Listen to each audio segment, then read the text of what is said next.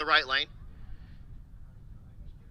Race is a dude that I beat up on in the bracket race in the fall race. And I went by his pit and told him that we're gunning for you, my dude. My wife also wants to take you out. Stevie Dory, who we'll see soon, making her pass.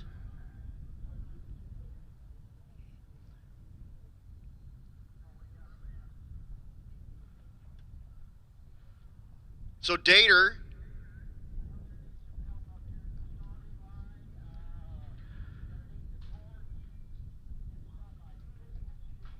out of the tailgate class.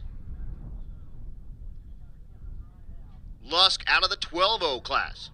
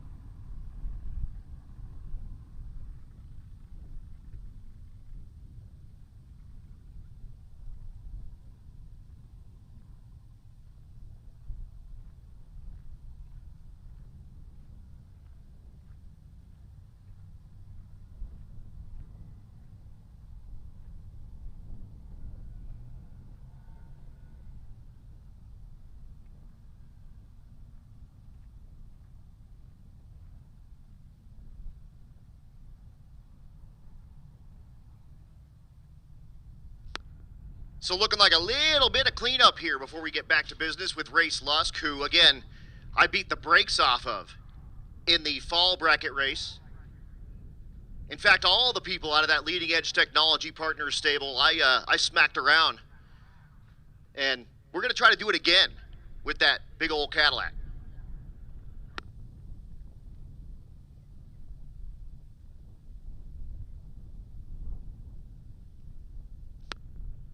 Car 143, that wet Malibu wagon, we have got some water or antifreeze on the racetrack after you did your big old sideways peel out there. If you could go ahead and check that car out before you come back up, that would be awesome.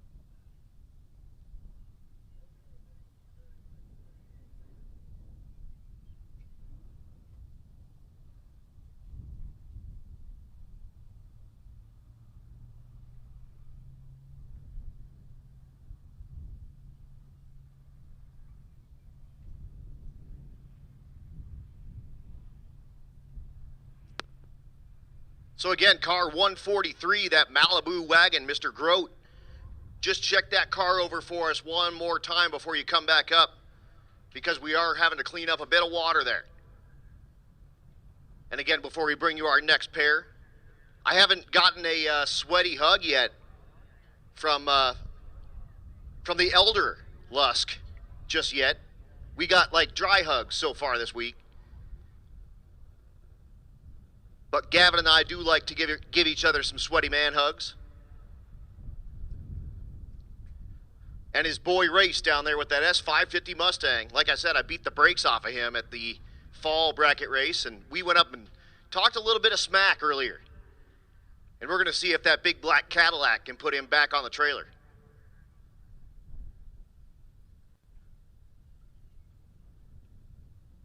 One of our sponsors out here from Leading Edge Technology Partners.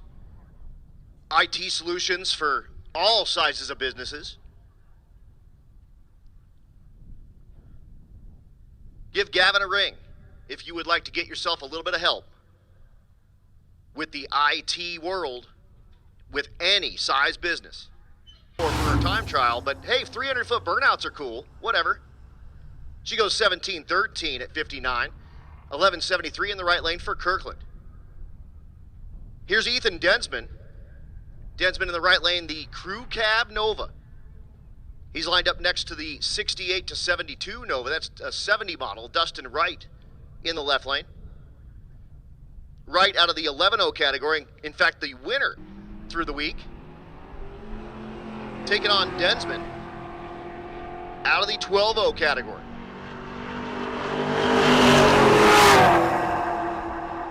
$12.44 to $12.40 side by side.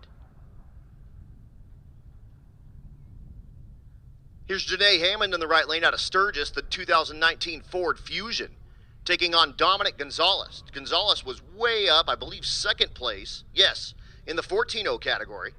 He finished with a 14.10 average. In fact, that's exactly what he turned in here at SRCA in Great Bend, was a 14.10 with a 7. He finished with a 14.10 with a 6 average.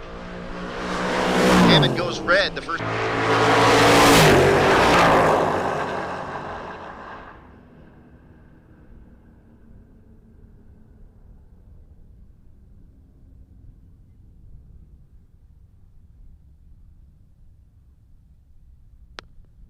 Armstrong goes 12.05. Gosha a 12.43.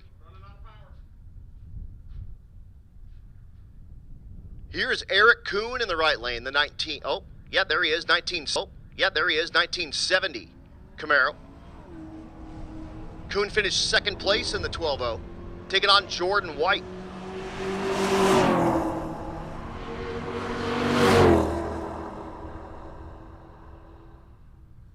$14.39 for White and $11.75 for Kuhn.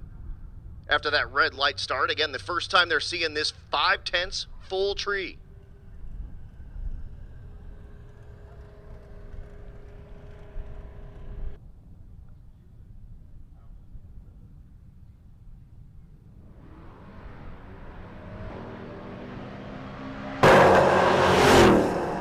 Fletcher goes 10.50 and Coleman a 12.52 at 107.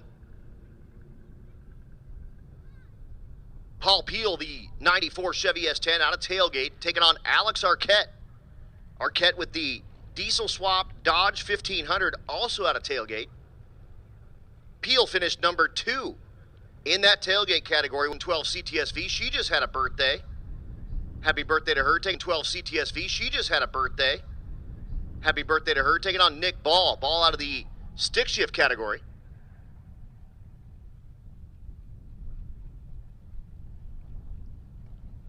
Pair of CTSV coupes doing action here. Azevedo from the 13-0.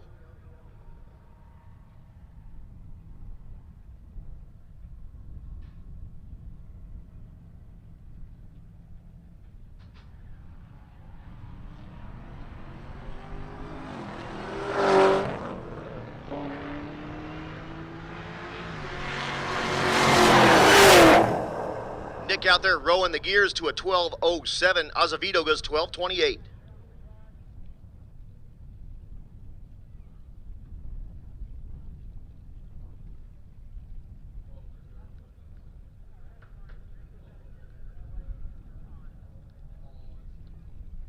Jim Philp here, the left lane.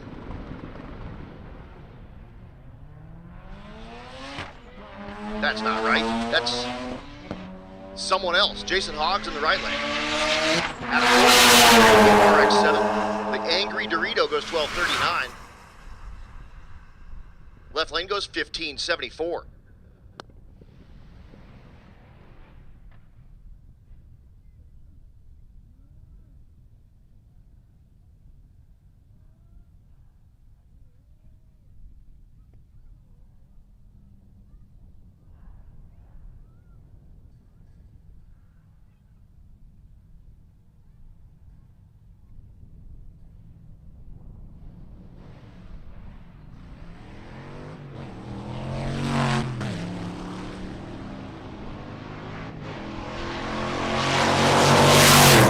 Reggie Moore with the Gasser Model A does the big old gnarly wheelie, goes 11:85 at 101.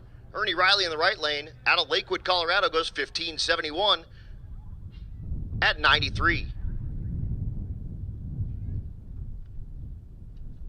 G-body or nobody? There in the right lane, the Monte Carlo. That's Kyle Garapi. I've been calling him a wicked chick all week long, and I'm going to keep doing it. He actually won the Motion Raceworks Award for having the most motion stuff on that car.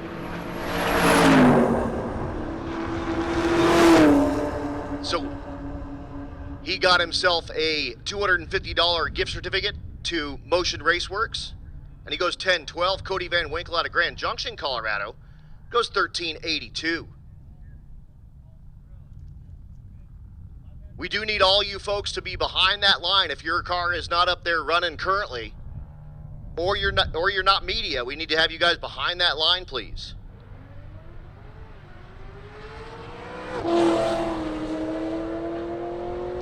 Gentlemen, check your pockets.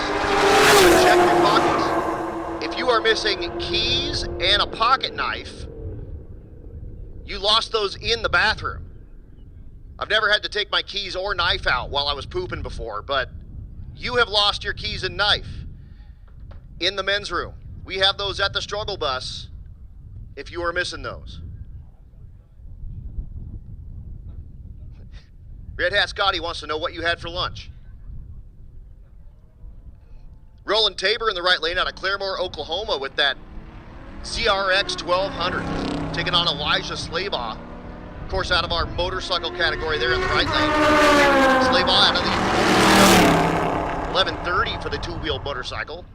And a 1401 for Slaybaugh. Phil Balmaceda here, the MR2. He's taking on my dude, Nico Christofori. Christofori with the nitrous-assisted LS Fox Mustang hatch. Was initially built for the circuits Low Buck Challenge. $1,200 was the original number on this, but it's been a whole lot more than that. He spent $1,200 10 times over probably now. He does have the BTR catalog under the hood of that thing, and he's spraying all the way to the house down. Christofori goes 11:73 at 114. Balsamita will go ahead and pull out the calendar and go 17:18 at 78. With that mid-engine rear drive stick shift ride. Here's another Van Winkle. That's Larry Van Winkle out of Grand Junction, Colorado. This is the guy that puts on the Weekend Warrior Race and Relax in Grand Junction, Colorado. A weekend drag and drive. To and from Grand Junction based, gosh, what do they call it? The drag strip out there. Western Slope Dragway or something like that. Taking on Alex Eckrott out of Spring, Texas, the 16th Mustang. Van Winkle 7 flat in the 8th goes 10:93. Eckrott goes a 10:67. Probably my favorite car, Delaney Holm. Well, when I say car, I mean SUV. Here on the property. The Minty Fresh square body 91 Suburban, complete with the wheel covers. It's got the fiberglass steps to get in the thing. It's got the little spoiler still on the back of it. This thing is great. Taking on Eric Carroll with a 2016 Lexus. And that thing's smoking like a freight train.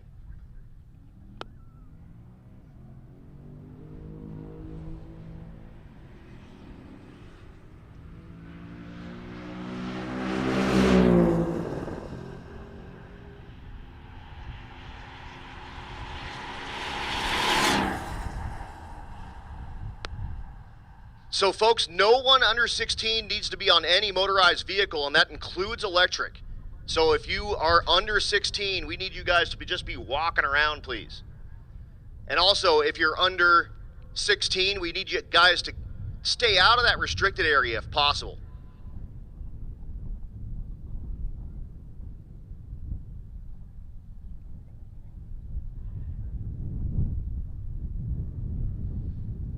Sitting back in the water here is the Buick-powered Regal wagon out of Surprise, Arizona. That's Jason Serrano. Serrano taking on Jeff Short in the right lane with the OBS truck. That I thought I was seeing things as purple and black. I was like, oh no, I'm about to pass out. But I'm not. He actually painted it that way out of Dewey, Oklahoma, out of the tailgate category. Serrano with that Buick-powered wagon finished third place in 13-0 with a 13:11. You'll also see that ride in Junior Street with Peyton Serrano behind the wheel, one of our wicked chicks. Jason goes 13:39, Short a 14:30.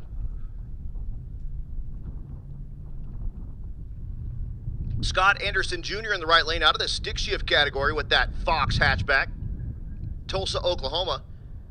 Lined up next to Michael Zarowski, the 71 C10. That's probably my favorite year style, that like 68 to 72 pick-em-up truck. I love them, especially the GMC. Zarowski out of the stick shift category. I'm sorry, the tailgate category goes 12.84. Anderson out of the stick shift category goes 12.27. The sleeper Tahoe in the left lane. That thing is sporting a turbo under the hood. That's Mike Gonzalez. And he's a guy that drives the wheels off that thing. We were driving through the mountains of Colorado. I was in my Cadillac CTSV with 18s and good brakes and, you know, a 6-liter V8 and a stick shift.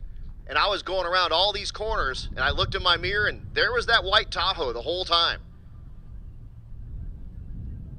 Taking on Mark Derryberry, the CTSV, out of the limited street category there in the right lane.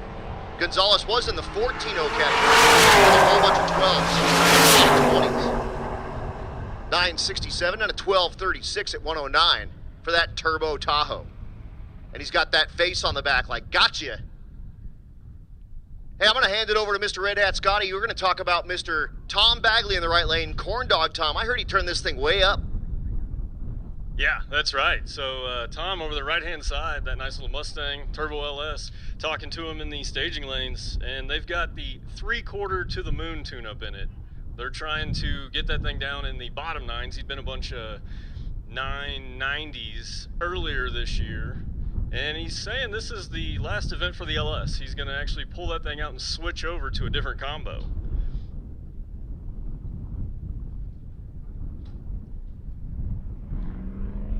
Got a nice little turbo Camaro over here to the left-hand side. Looks about to be the 69 variant. Tom's gonna rock it off down through there. 1.5 to 60. Looking at the 10-11. So, Rob Lipinski, you need to get back on that cell phone, buddy. Of course, Rob Lipinski, the guy that runs the Old Yeller Gasser. And we'll see him at a future Rocky Mountain Race Week. Here's Easton Alps. Alps in the left lane is June Allison's son. His very first Rocky Mountain Race Week. In fact, she was saying that Matt wouldn't let him any slack. He couldn't get on the bus, nothing. He had to be a regular participant. He goes 12.76 at 103. Austin Kenny in the right lane goes at 11.48. Proud parents down there watching their kid. And yeah, even the Rocky Mountain Race Week folks bring their kids out here and they get involved. And again, they don't cut him any slack. He tried to get on the bus and Matt said, get the hell off. You go out there in your pit and go be hot like everyone else. Kyle Pate in the right lane, the Camaro, finished 4th place in stick shift, taking on Brian Glover. Glover out of the gasser category with that S show.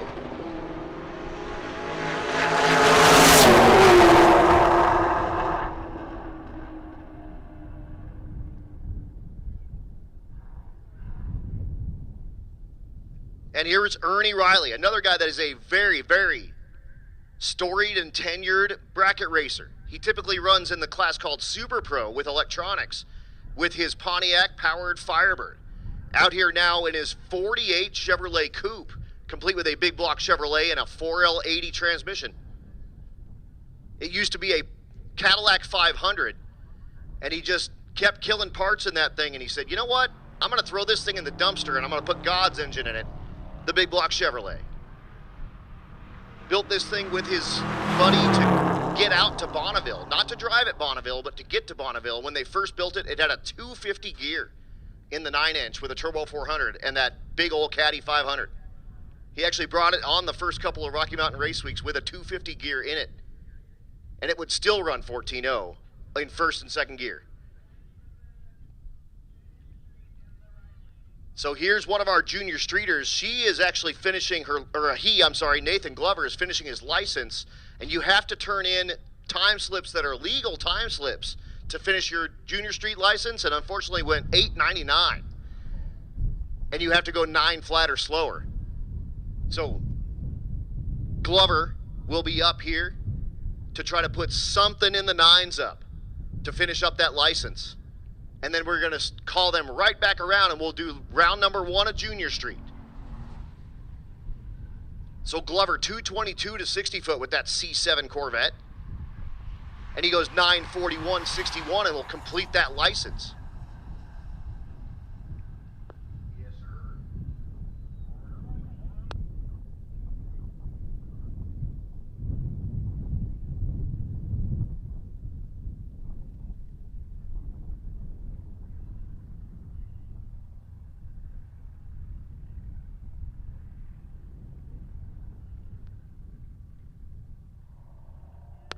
All right, attention in the pits.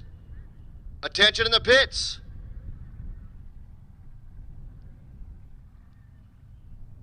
$118 of you. Let's get you round number 1. 118 of you. Round number 1 of the bracket race. 2, 3, 4, and 5, please. 118 of you. This is your call for round number 1 of the bracket race. Again, come down with a dial-in on your car on the left-hand side. If you don't have one, we'll put one on there for you, but make sure you have a number in mind to put on there. And again, this is the bracket race, so it'll be a handicap start, and True Start is active. So first or worst on that red light action. And again, it'll be your second time now seeing that 5/10 full tree. Again, round number 1 of the bracket race. This is your call. Come on down to lanes 2, 3, 4, and 5. And just know that if you are in the first 2, layers of cars down there, you could be the next one up. Ron's got his cards down there, and he can pull you out of any lane. And he can pull 2 folks out of the same lane if the cards fall that way. So again, if you are in the front of any of those lanes, you might be next. So make sure you are ready to go when you're up in the front. 2, 3, 4, and 5. Almost 120 of you. Come on down, round number 1 of that bracket race.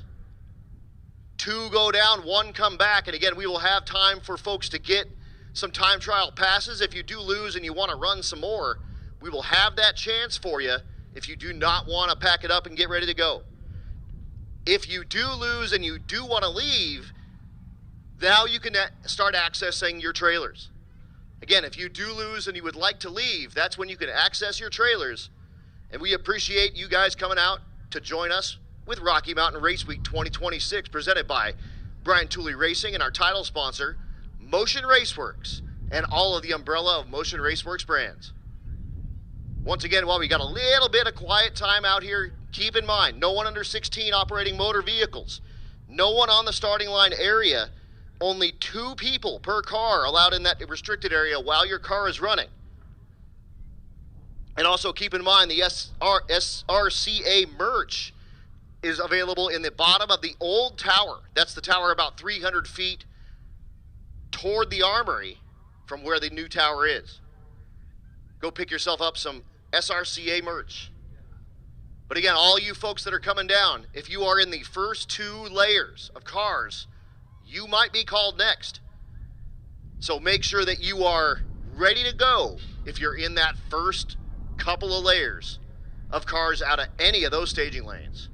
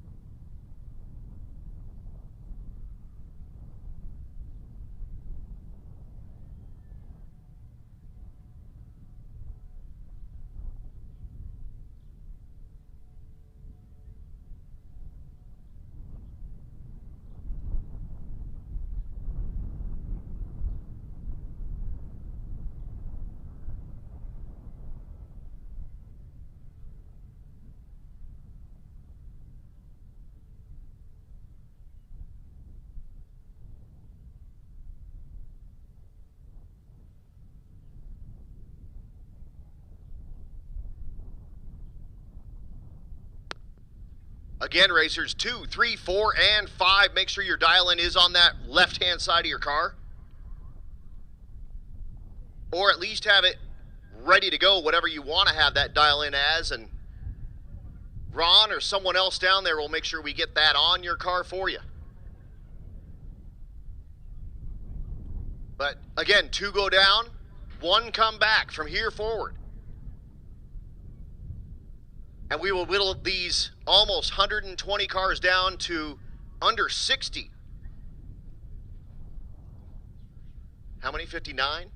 59 after round number 1.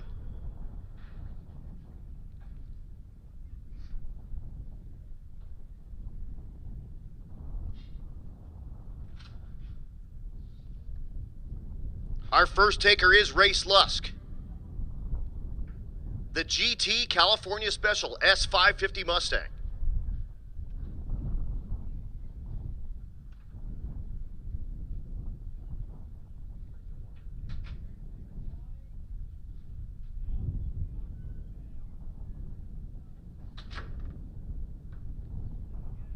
Race out of the Leading Edge Technology Partner stables. Hey, there's Gavin. What up, my dude? That is the guy, the Leading Edge Technology Partner guy. And again, I promise you, they're better at IT than they are at racing. And they're pretty good at racing.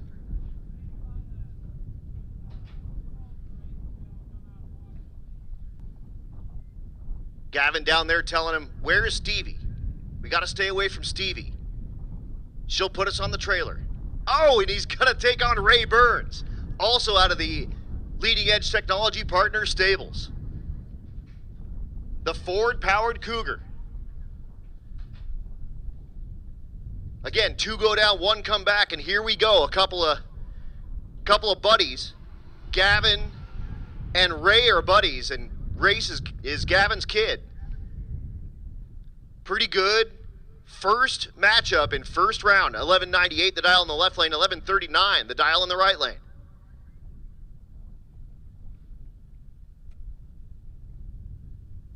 The Cougar is forward powered. For all you that care.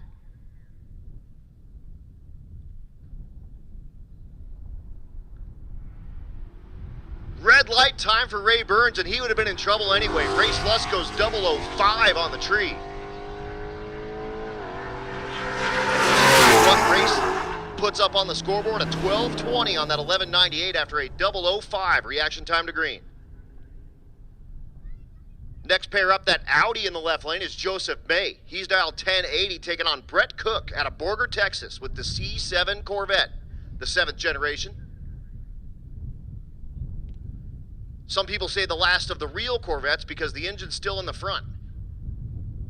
The C8 has that rear engine. Well, mid, if you want to get all, technical about it. I'll have hate mail from Corvette guys in my inbox, I promise. They're worse than Mopar dudes. Red light time for the Audi, left through the beams. And Brett Cook's going to turn on that wind light.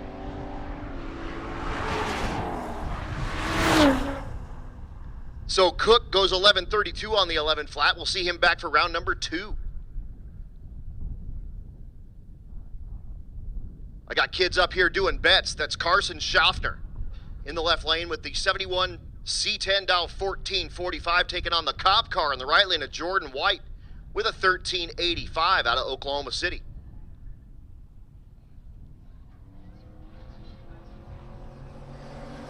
Really close on this end.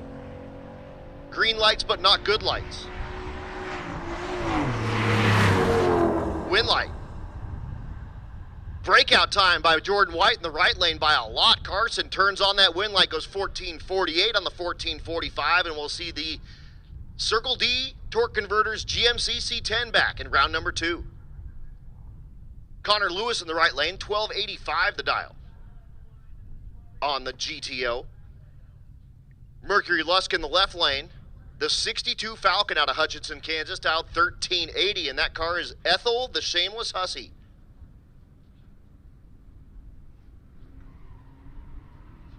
Red light time for Mercury. Connor Lewis will turn on the win light. And Mercury's going to be unhappy with that because Connor was dead late. She just had to be green. She goes 1353 too, so red and broke out. Connor Lewis at 1538 on that 1285. We'll see Connor back in round 2.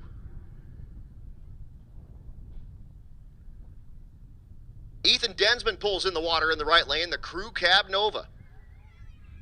I spilled some twisted tea on the passenger side of that yesterday. Sorry, pal. Stevie was mad at me. He was like, "Are you going to buy him a car wash?" And I said, "He's got water at home." Dominic Gonzalez in the left lane. Finished second place in the 14-0 category, dialed 1390. Densman a 1243 on the window. Densman's behind the Wild West Dragon Dash, which happens out in West Texas and New Mexico. Another one of our killer Dragon drives. And if you're not sick of my voice, you can hear me more over there. Even better on this end of the racetrack.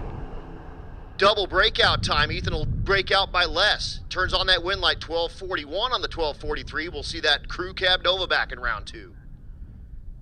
Sean Moeller still wearing the hard tires in the right lane out of the 13-0 class, dialed 1334. Taking on the 80-year young Dodge Ram truck. Had his 80th birthday yesterday. Glenn Emerine, out of Great Bend.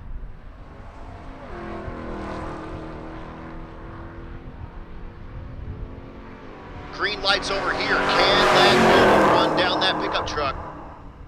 Yes, but breaks out doing it.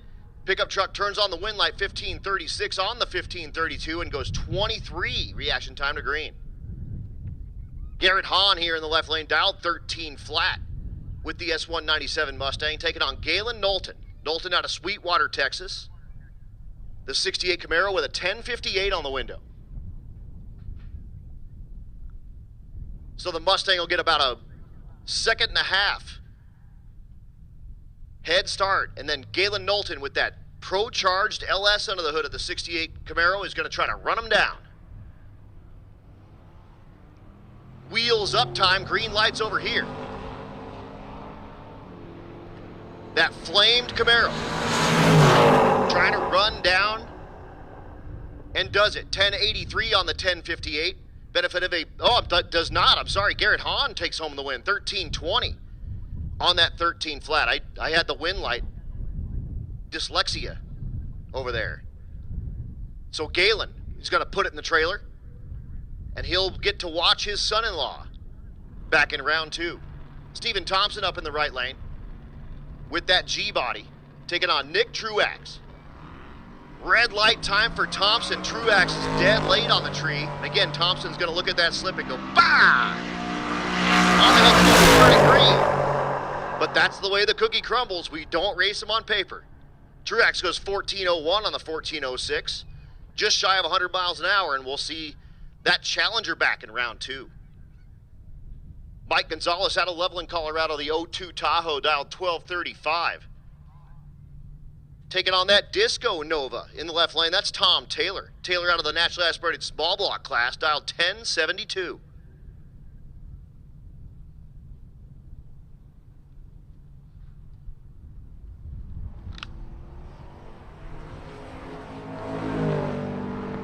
Putting away my waters, hopefully nothing cool happens. Oh, baby. There we go. Wind light left lane, 1087 on that 1072. Gonzalez dead late on the tree and basically hands that right over. Cody Wilburn dialed a 1290. Adds a 5 on there for a little extra fun. The Rusty Nuts Media SRT8 taking on Dan Gosha, the stick shift Dark Horse Mustang.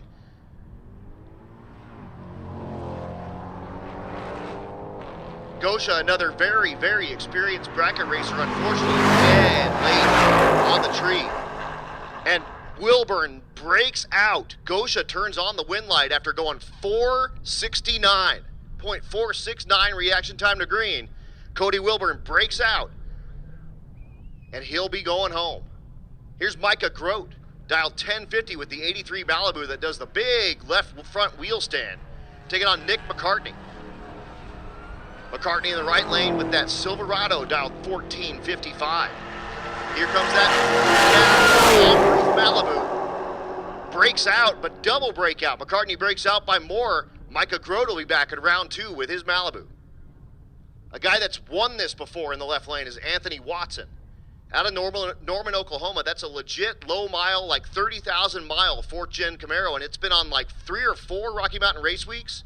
So it probably had 20,000 miles when he started.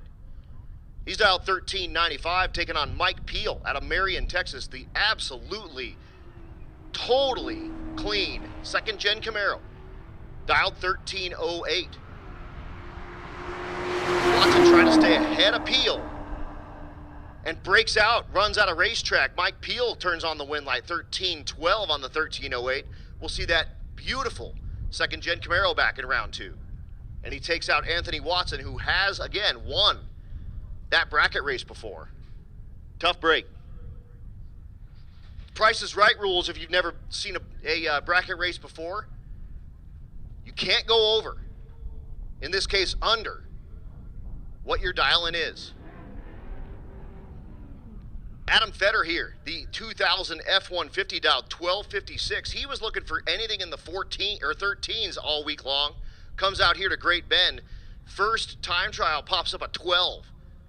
I'm sure he was losing his mind back there in the pits. Right lane is Trevor Bergman, dialed 1350. Out of the stick shift class with that stick shift Fox Mustang.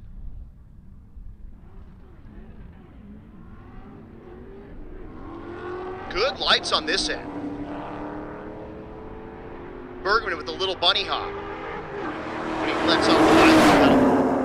Wind light goes to Adam Fetter, 1258 on the 56. Unfortunately, Bergman on the brakes too much and lets Fetter go past him. Gets himself a win. And Aaron walks back going, yeah, baby. That's my boy. Nick Kern in the right lane.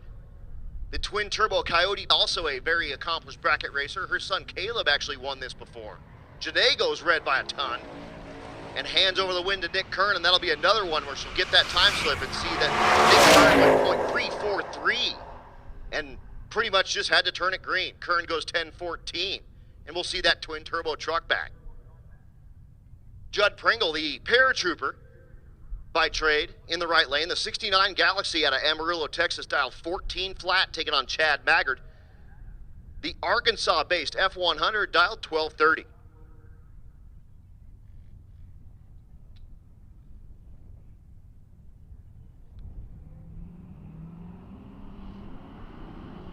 Green lights over here.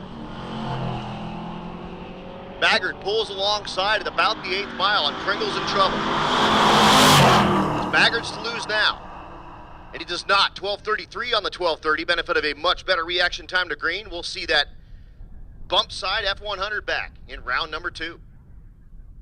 One of our wicked chicks, Paige Coleman here. The 64 Chevelle out of Guthrie, Oklahoma, dialed 1248. She's lined up next to the stick shift dude in the right lane without the stick shift, William Hogan. Unfortunately, the stick shift truck unable to make the call, so he brought out the daily 2014 Chevy half-ton, dialed 1343. William Hogan's dead meat. I'll just tell you right now, he's listening to me on the radio, I don't care. That dude is dead meat. Coleman's to lose, and she does not. She goes 001 reaction time to green. It goes 12:64 and takes home that win. We'll see that Chevelle back in round number 2. Over before it even started. Joe LeMastre in the right lane. The 1225 is the, I'm just going to say it, that's the slowest dial-in I've seen on a car with a parachute on it. Lined up next to Eric Daniels. I mean, safety first, right? Whatever. I'm not gonna josh on you. Put the turbos on it next though, and they're ready to go. Daniels dialed 1047. LeMastre again, that 1225 out of Monument, Colorado.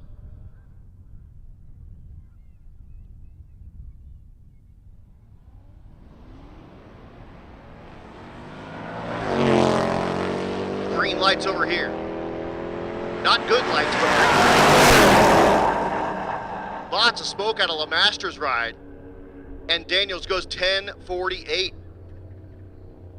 And LeMastre was dead meat from the hit of the throttle as well. He was 708 on the reaction time and runs down, goes 1230 while the engine was expiring, it looks like. Eric Daniels does turn on that wind light, 1048 on the 47.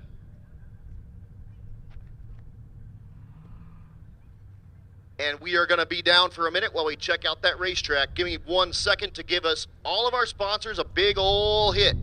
Our title sponsor, Motion Raceworks, out here at Rocky Mountain Race Week 2026, and all of the umbrella of Motion Raceworks property and companies.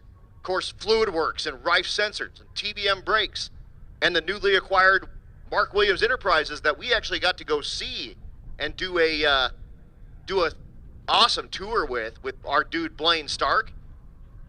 So we appreciate having them on board again here at Rocky Mountain Race Week. Our presenting sponsor, all of our friends over there at Brian Tooley Racing, and they are doing the auction blowout sale over there. If you give them any reasonable offer for anything that they've got left, they will take it. We would like to send them home with an empty trailer because gas is really expensive. So again, go see them. I did offer them $15 for the cylinder head that was on the table, and they told me no, because that wasn't a reasonable offer. And hearing that is oil on the racetrack, so it's going to be a bit of a cleanup. So racers, you can go ahead and get out and get your helmets off and get yourself comfy. If you're over there by the concession stand, go cruise over there and grab yourself something cold to drink, because it is hot out there. Or if you're over by the Rocky Mountain Race Week struggle bus, they've got those weenies out there, and they also have hot dogs.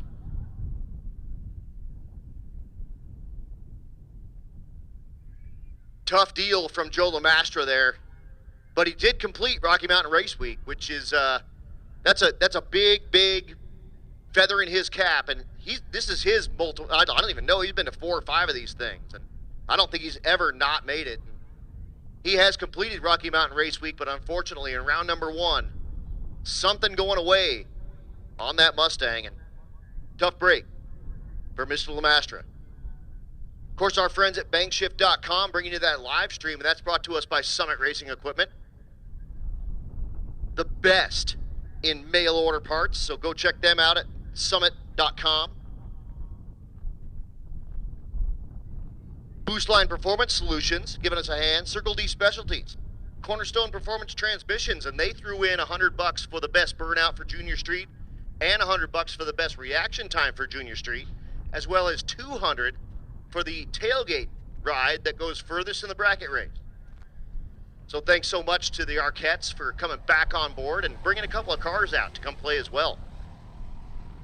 Getting help from our friends over at Crower, and of course that's our dude Louis Flaquette up there, and the new owner of Crower, and they just purchased themselves a couple of Haas machines to tighten that place up and get you even better quality products out of that Crower line. Appreciate them coming back on board. Our friends from Disorganized Grime, they're a race team based in Denver. Mr. Rui out of FM Fab, which stands for Effin' Magic Fab. And that's the dude that I outran in his own car yesterday. His quickest pass all week was a 906. I went 902 in that shop car, Nova. So he's good, but I'm better. No big deal. He did not try to turn in my pass, but he should have. Disorganized, I'm sorry, you already had them. High Speed Media, our friends that do all of the social media for Rocky Mountain Race Week, as well as the website. If you suck at doing social media, check out High Speed Media. They'll get you squared up. Our dudes out of Juggernaut Molding, Mobile Welding, and Fab. I can't even start to tell you how many people they have kept in Rocky Mountain Race Weeks from when they started doing this deal. That's one of the things that is hard to carry in a car that you can cruise around as a welder or anything to even power it. And those guys having that mobile welding truck has been a huge lifesaver for a ton of our competitors, and we appreciate having them back on board. In fact, Don Harmon came up and he was like, I need a third member because I blew up my helical posi, like limited slip unit. And I said, take that over to Juggernaut and have them put like 30 feet of wire in it. Just make it into a spool. And he was like, that's a great idea. So thanks so much to having them on board. Of course, leading edge technology partners we were talking about earlier, IT solutions for all sizes of businesses. Go check out the Lusks and tell them thank you so much for coming back on board to help out with Rocky Mountain Race Week. Mahle Motorsport, the official piston of Rocky Mountain Race Week. Give our dude Eric Grillio a ring, and he will help you get pistons for whatever you got put in your ride. Appreciate them coming on board. We got our friends at Mel Hamilton Ford. They were set up out here in the pits earlier, and I believe they've already started on their way back home, but we appreciate having Mel Hamilton back on board here for Rocky Mountain Race Week 2026. Joey Greer, my dude from Four Ride Performance, coming back on board. Thank you so much, Joey, for helping us out at Rocky Mountain Race Week.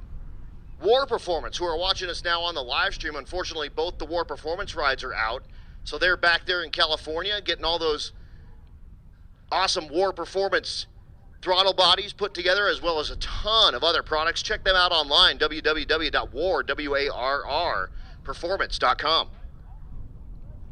Tuned by JP, our dude Jim Parkinson giving us a hand. That dude's got his fingerprints all over Rocky Mountain Race Week rides, so appreciate having Jim back, and he's back at his shop as well after running a 7 the first day here at SRCA. Unfortunately having issues and unable to make the call, so he's back at home and crying into his beer a little bit, and hopefully watching us on that live stream as well.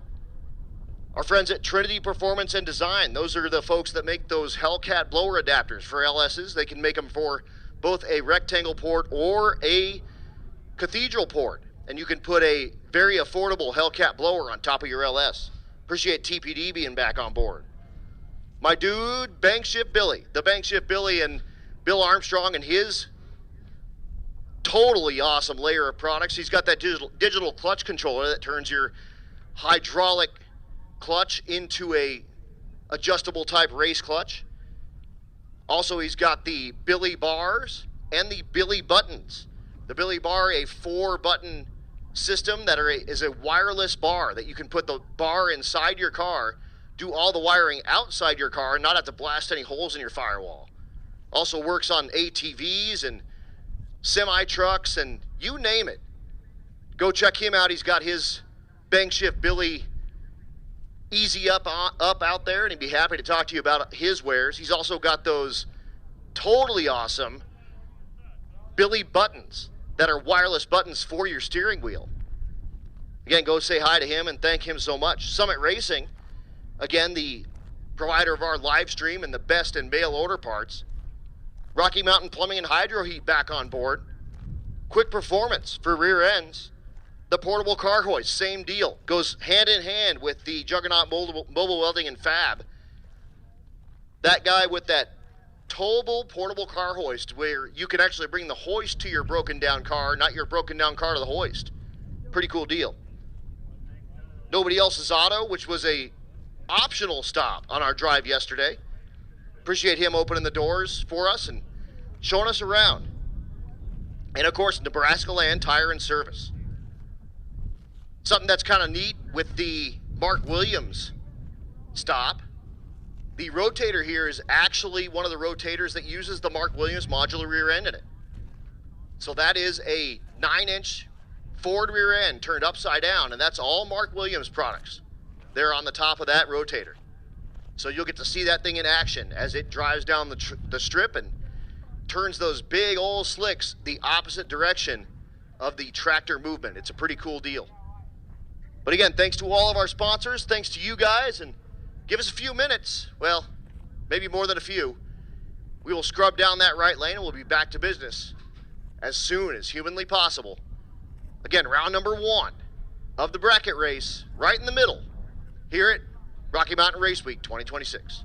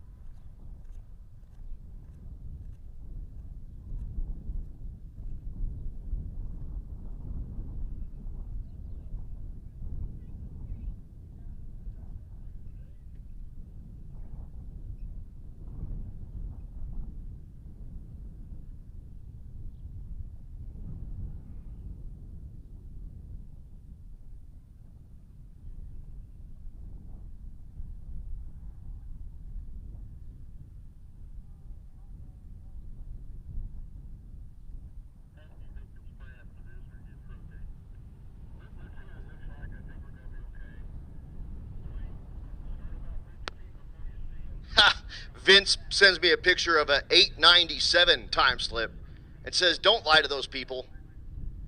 They deserve better. All right, you win.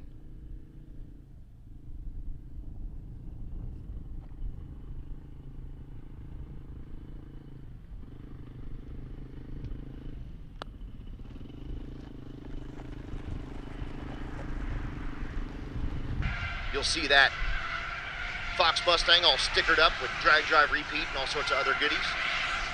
You can run over there and see if you can get your laptop to hook up. His, unfortunately, is dead, and other ones they try, and have a laptop that he can borrow to push some up arrow. That would be awesome.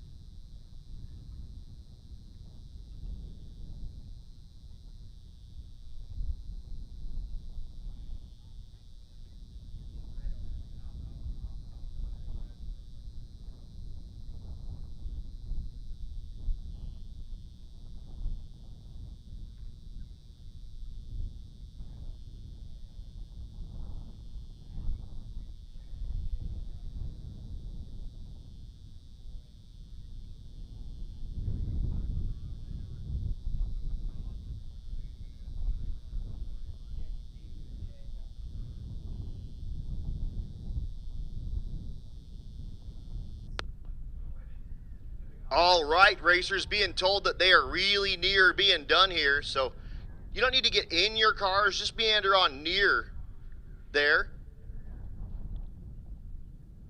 And as soon as I get the thumbs up that they are ready to go, we will get you suited and booted and ready to go. But again, I just heard over the radio that they are nearly completed with that cleanup in that right lane, and we'll be rocking and rolling here pretty quick.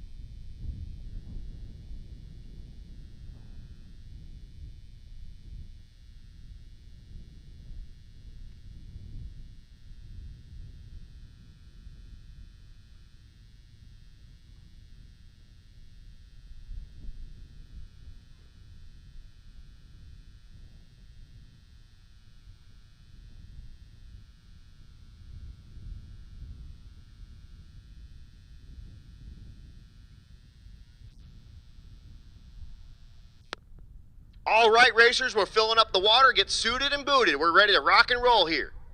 Get back into round number 1 of the bracket race here at Rocky Mountain Race Week. Keep in mind there's almost 1,300 miles on everything that you're going to see today, including all these shootout cars. We've got cars in the 6-second range, over 200 miles an hour. Well, car 1. We got 7-second cars. We got 8-second cars coming up in those shootouts. And again, each one of those has over 1,300 miles on it. Mark Gabardi here in the left lane out of Callahan, Colorado. Dialed 1088 with the S550 Mustang. Jason Vincent Holler, out of Topeka, Kansas, the 1335 dial on the 03 New Edge Mustang.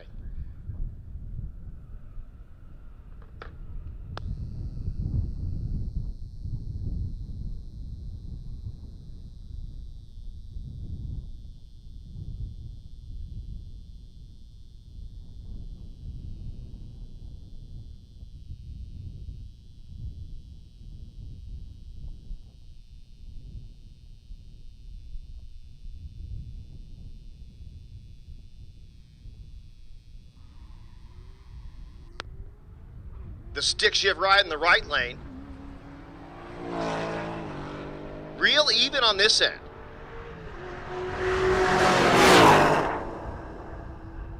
Wind light goes to the left lane in that S550, 1092 on the 1088.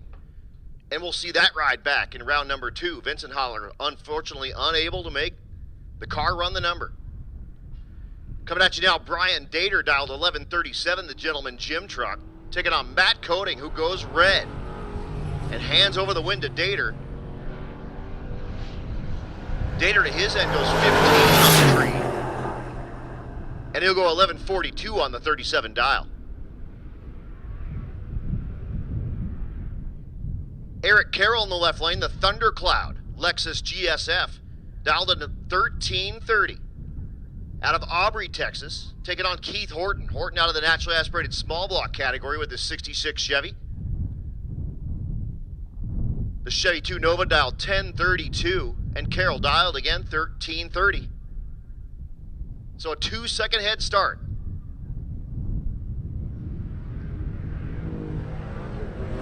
Green lights, but not good lights.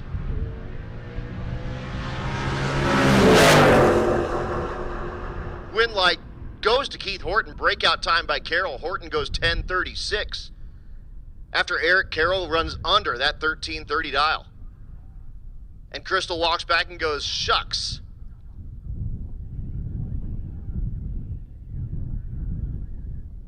Larry Armstrong dialed 12 flat. Your winner in the 13-0 category. Taking on Michelle Roby, one of our wicked chicks out here with the pink bead locks on her S550 Mustang. Dialed 1030.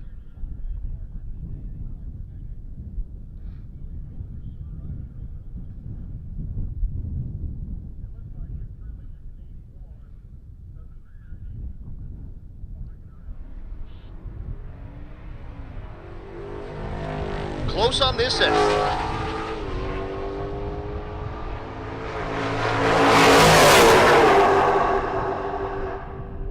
Roby breaks out trying to get around Larry Armstrong, and Armstrong's going to turn on that wind light, 1211 on the 12 flat, and we'll see that yellow 39 Ford Coupe back in round 2.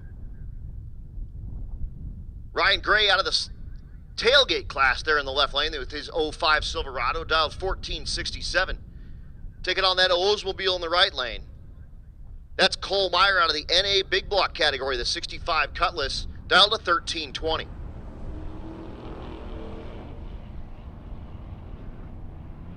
Big Oldsmobile trying to run down that pickup truck. Does it, but breaks out doing it. Ryan Gray goes 1485 on the 1467. We'll see the Silverado back in lane 2, round 2. It's been a heck of a week.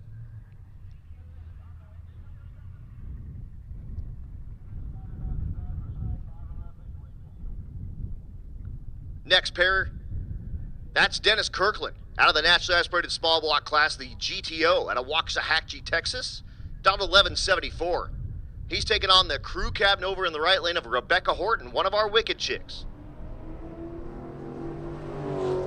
Horton's in big trouble.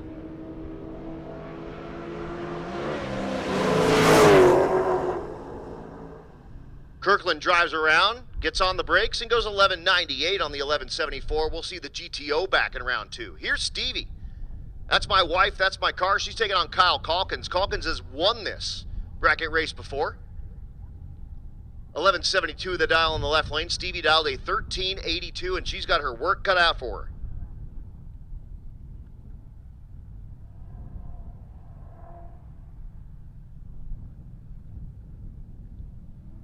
Red light, time for Kyle Calkins. Hands over the wind to Stevie.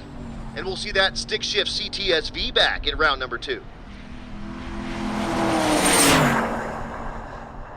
She goes 13:37. Wow! On that 13:82, that's her best lick by a whole lot. Ever. Killer.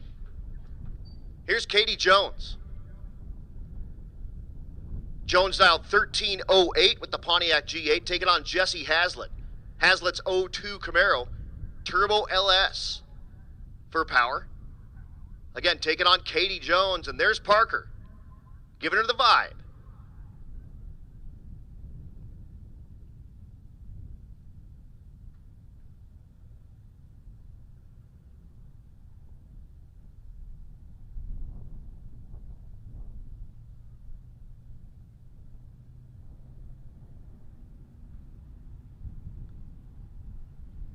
They're both in. Here we go. Jones is away. Here comes Hazlitt. Katie is dead meat.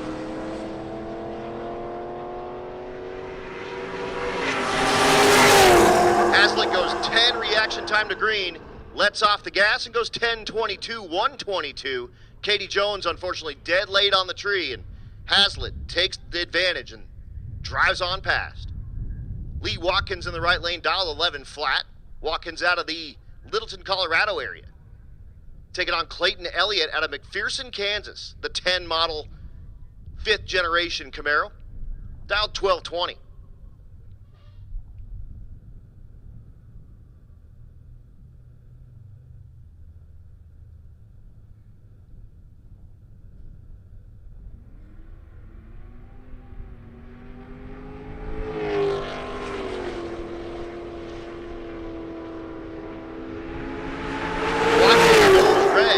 Over the wind to Clayton Elliott, who goes 12:21 on the 12:20 and gets himself a free test pass. Keegan Hansen here in the left lane, the 14 model Chevy SS out of Grand Island, Nebraska, dialed 1050.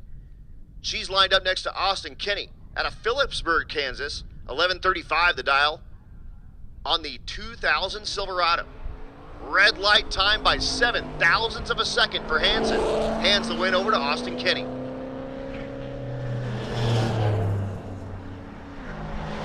Kenny goes 12:35 on the 11:35.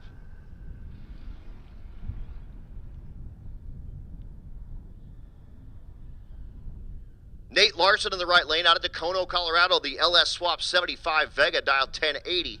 Taking on Elijah Slaybaugh, the 83 Caprice Wagon, dialed 1402.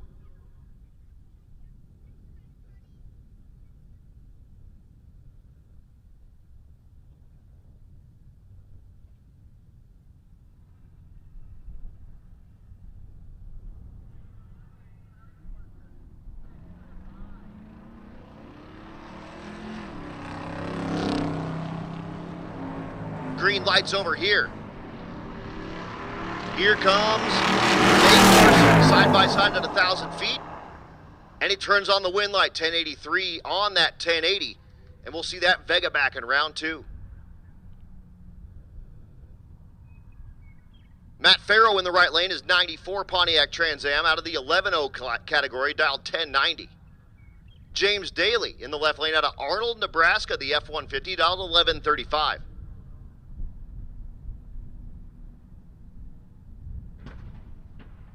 Red light time in the left lane for Daly. Hands over the wind to Matt Farrow. Oh, and this, I'm sorry, the stick shift category with that stick shift Trans Am. He'll bang around the gear shifter and go 12:05 at 128. The big square body Suburban in the right lane, that's Delaney Holm, dialed 21 seconds with the 91 Suburban. She's lined up next to Josh Tweehouse. Tweehouse out of Nebraska with his 80 Fairmont, dialed 1012. So he'll get to wait 11 seconds while he watches that Suburban get small.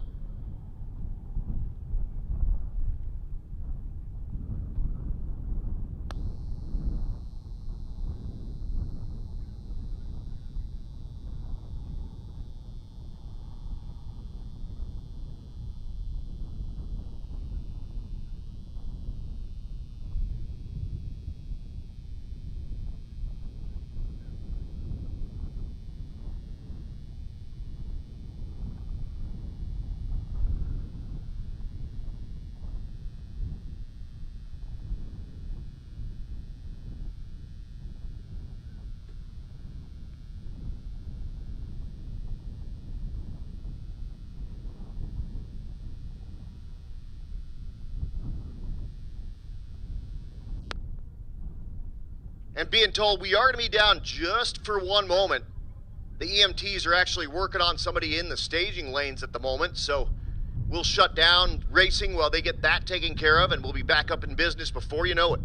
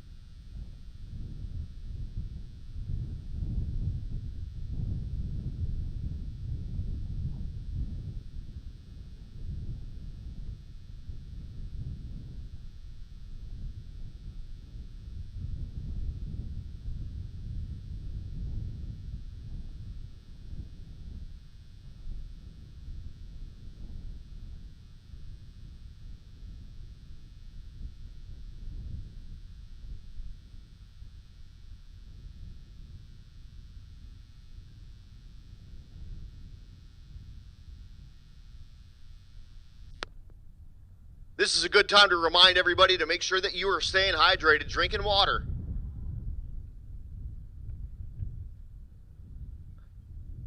That struggle bus does have waters available for folks, and they've got some liquid IVs as well.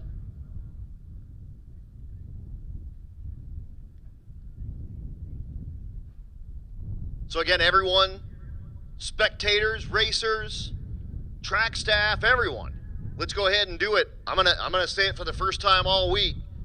And this is what we used to say in basic training. Drink water.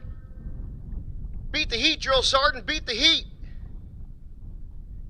Again, make sure you are staying hydrated, and we do have those waters available at the struggle bus. And I know soda tastes good, but not really good at hydrating you, so make sure that you are drinking water. And on top of that, I know it's hot out, but make sure you're eating food. That's part of it. You have to eat so that your body can actually sweat. And I know that's a tough thing when it's hot out, but make sure that you are eating something and drinking water.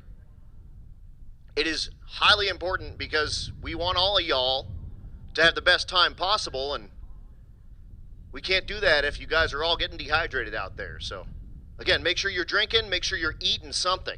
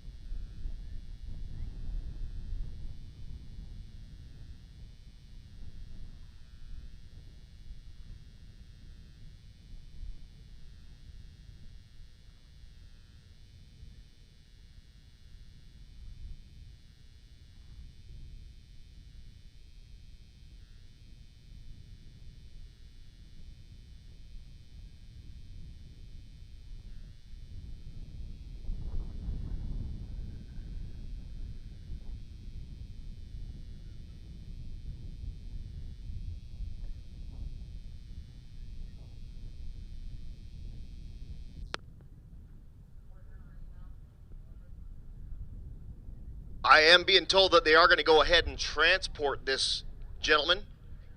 So racers, go ahead and get comfy. We're going to be down for about probably 20 minutes. Oh, no.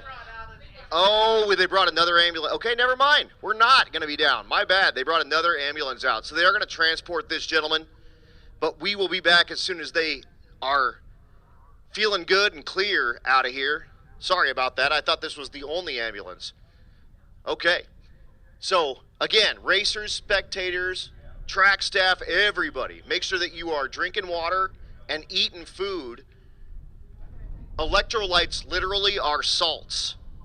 So you need to have salt in your diet so that you can actually perspire, and that's what will actually keep you cool. When you drink Gatorade, that's why it tastes salty. That salt is what you sweat, and when you sweat that stuff out, you need to put it back in your body to recuperate. So, again, make sure that if you need water, you're getting water. The struggle bus has got water. They've even got some liquid IV packets out there, so if you would like to put that in your water to help you guys stay hydrated and cool, those are available for you up at the Rocky Mountain Race Week struggle bus. And again, while you're doing this, I know while it's hot, it's hard to eat. It's a difficult thing, but you have to force yourself. You must eat. If you don't eat, then your body can't work all that liquid through your body the right way it needs to. So make sure you're getting yourself hydrated. Make sure you're drinking what you need to drink. And especially if you're a guy like me that had enough alcohol for 2 people last night, keep yourself hydrated. Keep liquids flowing through you. But again, once we get clear here, we will be back to business. And again, racers, spectators, track staff, everybody, make sure you're drinking water, and it's better for you to sip on water continually than drink a whole bunch in one big gulp as well. So again, I know that's a tough deal, especially if you're not really feeling great, but make sure you are drinking, make sure you're eating, and if you need anything, go by that Rocky Mountain Race Week bus. If you need to get out of the heat, that does have an air conditioner in it, and that's open for anybody. If you're feeling bad, so does the bottom of the old tower as well. So if you're feeling bad, what we would rather have you do is go sit in the bus or the bottom of the tower for 10 or 15 minutes than have to deal with this. And you would like that better too, guaranteed. It's cheaper, it's better on your body, it's whatever.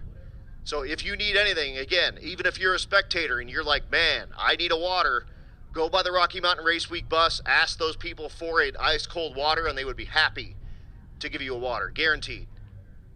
Because we would prefer that over what we're dealing with right now.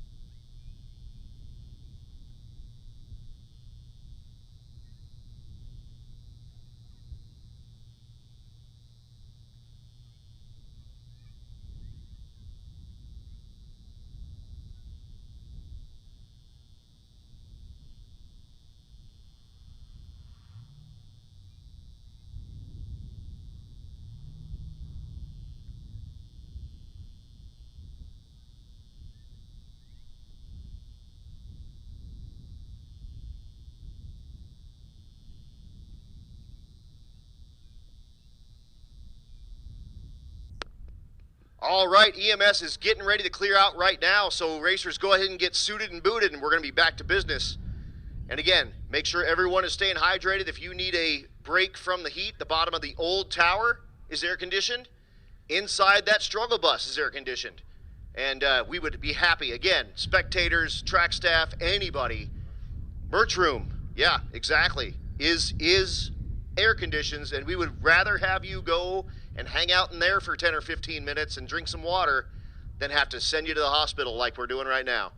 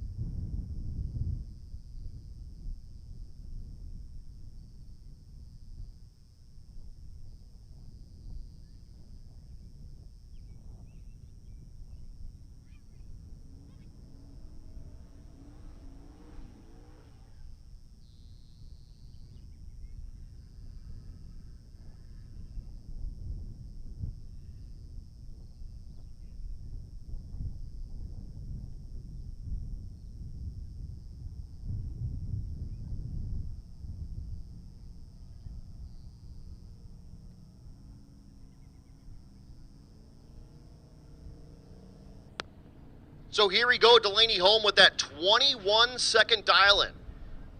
Josh Tweehouse waits and leaves and gets a great light in the process. That's a tough thing to do while you just sit and wait and watch that car get slower. Tweehouse side by side at 1,000 foot and does turn on the wind light 10-19 on the 10-12. Home breaks out by just a little bit, and Tweehouse gets there first, and we'll see that 80 Fairmont back in round 2. The Disco Nova in the left lane is Landon Jensen out of Hastings, Nebraska, the 76 model Nova, dialed 1140. Taking on Jason Hoggs, the 86 RX-7, the rotary-powered ride. I've been calling it the Angry Dorito in the right lane. The 1221 dial on the little RX-7. And you'll hear why I call it angry here in just a second.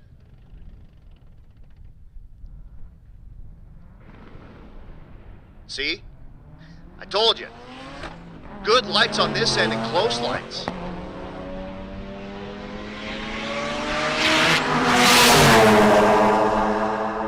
Hoggs gets the win light, 1243 on the 1221.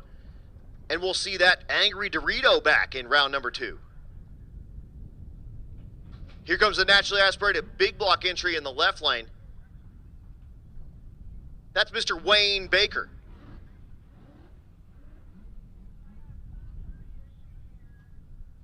The right lane is Alex Arquette.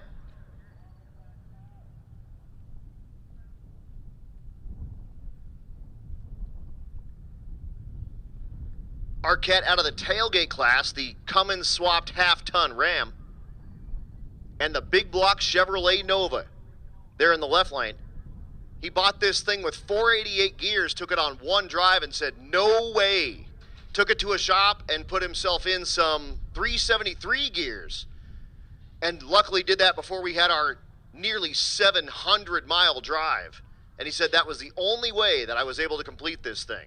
Those 488s, even with a 33 tall tire, were not going to work for him for the street drives. Arquette out of Bridgeport, Texas, and the Cornerstone Performance Transmission Stables, one of our sponsors. And again, Baker out of the naturally aspirated big block category.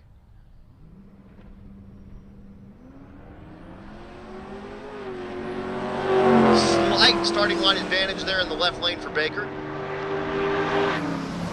He just needs to not break out.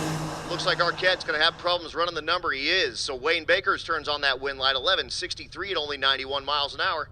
But we'll see that big block powered Nova back in round 2. Jan Haza there in the left lane, the S10. He's lined up next to that Monte Carlo in the right lane. That's Kyle Garapi, and that's the guy that won the Motion Raceworks award earlier. $250 free to Motion Raceworks for having the most motion stuff on the car. And thanks again to Motion Raceworks for being our title sponsor. And Garapi is dead meat. As soon as he hit the gas, he had lost that round, 11:10. Yep, for Jan Haza goes 13 reaction time to green.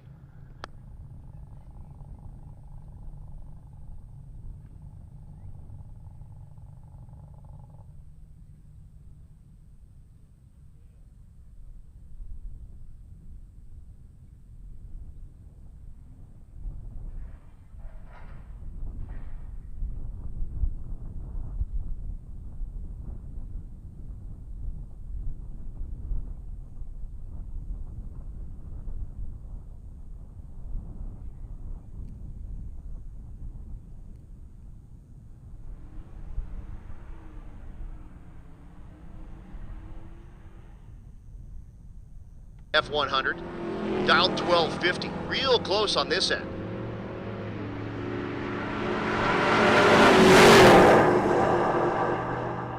Win light goes to Hunter Hay, 1206 on the 1197, and he'll be back for round 2 with his GMC Sierra. James Shamahorn, there in the right lane out of Douglas, Kansas. Dial a 1330 with that Gen 5 Camaro, taking on Adam Wildhaber with the 89 Trans Am, dial 1180. Red light time for Wildhaber, and that's another one. He's going to look at that slip and go, man! Shamahorn goes .755 on the tree, which is deadly. Wildhaber turns on the big old Red Bull by 27 thousandths, and Shamahorn gets that win light, goes 1314 on the 1330. Here's Heidi Kolb out of the 12-0 class. Dialed 1202. She went 1200 with a 2 here the first night at Great Bend. Finished in the top 10 in the 12-0 category. Taking on Austin Thompson. Dialed 1245 out of Iowa.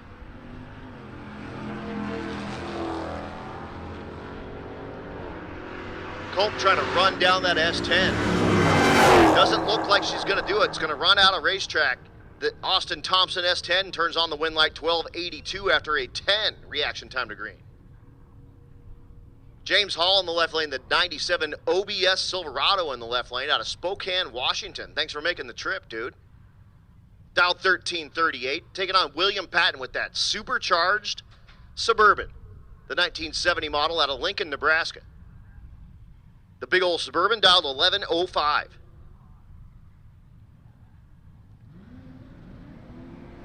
Big wheels up launch for Patton.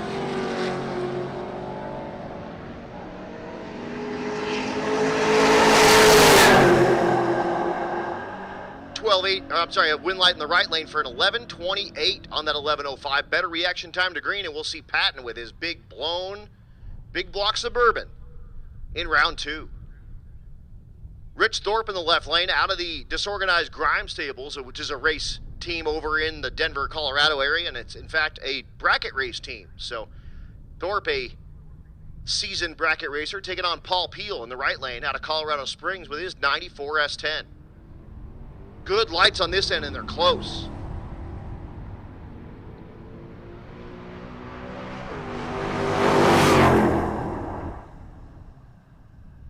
Win light goes to Rich Thorpe, 12:01 on the 12 flat, and we'll see that G8 back in round 2. Jeff Trotta in the left lane, the 67 Big Block Barracuda with the side pipes and the carburetor sticking out of the hood, and this thing is absolutely crazy awesome. I dig it. Dialed 1095. Taking on Max Croning in the right lane, the Alaska-based Paratrooper in that 35 Plymouth Coupe, dialed 1225.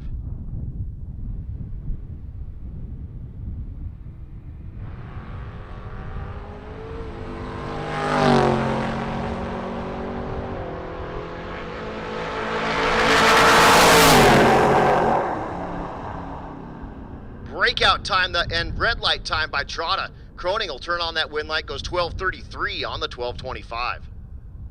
Scott Anderson Jr. in the right lane out of the stick shift class. He's dialed 1220. Brittany Azevedo in the left lane, dialed 1221, nearly a heads up. Bracket race here.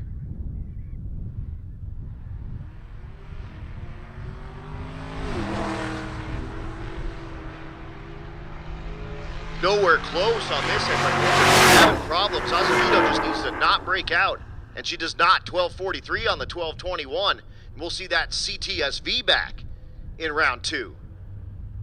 And Wade clapping as he leaves out of that Trinity Performance Design stable. Don't forget to put up all your photos on that post on the RMRWers page. You can win yourself a $1,500 gift certificate to Trinity Performance Design. Go check it out on RMRWers and search for Trinity Performance Design in there. Tim Larson, again, another very accomplished bracket racer. There in the right lane, taking on Joe Ernst.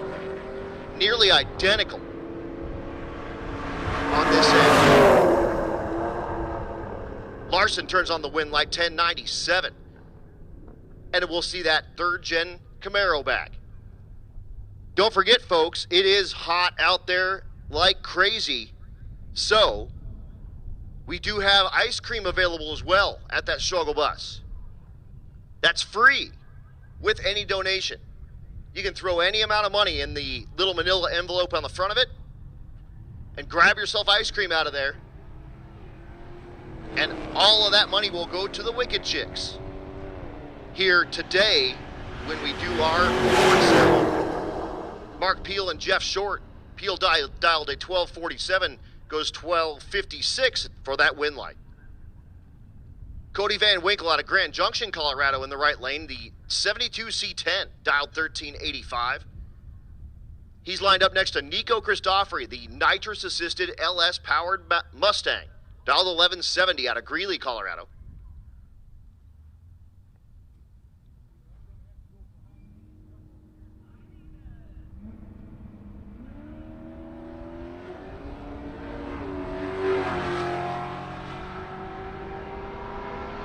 Good lights over here. Breakout time in the right lane for Van Winkle. Nico Christofori turns on the win light, 1176 on the 1170. Benefit of a better reaction time to green.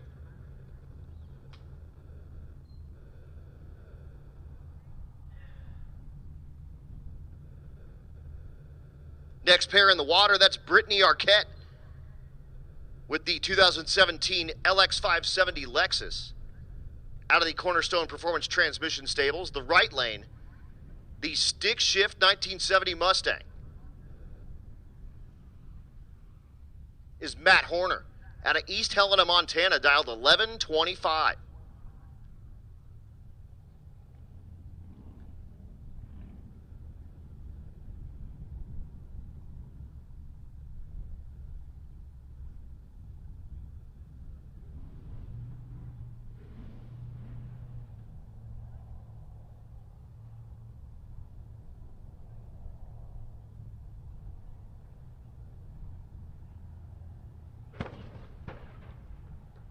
big pop out of the right lane.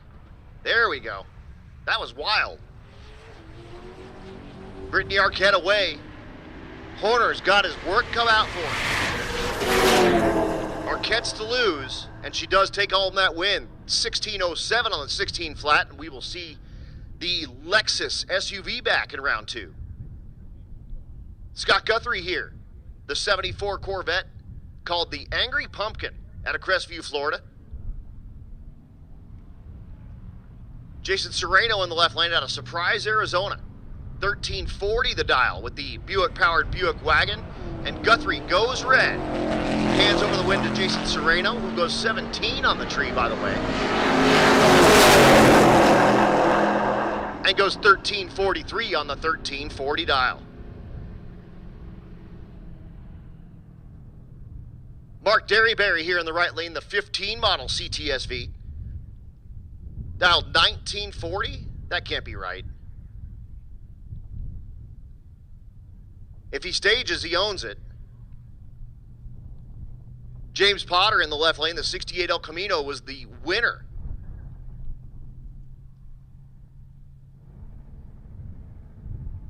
Of the 14-0 class. He did stage on it, so he owns it. Potter goes red.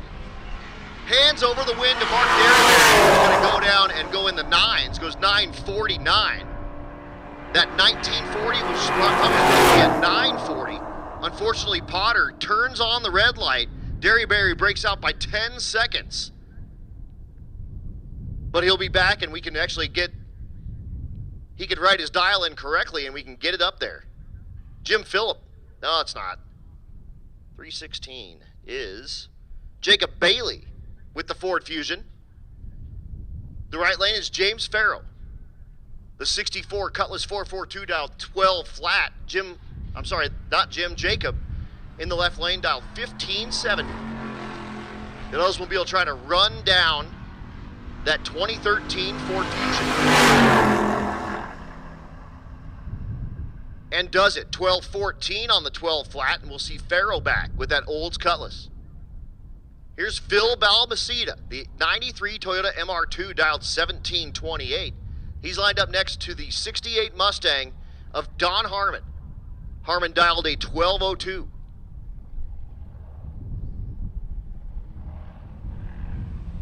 Green lights over here, and Phil is dead meat.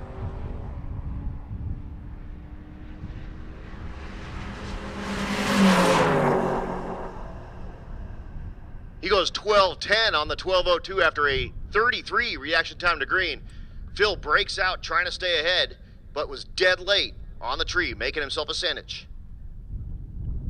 Eric Kuhn's beautiful 1970 Camaro, second place in the 12:0 category, dialed 1177. He's lined up next to Ernie Riley. Riley, an accomplished bracket racer with his 48 Chevrolet Coupe, and Kuhn turns on that big old red light. Ernie goes 10 on the tree. And he'll go 1329 on that 25. Here's Nick Ball in the left lane out of Commerce City, Colorado. 1087 the dial on the CTSV Coupe. He's lined up next to Larry Van Winkle out of Grand Junction, Colorado with his 67 Camaro dialed 1095.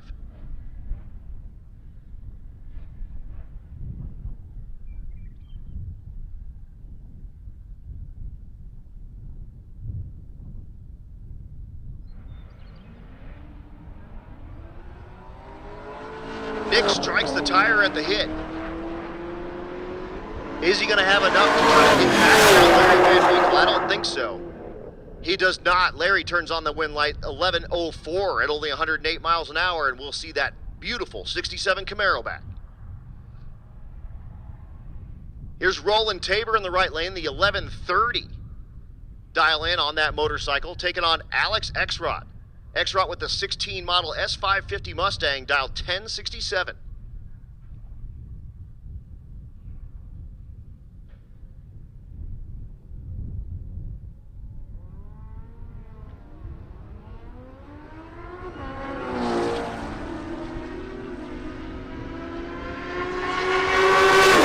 Tabor on the motorcycle, side by side at 1,000 feet. Unfortunately unable, runs out of racetrack. Alex Eckrott turns on that win light 1075 on the 1067, and we'll see that Mustang back in round 2. Here's Dylan Meyer in the right lane, the 72 Le Mans out of Minden, Nebraska. 1010 the dial for the Le Mans, taking on Michael Zarowski. Zarowski out of St. George, Kansas with that C10 dial 1280.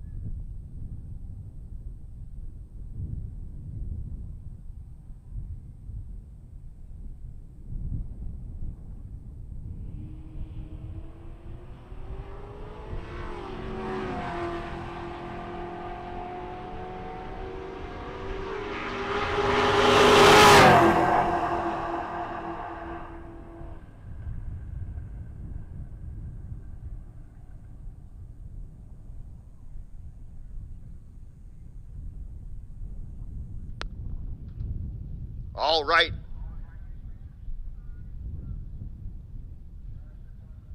Attention in the pits. Attention in the pits. Round 1 winners. Round 1 winners of the bracket race. This is your call. Round 1 winners. This is your call. Come on down to 2, 3, 4, and 5. Again, round 1 winners. This is your call. Come on down to lanes 2, 3, 4, and 5, please.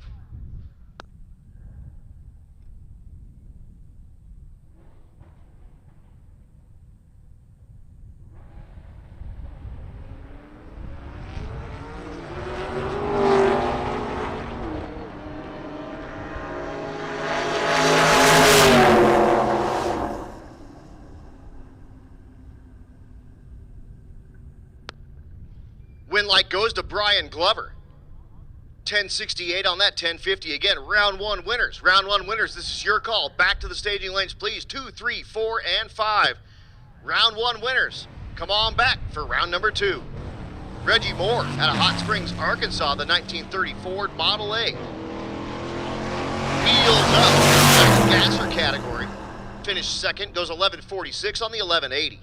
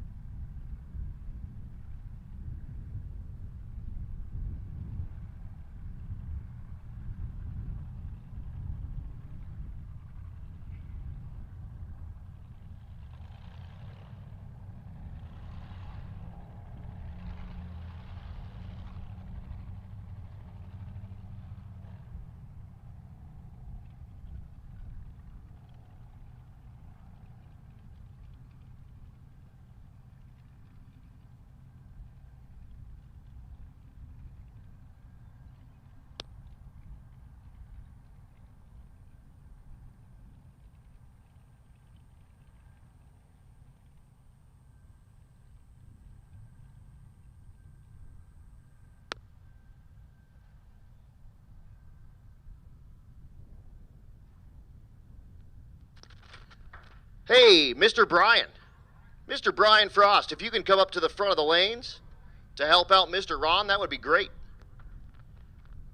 Once again, Brian Frost, if you can come up to the front of the lanes to help out Mr. Ron Connor, and that's the guy I like to call the Foxy Grandpa. And again, round one winners. Round one winners, I need you down 2, 3, 4, and 5, please, for your second round of competition.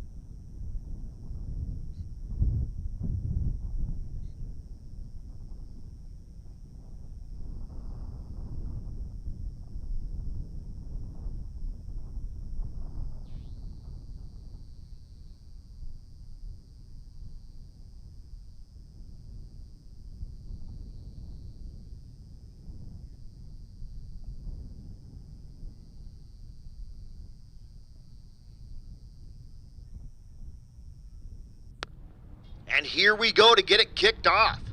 Ethan Densman, the Crew Cab Nova, pulls up. He's dialed 1240, taking on Micah Grote. Grote with that 83 Malibu, dialed 1050.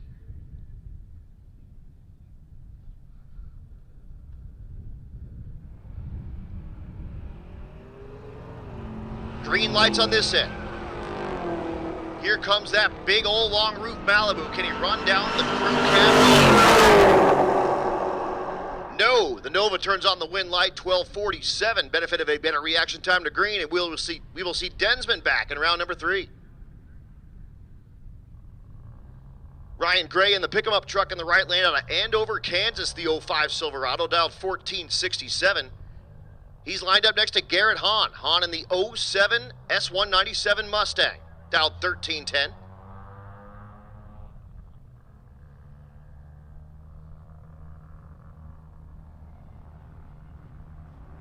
Green lights, but not good lights.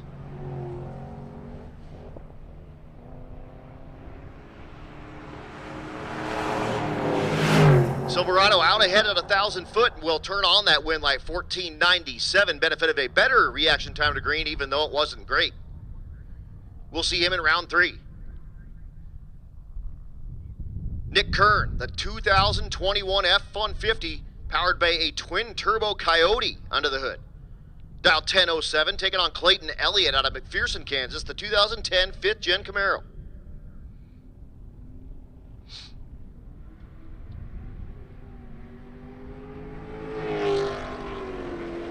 Once again, green lights, but not good lights. Here comes the F-150 on the brakes and turns on the wind light, 1010 on the 1007.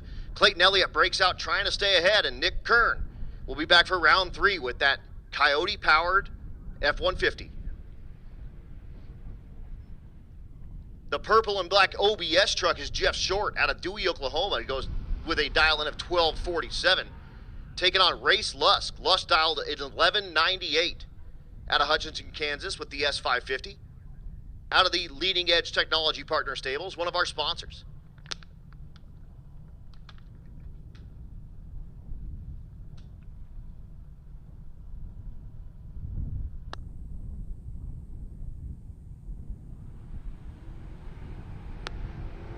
race turns on the big old Red Bull by 0.02 of a second and hands the win over to Jeff Short. Tough break by just 0.02 of a second, and Jeff Short goes 12:42 on the 47. Don Harmon, the 12:09, dialing in the right lane with that 68 Mustang, taking on Carson Schaffner. Schaffner with the 71 model C10, dialed 14:45.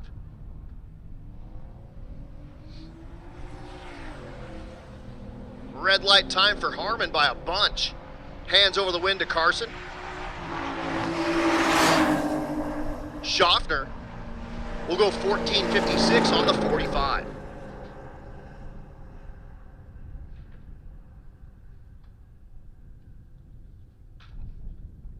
The Silverado in the right lane is Austin Kenny. Out of Phillipsburg, Kansas, 11:35 the dial. Taking on Connor Lewis out of Elgin, Oklahoma. The 06 GTO dialed 12:85.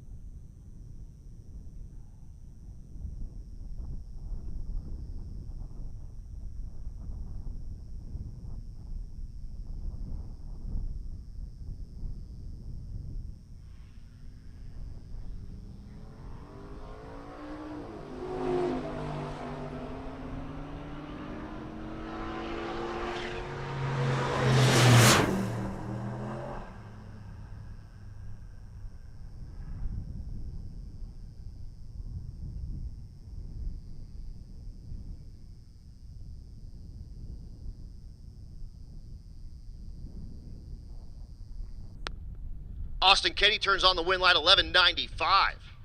We'll see him back in round 2. Mike Peel is back in his 79 Camaro there in the right lane. He's dialed a 13:08. The left lane is Tom Taylor, the Disco Nova. Green lights over here. Taylor dialed a 10:72. He turned in a 10:73 our first night on SRCA. And he turns on the win light with the 10:73 after a better reaction time to green. We will see that Disco Nova back in round 2. Here's Nick Truax, dialed 14 flat, the 09 Challenger, out of Garden City, Kansas. He's up against Dennis Kirkland, the 427 powered GTO in the left lane out of the naturally aspirated small block category, dialed 11:74.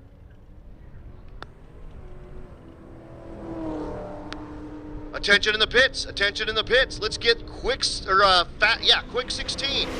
Quick 16, this is your call.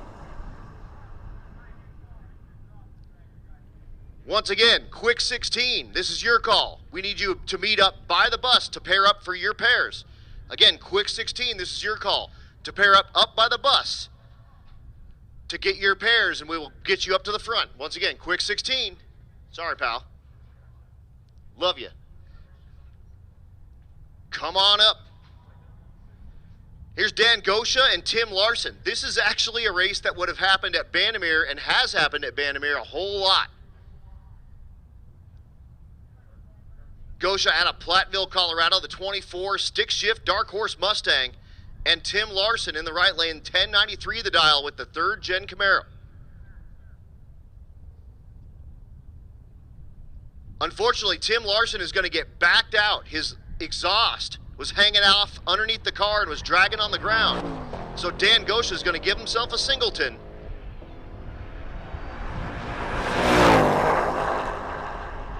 And we will see that stick shift Dark Horse Mustang back in round number 3. He goes 44 on the 37. Tough break for Tim Larson. That's a guy that had the potential to win this whole thing. He did tell me that he knocked the exhaust off of this on I-70 coming out here and was at a Napa in Kearney, Nebraska, buying pieces to keep it together for the rest of Rocky Mountain Race Week. He did complete Rocky Mountain Race Week, but unfortunately gets backed out of the beams in round number 2 of the bracket race. Alex Exrott in the left lane, out of Spring, Texas, dialed 1076 with his S550 Mustang. He's next to Keith Horton, Snoopy Racing, there in the right lane, out of Thornton, Colorado, the 66 Chevy 2 Nova. 1034, the dial on the right lane. 1076, the dial on the left lane. Once again, quick 16. Quick 16, this is your call. Meet up by the bus. To get in your pairs, you'll be next down the track. Again, quick 16, this is your call. Meet up by the bus. To get your pairs, you are next after this round number 2. Keith Horton turns on the win light, 1039 on the 1034, benefit of a better reaction time to green.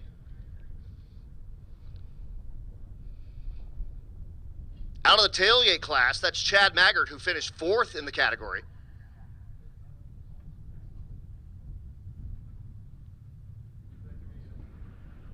Oh, I'm sorry, there's some other people in front of him. Whoops. James Shamahorn, the 14 model Camaro, dialed 1320. Nate Larson, 1079 the dial.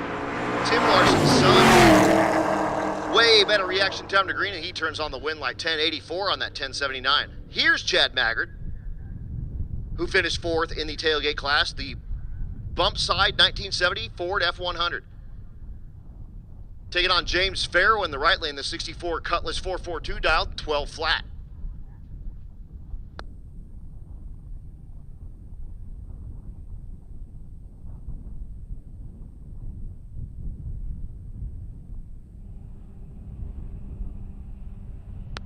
The big Oldsmobile spins the tires really hard, actually pushing that front tire through the beams. Chad Maggart, a way better reaction time to green. Farrow's going to run out of the track before he gets there. Maggart does turn on the win light, 1233 at 103, and we'll see him back for round number 3.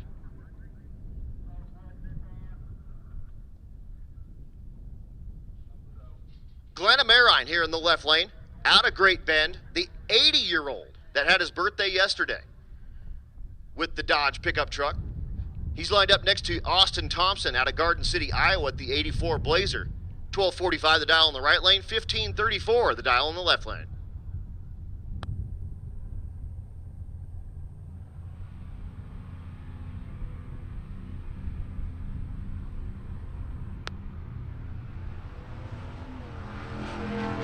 Green lights on this end. Amerine out ahead at 1,000 foot. Thompson, hard charging, breaks out, trying to get ahead. Amerine turns on that win light, 1537 on the 1534, benefit of a 19 reaction time to green. Eric Daniels in the left lane, the 23 model Hellcat Durango, dialed 1047, taking on Max Croning in the right lane out of Alaska, the 35 Plymouth Coupe, dialed 1227. Daniels is dead meat. It's Kroning's to lose. And Croning does turn on that win light, goes 1245 on the 1227, benefit of a much better reaction time to green. Sounds like a broken record, right? That's a big part of this. If you get a good reaction time, then you have a lot more room to play with on the top end. Here's Stevie. That's Stevie Dory. That's my car. That's my wife. Dialed 1342. Luckily got a red light against her in first round because she broke out by half a second. The quickest she's ever had this car ever. Nearly in the 12s. The stick shift CTSV. She's taken on the F-150 of Adam Fetter, and that's funny because they have been pitting together all week long. Fetter with the Lightning dialed 1256. Stevie dialed 1342. And again, we will be making our way back to Kearney, Nebraska tomorrow, and I am going to be driving the CTSV as well as on the mic at the Midwest Stick Shift Nationals. Also, PFI Speed Fest is there that weekend as well, or tomorrow as well.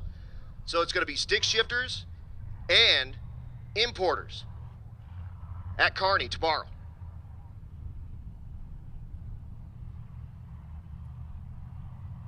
Imports are mostly stick shifts too.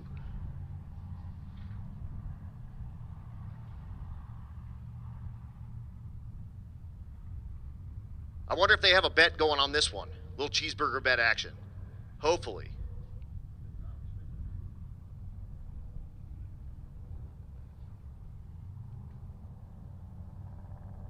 Stevie in the CTSV, the first time she's driven it with the bias ply DOT slicks on the back and the two-step hooked up to that thing. So doing clutch dumps all week long, and she's like, that is a certain kind of fun. She actually also took Dayton Coral for a drive back at Pueblo when he was out there. The junior streeter with the stick shift in his car got to the top end, and he said, man, this thing rips. So Stevie and Adam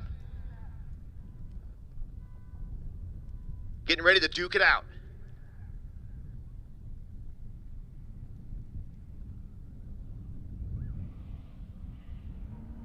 Great light by Stevie and Adam Fetter's dead beat.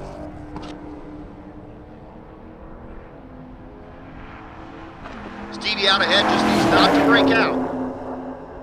And does not. 13:57 on the 13:42. And once again, benefit of a much better reaction time to green. There's Jason Hurley, driver of that meltdown Firebird part. Duh! He's going to be handing out that Patriot Award later on at the awards ceremony. He's already $7,500 richer for being the quickest car in the competition. He's going for another $7,500 when we bring around that FAF class. Jan Haza, dialed 1073. Brian Dater, dialed 1137. Haza turns on that win light 1080 on that 73. The big old supercharged Suburban is William Patton out of Lincoln, Nebraska, the 1970 model. He's dialed 1105. Lined up with Mark Gabrardi. Gabrardi out of Callahan, Colorado, the S550 Mustang, dialed 1088.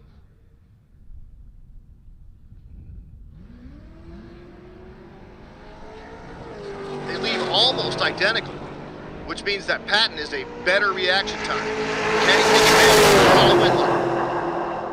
He can.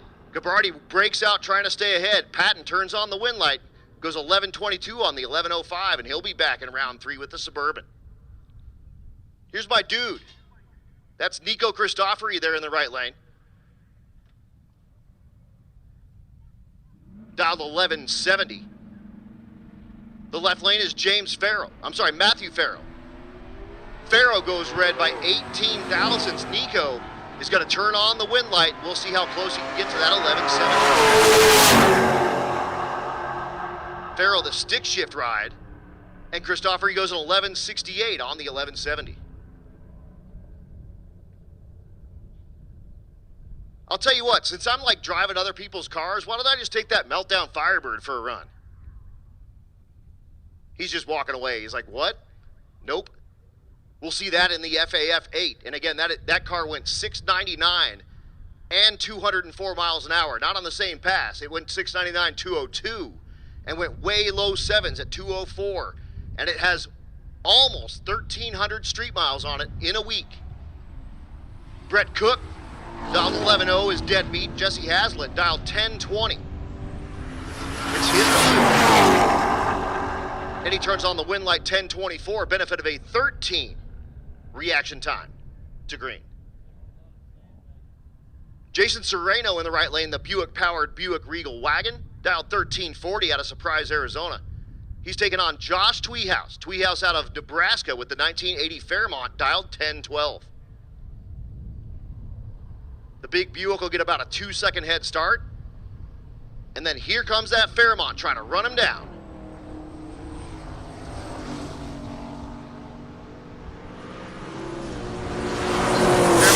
Alongside at about 1,000 feet and does turn on that win light. Serrano breaks out by 6 trying to stay ahead. Tweehouse turns on that win light with a 1022 on the 1012. Larry Van Winkle in the right lane out of Grand Junction, Colorado, the 1967 Camaro, dialed 1095. Taking on Brittany Azevedo, whose birthday was yesterday. I heard she's 21. Buy her some shots. Green lights, but not good lights on this end. But pretty close. Side by side at 1,000 feet, win light goes to Larry Van Winkle. Better reaction time and an 11:23 on the 1095.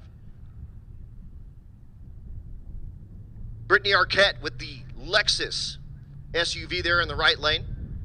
out of the Cornerstone Performance Transmission Stables. Dialed 16 flat, taking on Dustin Wright out of Scott City, Kansas, the 1970 Nova.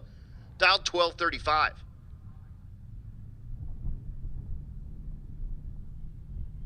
Quick 16 when you have your pairs. Go ahead and bring them down. Let's get you into 2 and 3, please. Again, quick 16 when you have your pairs, bringing them on down. Let's get you into 2 and 3, please.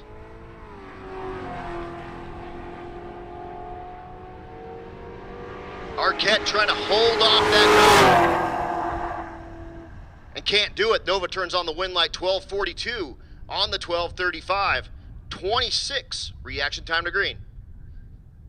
My dude Wayne Baker, this is the guy that normally drives that rusty Nova in A-Gas and Hot Rod Drag Week. In fact, he's beat Mike Finnegan 4 times in that class, and he's got a great shirt that has a picture of his Nova way out ahead of a little itty-bitty, and that was supposed to be Mr. Mike Finnegan. Unfortunately, unable to turn on the win light, card cannot run the number. Hunter Hay turns on the win light, goes 12:15 on the 1199. Here's the 14-0 King that won the 13-0 class that's styled 12-0. Yeah, I know. Say that 3 times fast. Larry Armstrong, who had a 350 in this, built himself a little low compression 406 to come out and compete in 13-0, and it turns out the thing runs 12-0 because he's dialed 12 flat. Dylan Meyer in the right lane dialed 10-10 out of Minden, Nebraska.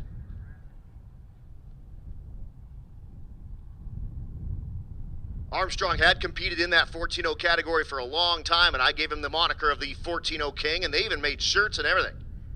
And he just calls me announcer guy.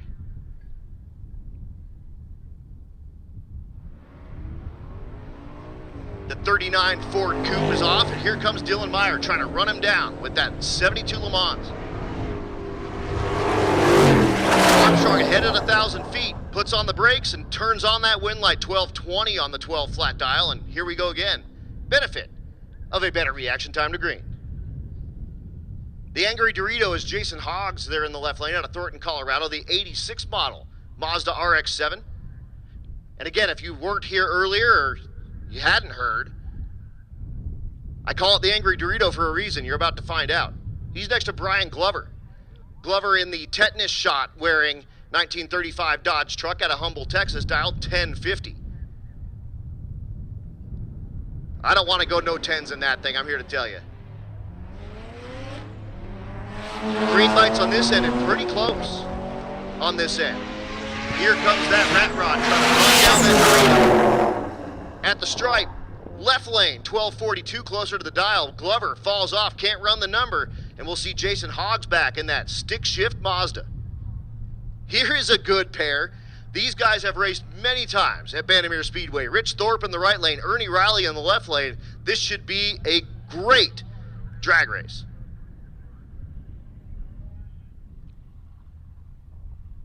Ernie, the big block Chevrolet powered 48 coupe, and Rich Thorpe, the LS powered G8.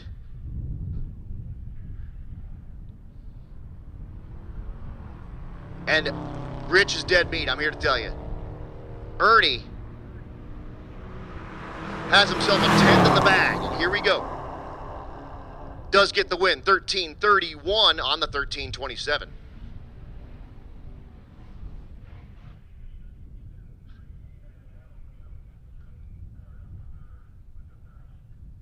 Attention in the pits, attention in the pits. Junior Street, this is your call. Come on up to like maybe across the BTR booth there. Get paired up for your pairs, and when you have your pairs, come on down to 2 and 3. Again, Junior Street, this is your call for round number 1. Come on down. Again, meet kind of across the BTR trailer there. Our presenting sponsor, Brian Tooley Racing, by the way. Cruise over there. Meet up with your partner, and when you get your partner, come on down to 2 and 3. Paige Coleman turns on the big old Red Bull by a lot. Hands the win over to Mr. Reggie Moore with that organ grinder. And he goes 1177 on the 1180. I was saying a couple of days ago that Reggie, oh, sorry to bother you. Are they doing the next round of brackets right now? I may have messed up. No, you're good, and you just won. He sent me a text, and there we go. But again, he had a shirt made for the organ grinder that had organ grinder right on the front of it, and gave me and Stevie one of them, and Stevie said, well, I can't wear this thing around. I can't wear a shirt that says organ grinder on it. And I was like, I get it, because it didn't have a picture of the car or nothing. So, you know, she gave it to me, but I don't fit in it. Yeah, totally. Belly shirt, it's like painted on. And then it's even worse because it says organ grinder. Yeah, good times. Hey, there's my dude, Matt Donovan. Donovan won the gasser category with his garbage that barfed. We also had a couple of parking lot beers last night. And when I say a couple, I mean like 30. It was good. But again, Junior Street, this is your call. Come on down, meet across from that BTR tent. Again, BTR still doing that auction. No reasonable offer refused. We want to send them home with an empty trailer. So cruise over there, see what they got left. I guarantee they are selling out of that stuff quick. But again, meet over there. When you find your dancing partner, come on down to lanes 2 and 3, please. Doing a little track prep before we bring you our quick 16 class. This is our 16 to 32 quickest cars on the property. And again, when you start thinking about it, that each of these cars has almost 1,300 street miles on it, that starts to get even more impressive when you start thinking about these heads-up cars. There's Don Harmon down there.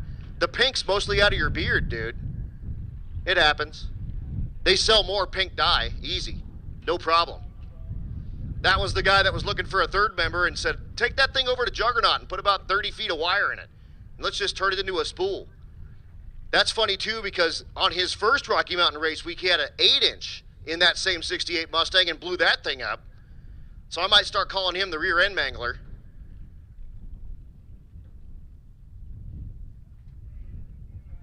Harmon out of the 12-0 category, and hell of a nice guy. He also made a sticker of me in an elf costume with a little talking bubble that says, you guys are all idiots. Because if you watch Rocky Mountain Race Week live stream, I make fun of these racers every once in a while. The best part is, though, is like we found out in the race weekend, I can back it up because I can go up and win. And some of y'all are idiots. And you deserve it.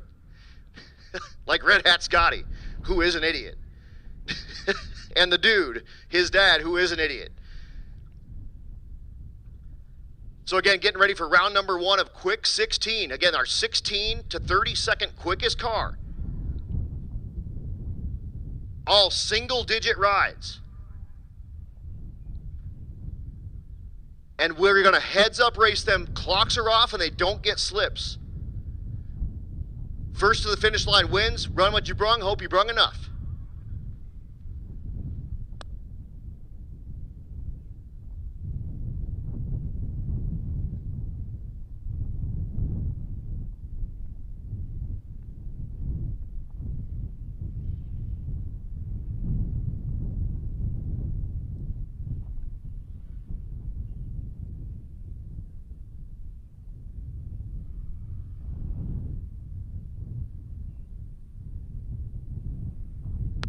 So spectators, this is a great time to get your seat to a seat,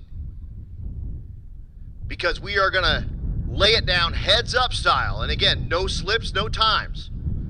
Win lights only. Run what you brung and hope you brung enough. Hey, there's my dude, Mr. Bang Shift Billy out there. One of our sponsors helped with the stick shift category.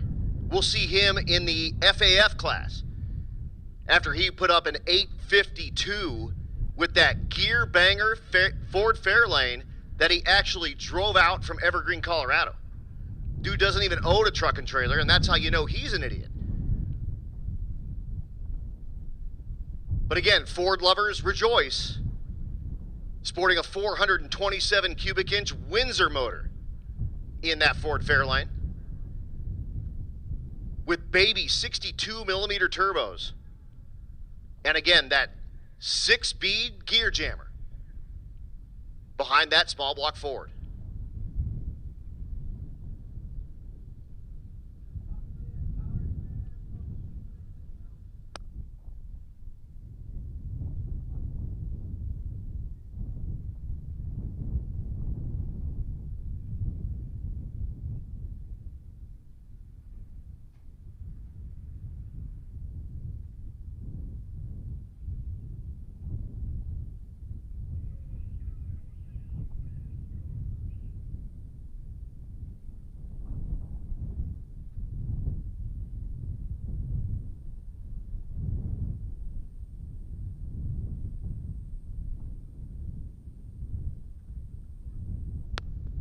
Once again, Junior Street, meet up there by the BTR tent. Once you find your dancing partner and have your pairs, come on down to 2 and 3.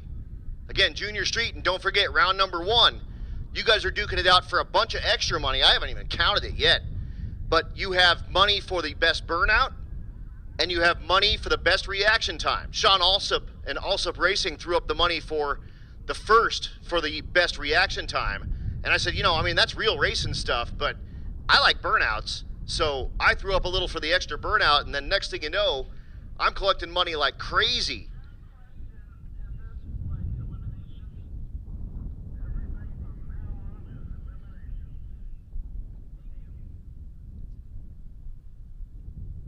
So again, those Junior Streeters duking it out for their shootout and for a little bit of extra cash. Brought to you by a whole bunch of folks. We got CPT Transmissions threw in $100 for each. Good times. Here we go. This Nova.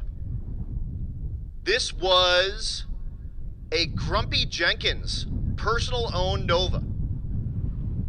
It was in a museum. Someone pulled it out of the museum and made it into a race car. That's Jeff Thorpe out of Peyton, Colorado, the 68 model Nova, taking on Jacob Dietz, the 02 Camaro.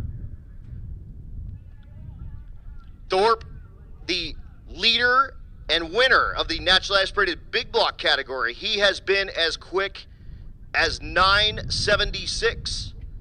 He's taking on Jacob Dietz in the right lane out of the ultimate radial category. He's been as quick as 991. Wind light is going to be that right lane. Dietz turns on the wind light, and we'll see that 4th Gen Camaro back for round 2. One of our wicked chicks, the young lady in the left lane, is Megan Warren out of Canyon City, Colorado, the 72 Vega wagon. She's taking on Chris Bach. Bach in the right lane, the 4th Gen Camaro. Out of the stick shift category, finished 3rd in that class, has been as quick as 928 in that 3rd Gen. Megan in that Vega has also been quick, and unfortunately I can't find her in my spreadsheet.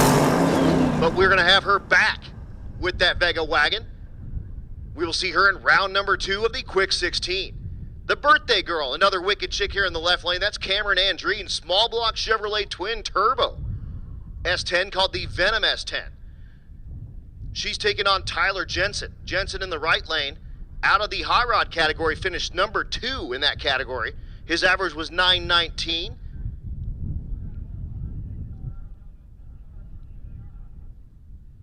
He's been as quick as 906. Andreen out of the Pro Street category has been in the 8s most of the week. One bad pass, 1039 at Kearney Raceway Park, but has been 885, 882, and 891 with that Venom S10. With a full complement of TBM brakes on board. Andreen out of Penrose, Colorado. Jensen out of Council Grove, Kansas, and he doesn't even move. Cameron Andreen drives out of his life and will turn on the wind line. Unfortunately, Jensen had some problems on the starting line, and we'll see Andreen back for round number 2 of the Quick 16. The right lane is one of our rowdy radial competitors out here on the little bitty 26-inch tires. Said, I want to run quarter mile with these cats.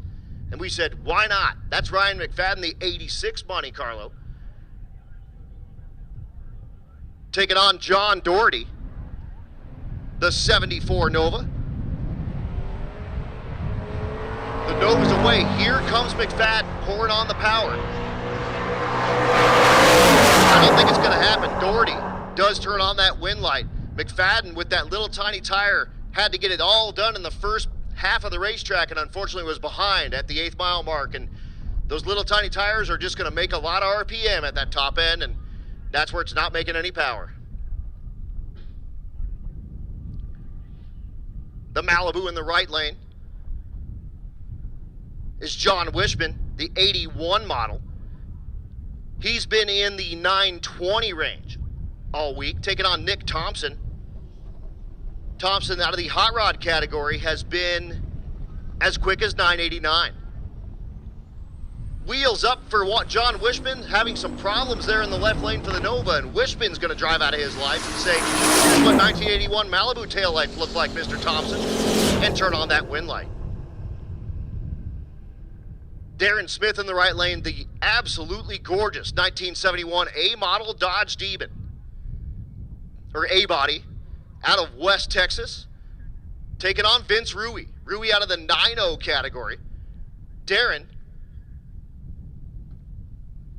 also out of the 9-0 category. This is number 1 and number 2 out of 9-0. Vince won with a 901 average. Darren, second place with a 948. Duking it out here in the shootout. Again, 2 go down, 1 come back. The dart spraying the rods out of it, can't catch. Vince Rui. Rui turns on that wind light, although I think that one was pretty close there at the finish line. We're going to go check that right lane real quick before we bring you this next pair. It's Sean Stanford out of the naturally aspirated small block category with that 2020 Camaro out of Albuquerque, New Mexico. He's lined up next to Corey Petska. Petska with the 68 Camaro. Out of the unlimited category, Petska has been in the 890s all week long, including one 885. Sean Stanford with that naturally aspirated small block ride, winner of the naturally aspirated small block category, has his average 978, has been in the 940s though, and that was here at Great Bend, Kansas. Again, just going to go check that right lane after Smith's Demon had a little bit of smoke coming out of it.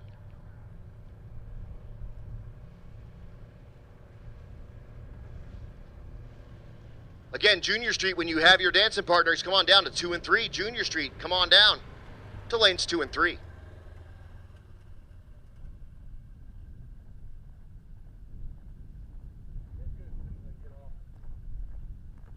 Track looks good.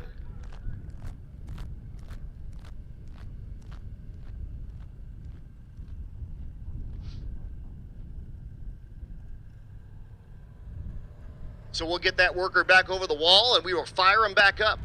If you guys want to do more peel outs, you can do it. They're free.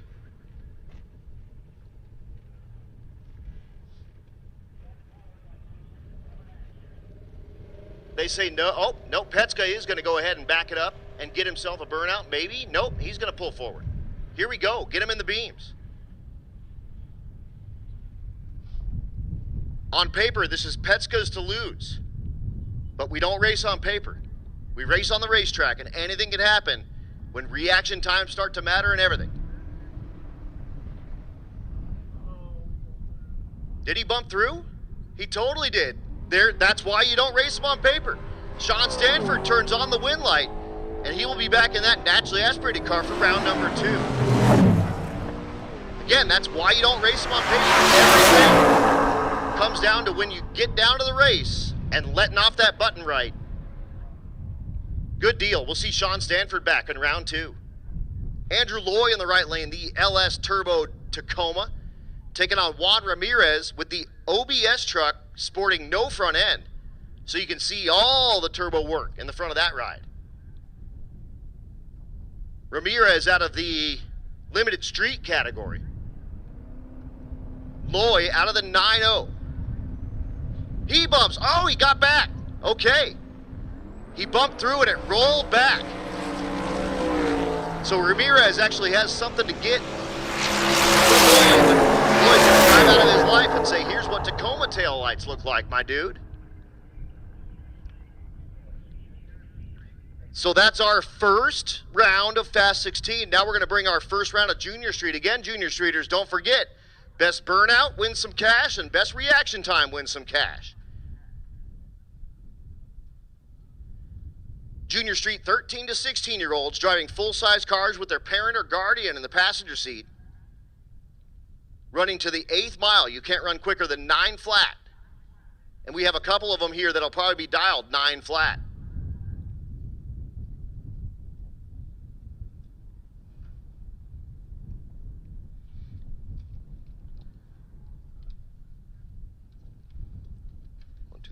24, 20, 40.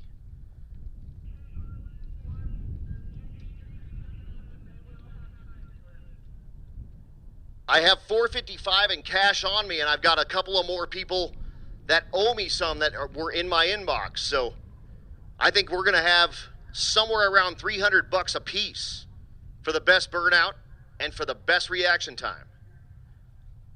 Here's Bobby Joe Hurley out of Greeley, the 07 Sierra.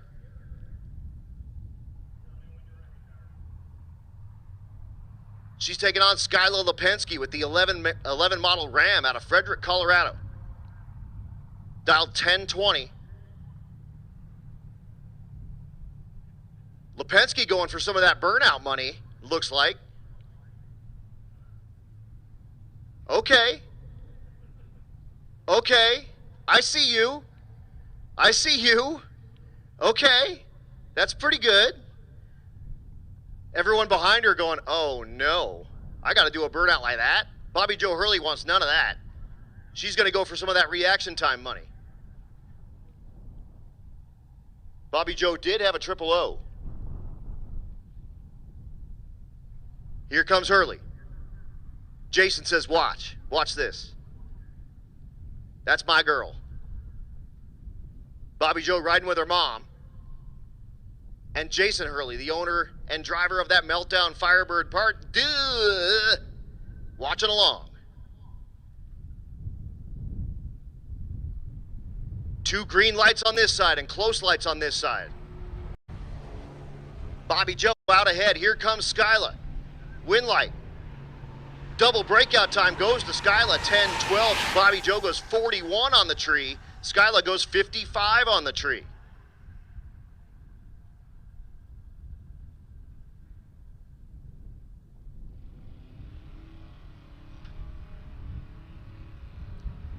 Claire Culp's going for some of that burnout money. Oh, yeah. Oh, yeah. Oh, yeah. Oh, yeah. Oh, I think Claire Culp's got it right now. Now we got three absolutely amazing burnouts, but Claire Culp, in my opinion, what do you think, Red Hat Scotty?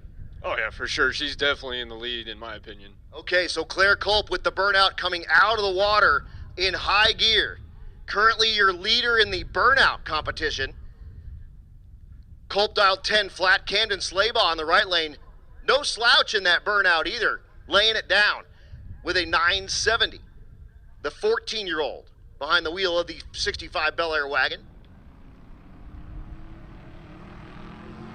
They won't get any reaction time money. Win light. Double breakout time. Claire Culp breaks out by less, and she will come back for round number 2 and is currently your leader in the burnout category. Here comes Adeline Yuri, who said, I will burn the tires directly off this thing. In the right lane, the Mustang that has a license plate that says not too pink.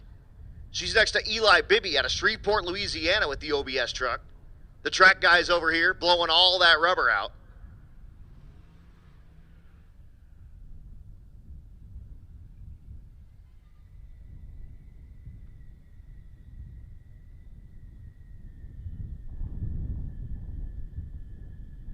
Adeline maybe a little too far in the water, not getting all the smoke out of that burnout.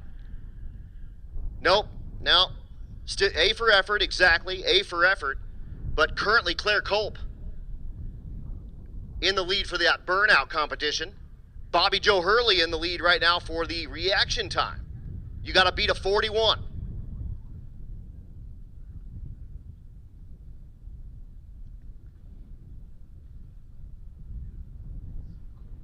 Red light by a lot there in the left lane. Eli Bibby swinging for the fences, trying to get that reaction time money, and red lights out. Hands the win over to Adeline Yuri, who goes 58. But currently, Bobby Joe Hurley in the lead with that 41. Gracie Slaybaugh and Savannah Slaybaugh. A pair of Slaybaughs going at it. Look at the Cadillac. Yeah, baby. A for effort on that one, too. Not quite Claire Culp burnout style, but I dig it. That 472 doing work.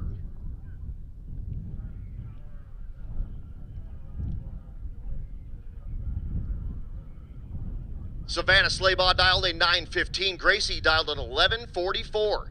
You see the deep on the window. That means she's going to actually turn off that top stage bulb and go in deep to try to get a better reaction time.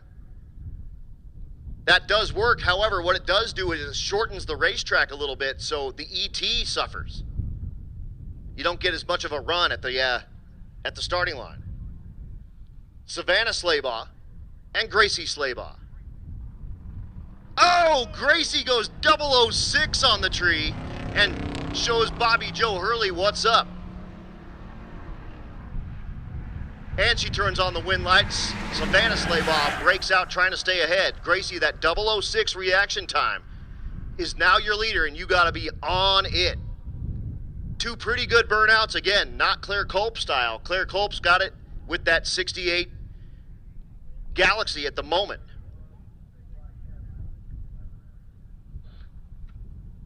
Molly Alsip, one of our wicked chicks, and Aiden Reisner with the 81 BMW. Red light time for Molly. Aiden will be back for round number 2 with that 81 BMW out of Longmont, but not better than 006. 900 with a 1 in the right lane, which is as quick as you can go in the class. Here's Jason Sereno, who gets a bye with the 82 Estate Wagon, so he can actually really swing hard on that tree. Look at all that rubber down by the trash can. Some of these kids do better burnouts than you adults, I'm here to tell you. I've been watching all week long, and Claire Culp put down a hell of a good burnout. Sereno, again, without a competitor next to him, can really chop this tree down and see if he can beat that 006. Not going to happen. And now we got to wait for the big old Cadillac to come back around to put the other Slaybaugh twin in it and see if they can beat Gracie with that 006. Sereno was 907 on the 905. Got the dial-in worked out.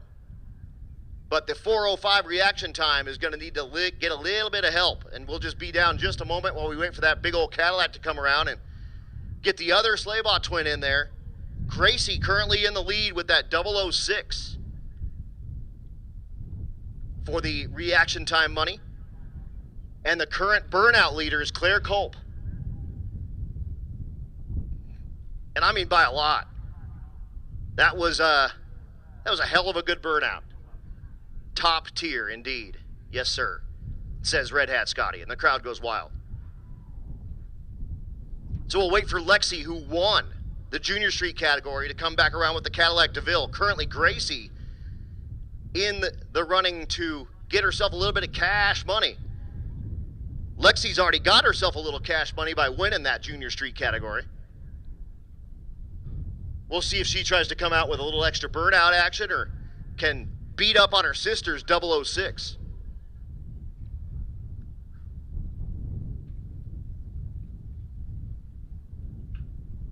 Again, Junior Street is available here at SRCA. If you want to get your kid involved in Junior Street, really any of the NHRA member tracks typically do this. Call your local racetrack.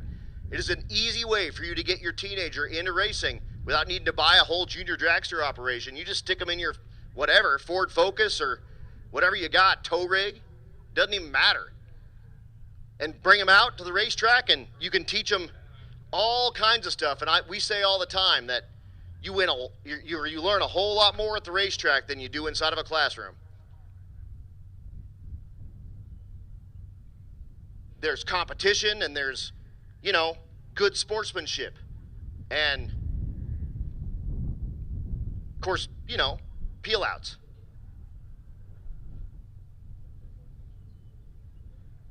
Yeah, Red Hat Scotty says, I'd have paid a whole lot more attention in school if I could have just done peel outs.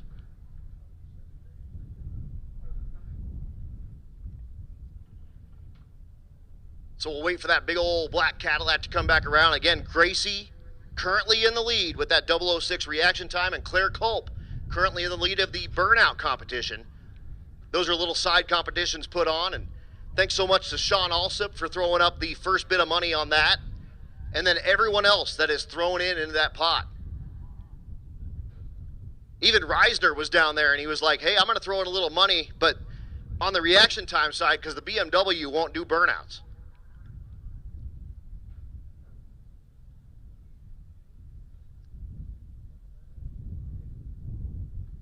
Here's Gracie out here, currently your leader in the reaction time challenge. Attention in the pits, attention in the pits. Round 2 winners, round 2 winners. Round 3 bracket race, come on up. 2, 3, 4, and 5. Again, round 2 winners. This is your call. To the staging lanes, please. 2, 3, 4, and 5, please. So here's Gracie, your winner in the junior street category there in the right lane. She's next to Ammon Erickson. Oh, that is the sister. It's not Gracie. That's Lexi. There in the right lane. Lexi number 88. And Ammon Erickson there in the left lane. Out of Hastings, Nebraska, the 06 Silverado, dial 931.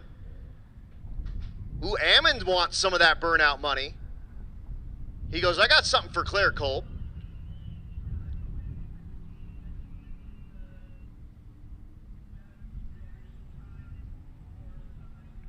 Oh, dude. Oh, dude. Red Hat, what do you think? Claire or Ammon?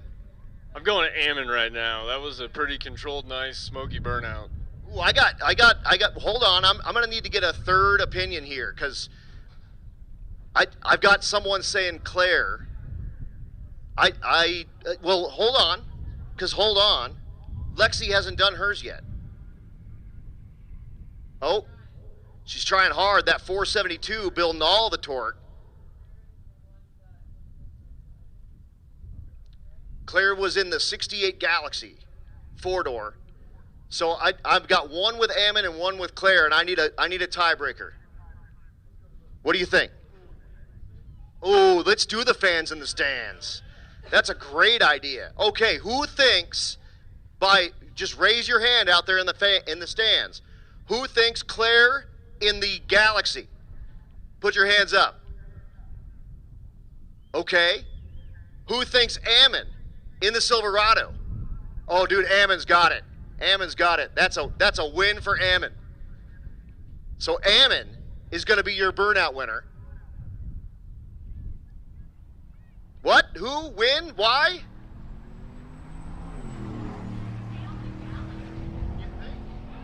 Oh, man. They were both really, really good. Win light on this round goes to Ammon Erickson, 939 on that 931. I'll tell you what. We're going to split it. We're going to split it. The lady over at the clock said, hands down, Claire. The crowd was about 50-50. We're going to split it. So we have a tie.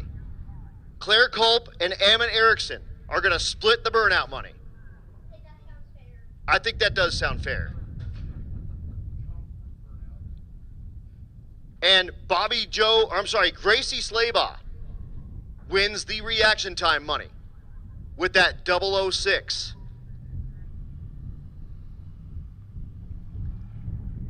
So when we get done here, and I'll get that all done, we will have you guys all come up and we'll take some pictures. But what a great first round of Junior Street. And again, round 2 winners. Round 2 winners, this is your call. 2, 3, 4, and 5, please. Round 2 winners, this is your call. Come on down to 2, 3, 4, and 5, please. And again, those Junior Streeters, I do have a little bit of money to gather up still. Also, folks, don't forget the best reaction time for you Junior Streeters and you Young Guns for that Eaton diff. So for those Junior Streeters and Young Guns for that first round, come on by and make sure you let under the pavilion here by the concession stand is Jim Potter from Eaton. Bring your time slip around if you think that you are going to be in the running for that. Again, bring your time slip around for Mr. Potter. And again, he works for Eaton. And he said, you know what? I'm going to throw an Eaton diff, any diff you want out of the catalog for the best reaction time for the Junior Streeters and or the Young Guns. We still have some more folks to come, but at the moment, Gracie Slaybaugh with that 006 in the lead. So again, bracket cars, round number 3, round 2 winners, 2, 3, 4, and 5, please. Bracket cars, round 2 winners. Come on down, 2, 3, 4, and 5. And again, those junior streeters will get you guys paid out at the awards, and we're going to have you guys come up and say a little something about doing big old burnouts. Bobby Joe Hurley was in the lead with that 41. And then Gracie Slaybaugh comes in with the hammer and slaps her down with a 006. Yeah, the lady over in the clock came over and said, Claire, hands down. And we were about 50-50 out there in the stands.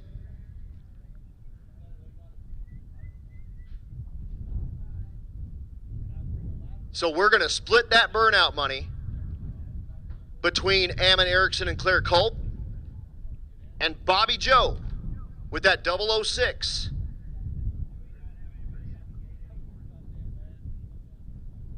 has earned herself some green cash money for that first round of Junior Street. And that was started with Sean Alsop with Alsop Racing, and then we got a ton of other folks to go on in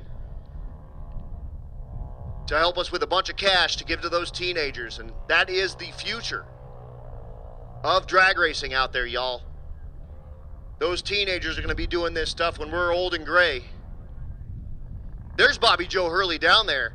Heck of a good attempt there. That 41 was in the lead right up until the end.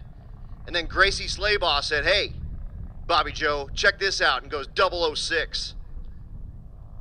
I mean, that ain't no slouch. I don't care who you are. If you're 12 or 300 years old, a 006 is a hell of a killer light. Ethan Densman pulls up with that 65 Mordor Nova dialed 1240, taking on Mark Derryberry Jr. dialed 9 flat with that 2015 CTSV.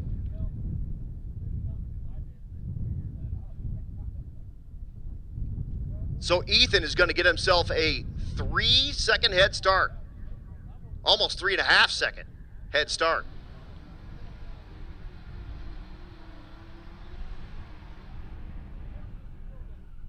Every one of those teenagers did better burnouts than those two. Not saying that you guys aren't great, but maybe go see Claire and she'll show you a little something about doing burnouts.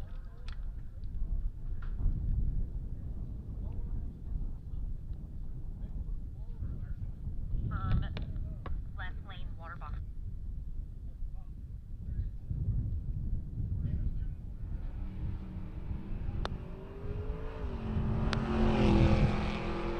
Green lights over here. Derryberry knocks the tire. It's Ethan Densman's elude. He's on the brakes and turns on the wind light. 1279 on the 1240. We'll see the crew cab Nova back for round 4. Wow. Did I tell you guys that I had enough alcohol for 2 people last night? Sorry. Here is Larry Armstrong dialed 12 flat, the 14-0 king in the 13-0 class with the 12-0. Taking on Nick Kern in the right lane, the twin turbo Coyote powered F-150. Here comes that big power F-150, hard charging. Turns on the wind light 10-15, better reaction time to green. We'll see Nick Kern back in round number 4 of this bracket shootout. Keith Horton in the right lane, the Snoop-a-Loop transmission guy, he wrote on the window. He's the guy building that 8 HP adapter to go to an LS. The Dodge 8-speed transmission in that Chevy Nova. You hear it banging all those gears, making its way down the racetrack. Jan Haza in the left lane, 1073. Turns on the wind light 1080 on the 1073. Benefit of a better reaction time to green. Keith Horton breaks out by 4 thousandths, trying to stay ahead. Dan Gosha in the left lane out of Platteville, the stick shift Dark Horse Mustang dialed 1237. He's next to Chad Baggart in the right lane out of Springsdale, Arkansas. Red Red light time for Gosha. Hands the win over to Chad Baggert. Baggert gets himself a free test pass here, basically. See him in round number 4. Goes 44 on the 25.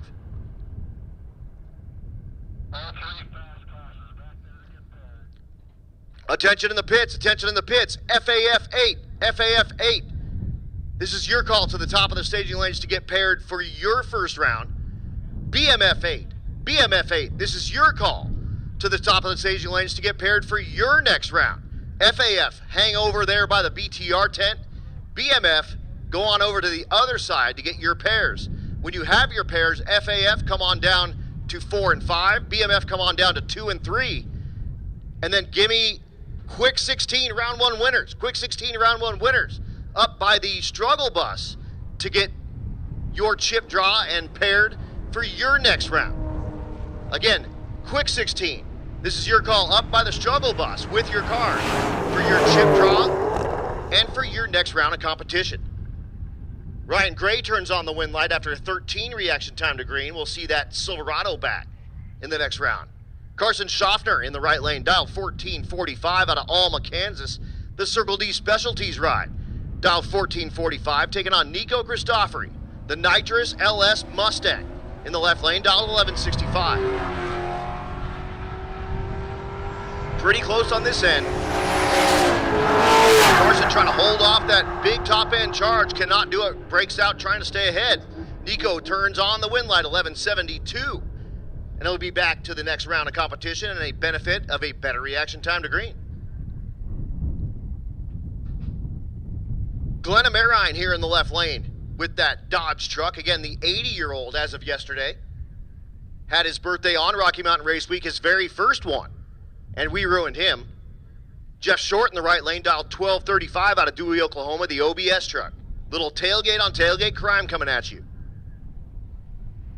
Red light by 3 for Glenn in the left lane. Jeff Short will be back for the fourth round of the bracket race.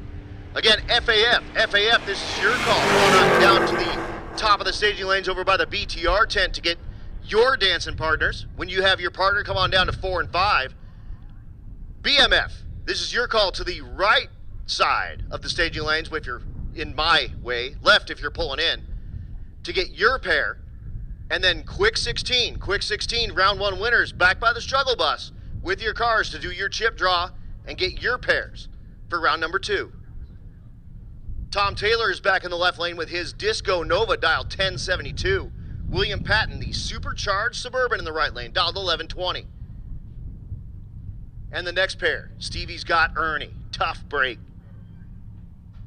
But that's why you race him on the track. 008, the wrong side of the tree, and this will be another one. He's going to get that time slip and go, I can't believe it. William Patton goes 5 to the end of the tree, dead late, but still turns on the win light, goes 1121 on the 1120.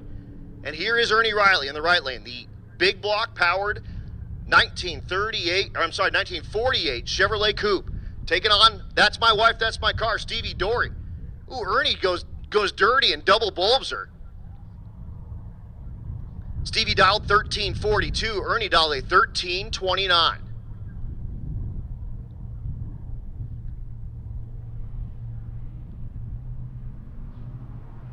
Oi, I think Stevie's in trouble. Unfortunately, I didn't hear her up on the two-step nearly early enough. So I think that thing probably, unfortunately, is going to run out of time. Ernie turns on the win light, 1337 on the 1329. Hunter Hay is back here in the right lane. Hunter with the GMC Sierra. He's dialed 1199 next to Dustin Wright out of Scott City, Kansas, the 1970 Nova. He's dialed 1235. Hunter's in trouble. His dad just waves his hand and walks away. As he knows he was dead meat. 1239 for Dustin Wright. Better reaction time to green. Hunter with 1205 on the 1199, but the 210 light ain't going to do it. Reggie Moore in the right lane with that 1930 Model A called the Organ Grinder, taking on Larry Van Winkle out of Grand Junction, Colorado, the 1967 Camaro. The Camaro dialed in 1180, as is the right lane. The organ grinder also in 1180, so a heads-up race coming at you. Oh, and I'm sorry, 1199. I thought it said 1180. If he takes the tree, he owns it.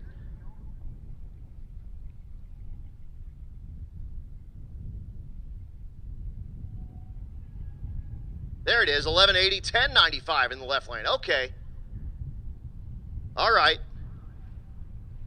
So 1095 the dial in the left lane, 1180 the dial in the right lane. The organ grinder is going to go wheels up and then try to stay in front of that beautiful 1967 Camaro. Reggie's dead meat. When the faster car leaves in front of the slower car, yeah, you're in trouble.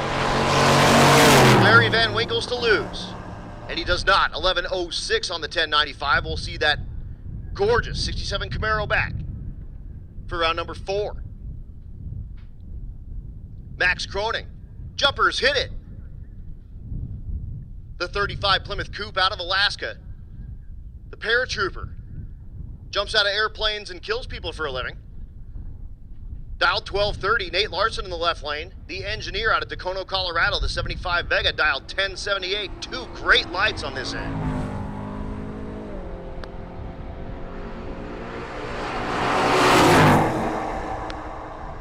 Win light goes to Nate Larson. A 10 reaction time to green is enough to keep him ahead and turn on that win light on 1084. Here's that angry Dorito. Again, I call it angry because you're about to find out. Jason Hoggs in the left lane out of Thornton, the 86 RX-7, taking on Austin Kenny out of Phillipsburg, Kansas, the 2000 Silverado, down 1135. Oh, it's so angry. The people on the starting line holding their heads. Win light goes to Hoggs. Double red light action. Hoggs just red lights by less. I warned you, it's going to be angry. No one listened. Scared everybody. Jason Hoggs turns on that win light. Again, first or worst. So he was first, but Austin Kenny goes out there and rolls forward through the beams, and he was worst. Jason Hoggs turns on the win light. Jesse Haslett's back in the right lane out of Salado, Texas, the active duty warrant officer in the United States Army. He's dialed 1020, taking on Josh Tweehouse. Tweehouse out of Hildreth, Nebraska, dialed 1012. 800 separate these two in dial-ins. So it'll be just a blink of an eye. Jesse Haslett will leave first, and then Josh Tweehouse will try to run him down.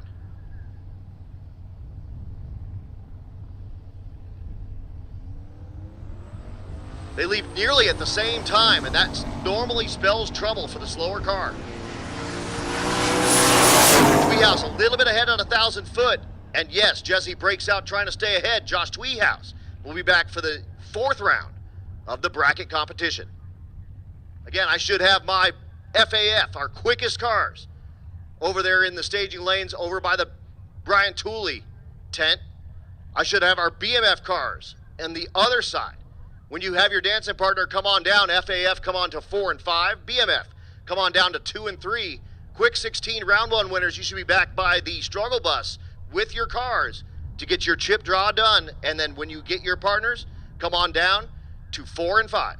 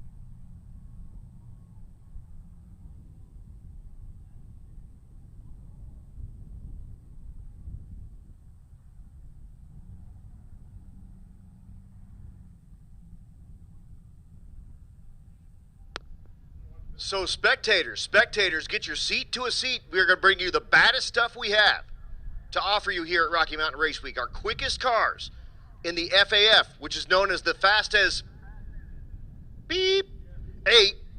We got our BMF 8, which is the bad mother beep 8. And of course our quick 16 rides. The baddest stuff we have to offer, including the Meltdown Firebird, which ran in a 699 at 202 miles an hour, and actually was able to put up a low 7 at 204 miles an hour. That has over 1,300 street miles on it. He's already $7,500 richer. That FAF racing for $7,500 more dollars. The BMF racing for $2,500, and that quick 16 running for $1,000.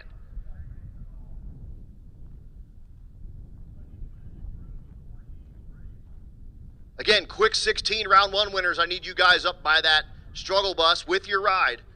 We'll do your chip draw there at the bus. And then when you get your pairs, come on down to 4 and 5. Again, FAF, when you have your pairs, come on up to 4 and 5.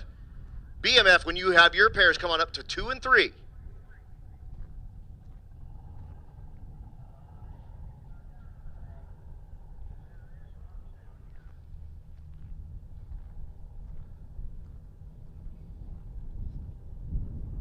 So again, spectators, now's the time for you to find yourself a good seat, because we are bringing you the baddest of the bad here at Rocky Mountain Race Week.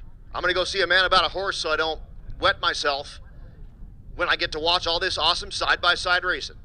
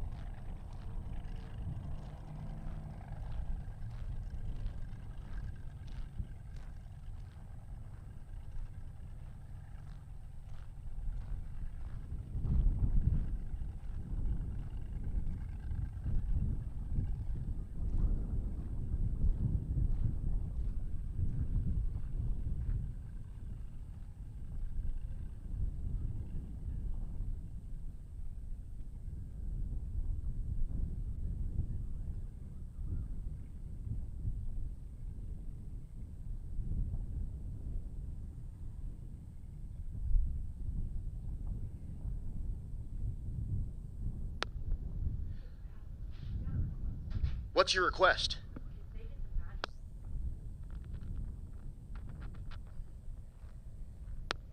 Okay, so this is what's called a magic carpet, and it's actually what is actually called a magic carpet. If you Google it, you get this thing.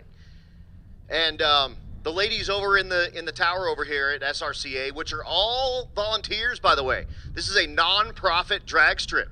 Came over and said, we have a request. Would you sing A Whole New World while we have the magic carpet out?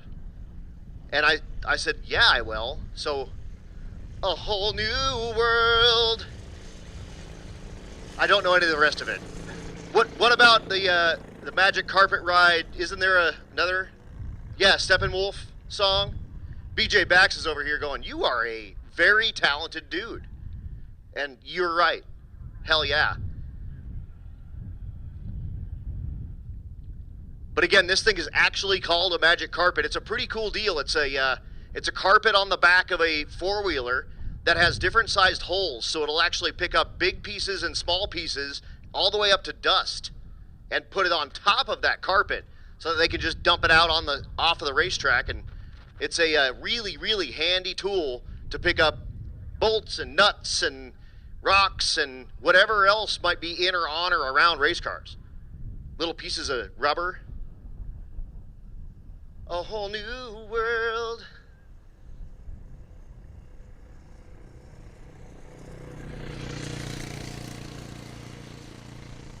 Folks that would like to make passes, if you're out of competition and you would like to do some test and tune passes, we're going to be calling you guys soon.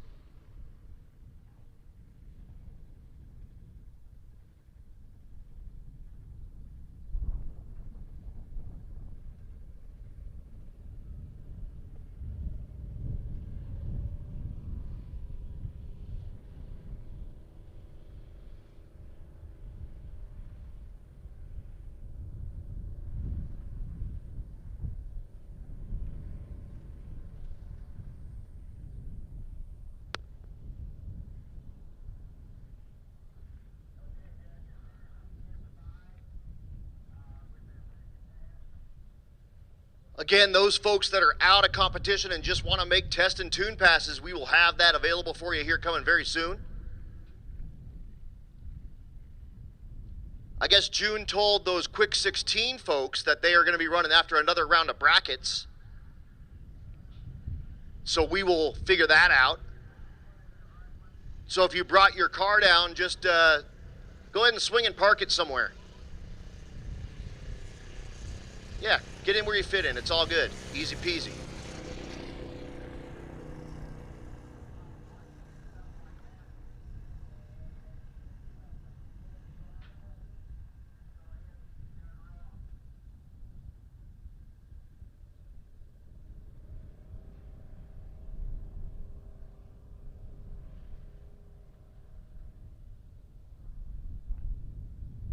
A little bit of track anatomy and stuff that's going on out there.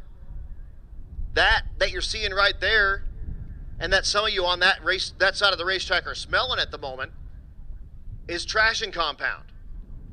So inside that tank is basically rubber cement that's cut with methanol.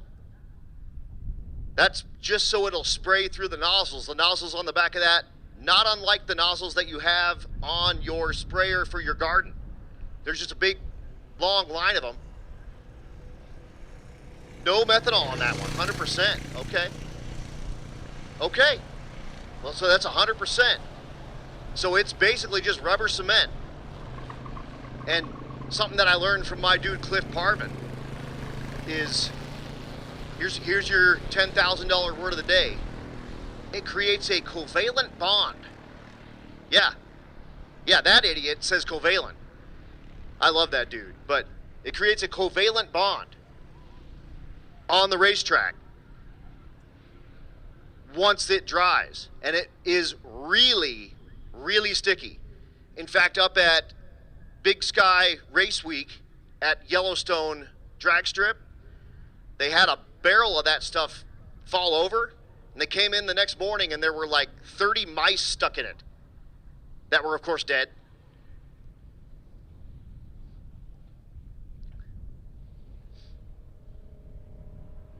So yeah, a covalent bond being done there. There's already rubber on the racetrack, and we spray some cement on top of it, basically. And that gives you the sticky, icky, icky. As Red Hat Scotty likes to call it, the stickiest of the icky. If you enjoy yourself some Snoop Dogg, as I know the Williamses do.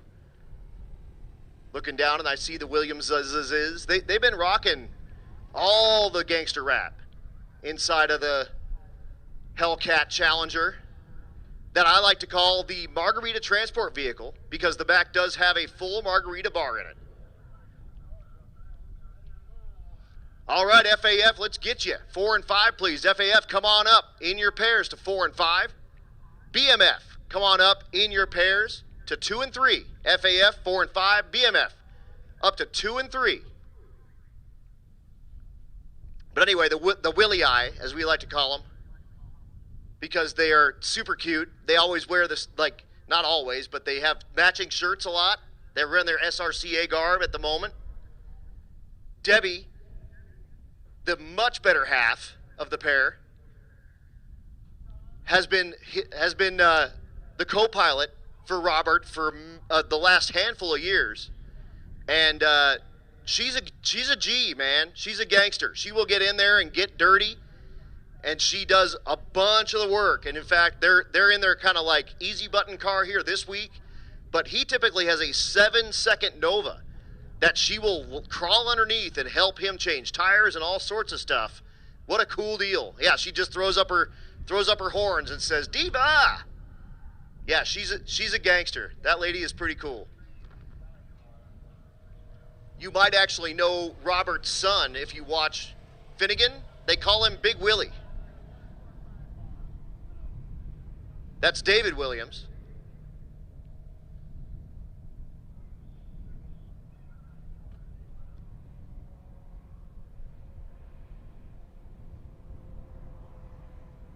Yep, love me some Williamses. They actually brought me my own margarita bar here this year. We actually met when we were running around, and I brought him a bottle of Stranahan's, actually 2 bottles of Stranahan's, to Drag Week. And while he was, 3 of them, okay, while he was working on his car, yeah, I brought you 2, and we drank out of 1. So you brought 2 home that were sealed, and we drank out of 1, but he was turning his car over, and I said, "Hey, here's some Stranahan's," and he was like, "I got a lot to do, but I'm drinking whiskey right now, man. Let's go."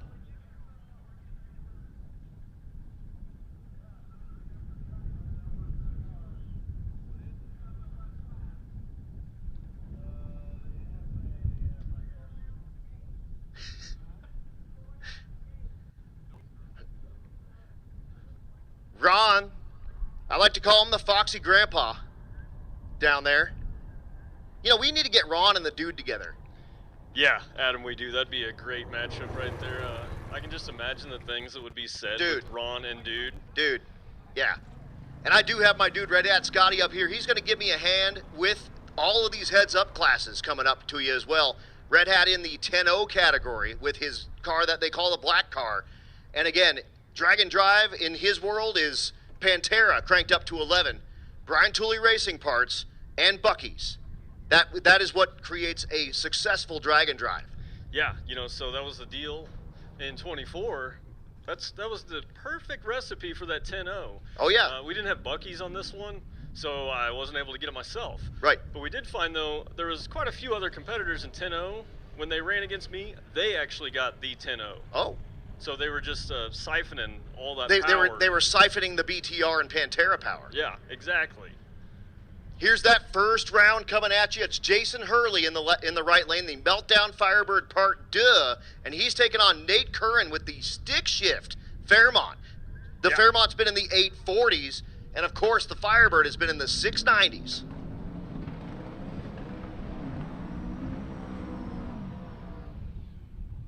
Nice big old smoky burnout right there. Meltdown Firebird, Jason Hurley, I was gonna say I was gonna get my my Al Tucci out and big smoky burnout. For sure that it was, man. So they're gonna get Jason here backed up. Nate's kind of hanging back, looking things through. He's got his mind on that stick shift right there. He's really gonna make sure to bang them gears and try to stay out ahead of that Meltdown Firebird. And really, the way he's gonna win this is gonna be to cut a light. And then to just, I mean, he's going to have the pass of his life here. The Fairmont does sport a 750 cage, so he can run super quick. And a great matchup behind them as well. So. Oh, absolutely, yeah. But first, Jason Hurley, the Meltdown Firebird Part 2. Owner of Meltdown Racing Engines. He gets help from Juggernaut Welding and Fab, one of our sponsors as well as Crower. Full complement of Crower valve train. under where the hood would be on the Meltdown Firebird part. Yeah. The hood not being on there, you can see all the bits and bobs, the pieces, and the parts. Absolutely. That's a beautiful engine. You get a chance to swing by there later and take a peek at it. Absolutely, and he's the nicest dude ever. If you got a kid that wants to sit in this car, he'll make that happen. Here we go, 2 bulbs lit. Yellows are gone. Reaction time advantage occurring. Right lane does have to go ahead and pedal it. Drive out of his life. A little bit of smoke coming out of that Meltdown Firebird, but the wind light in that right lane. And he'll be back for round number 2 of the FAF. But hey, man, you got to give a huge hand right there to Nate Kern. Throwing down a stick shift car like that, wow. And he was ahead for 300 or 400 feet, and Hurley had to pedal it a couple of times. Fences on that one. Oh, yeah, and you saw Hurley driving over the tires, chattering the tires. He had to pedal it twice. But unfortunately, the 4,000 horsepower, too much for Nate Kern to overcome. Yeah, now right here you got Jason King left-hand side in that Mustang. You got Brad Thiessen right-hand side in the Nova. Nitrous car in the left lane, twin turbo LS car in the right lane. The left lane complete with a Chevrolet, and Brad bumps through the beams. He's done. Roll Jason King in. Brad Thiessen is done.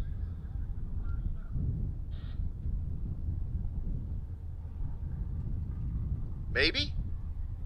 Well, does Jason? I think Jason wants him, huh? He does want him. Okay. He says, I want to take this. Yeah. All he had to do was stage that thing. Jason King of reaction time advantage. Here comes Brad Thiessen laying on the cold.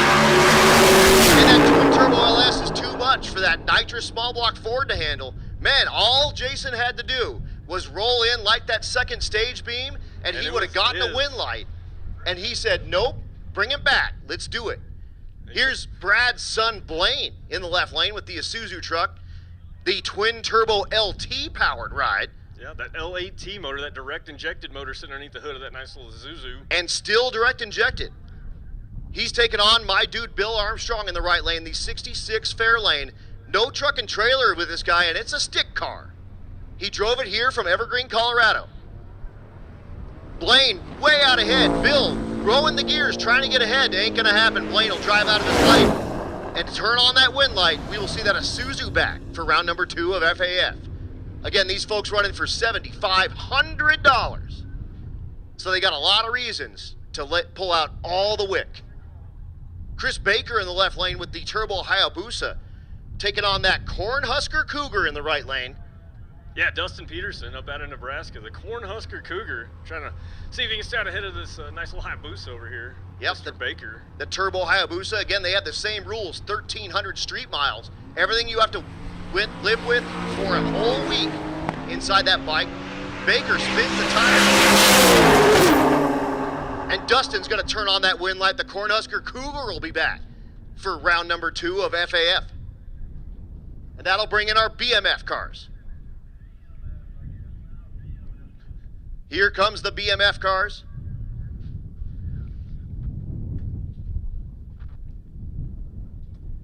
The right lane. Oh, nope, that's the previous one. Here we go.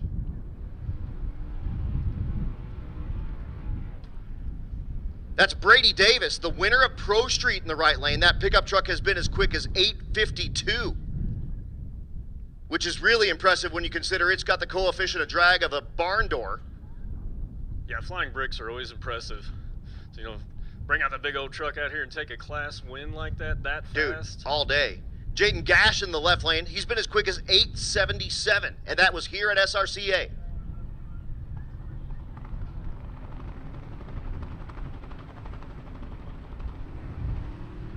Left lane strikes the tire, and here goes Brady, driving out of his life.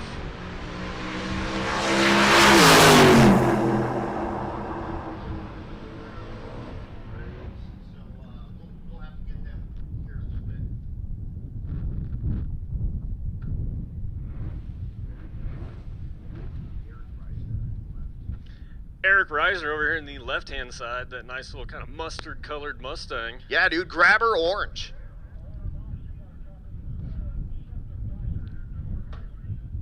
The right lane is Yusuf Hayek. Another one of them impressively fast pick-em-up trucks. That 70 Mustang is a Pro-charged Coyote under the hood of the Mustang. Got 3 bulbs lit. I'm not sure what's going on. He does get red lit. Yusuf, red lights out. Does not get in the beams in the 7 seconds that are allotted. And Aaron Dreiser is going to drive that Pro-Charged Mustang down and turn on that wind light.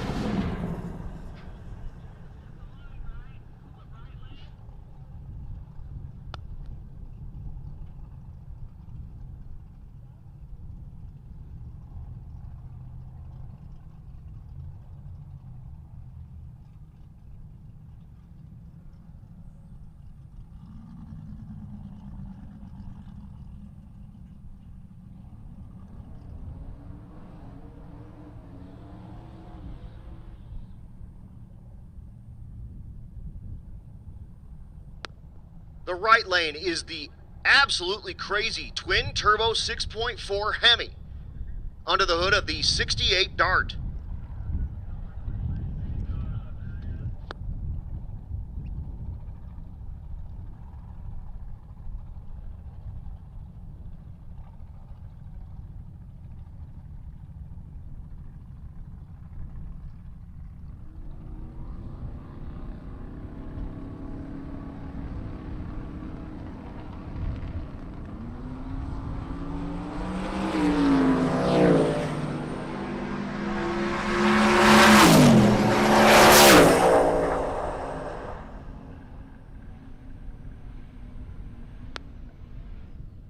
All right, Ron is asking for quick 16. Quick 16, this is your call. Come on up to the lanes, please. Come to the top of the lanes in your pairs. Find your pair.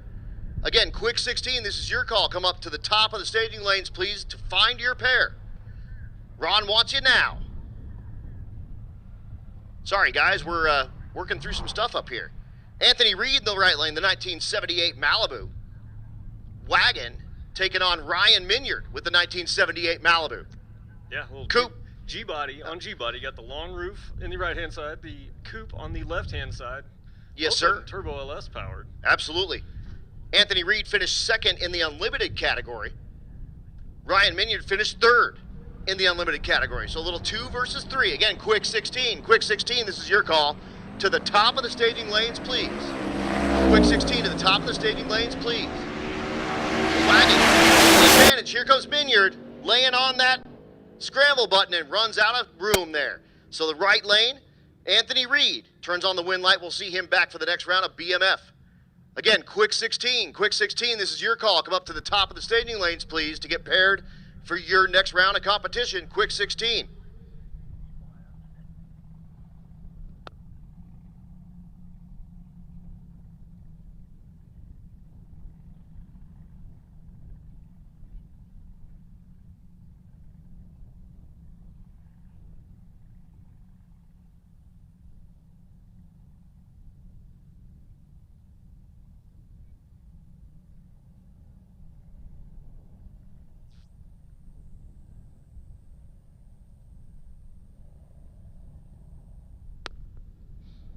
So a hell of a good first round of FAF and BMF.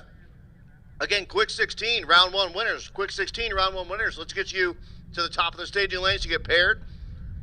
Also, you folks that are wanting to do some time trials, we're going to have a chance for you to do that coming up here very soon.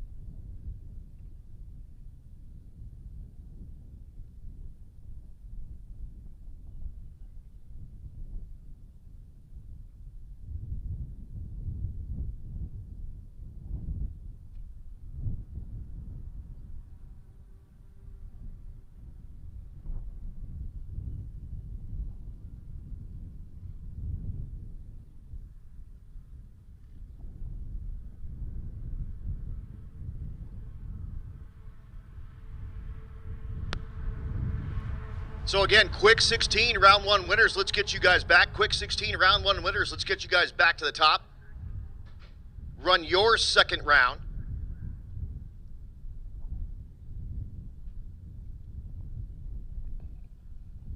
Bracket cars, you guys are on deck. We'll be calling you soon.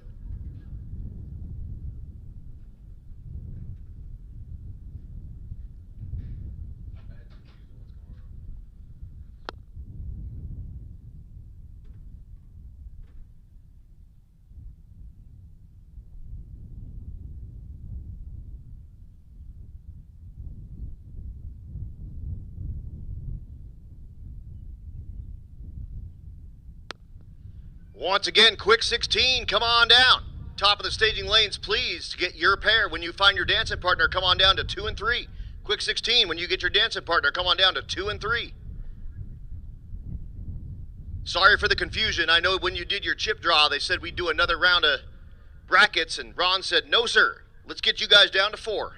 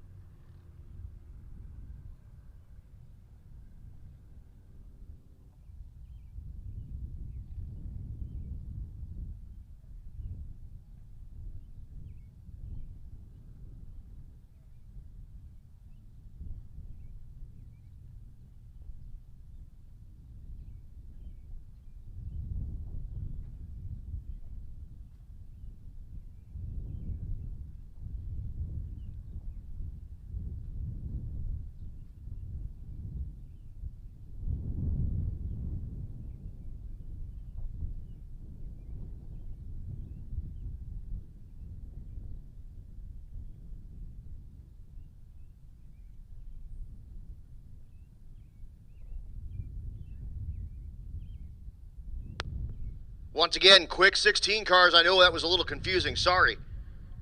Got to get you up here to the top of the tower, or top of the staging lanes to get paired for your next round.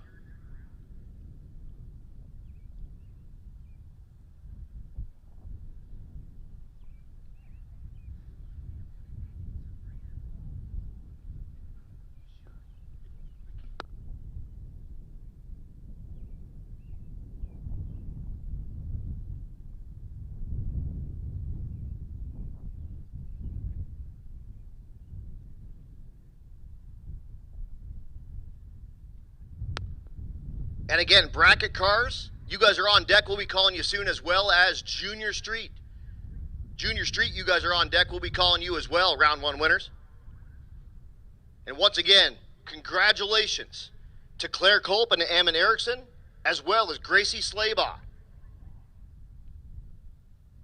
Culp and Erickson splitting that burnout money, and Gracie with that 006 killing the tree to take home that reaction time money.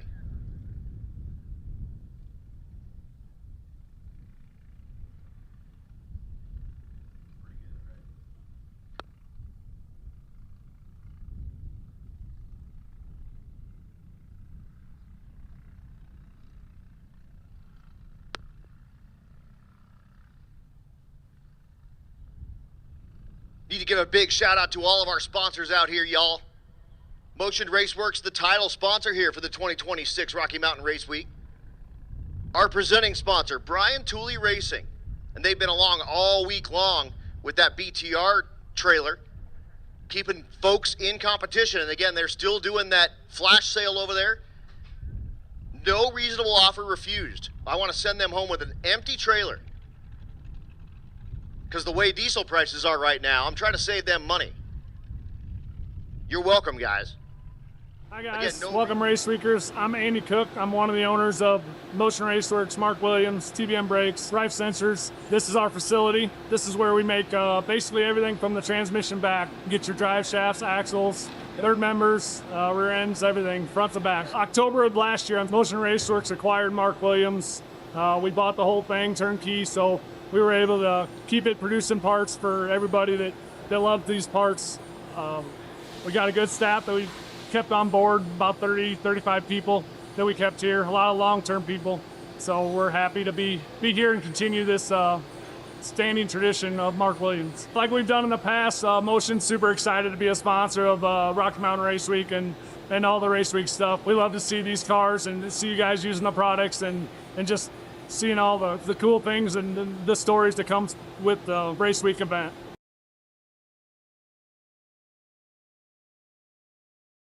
Adam, what's your new job?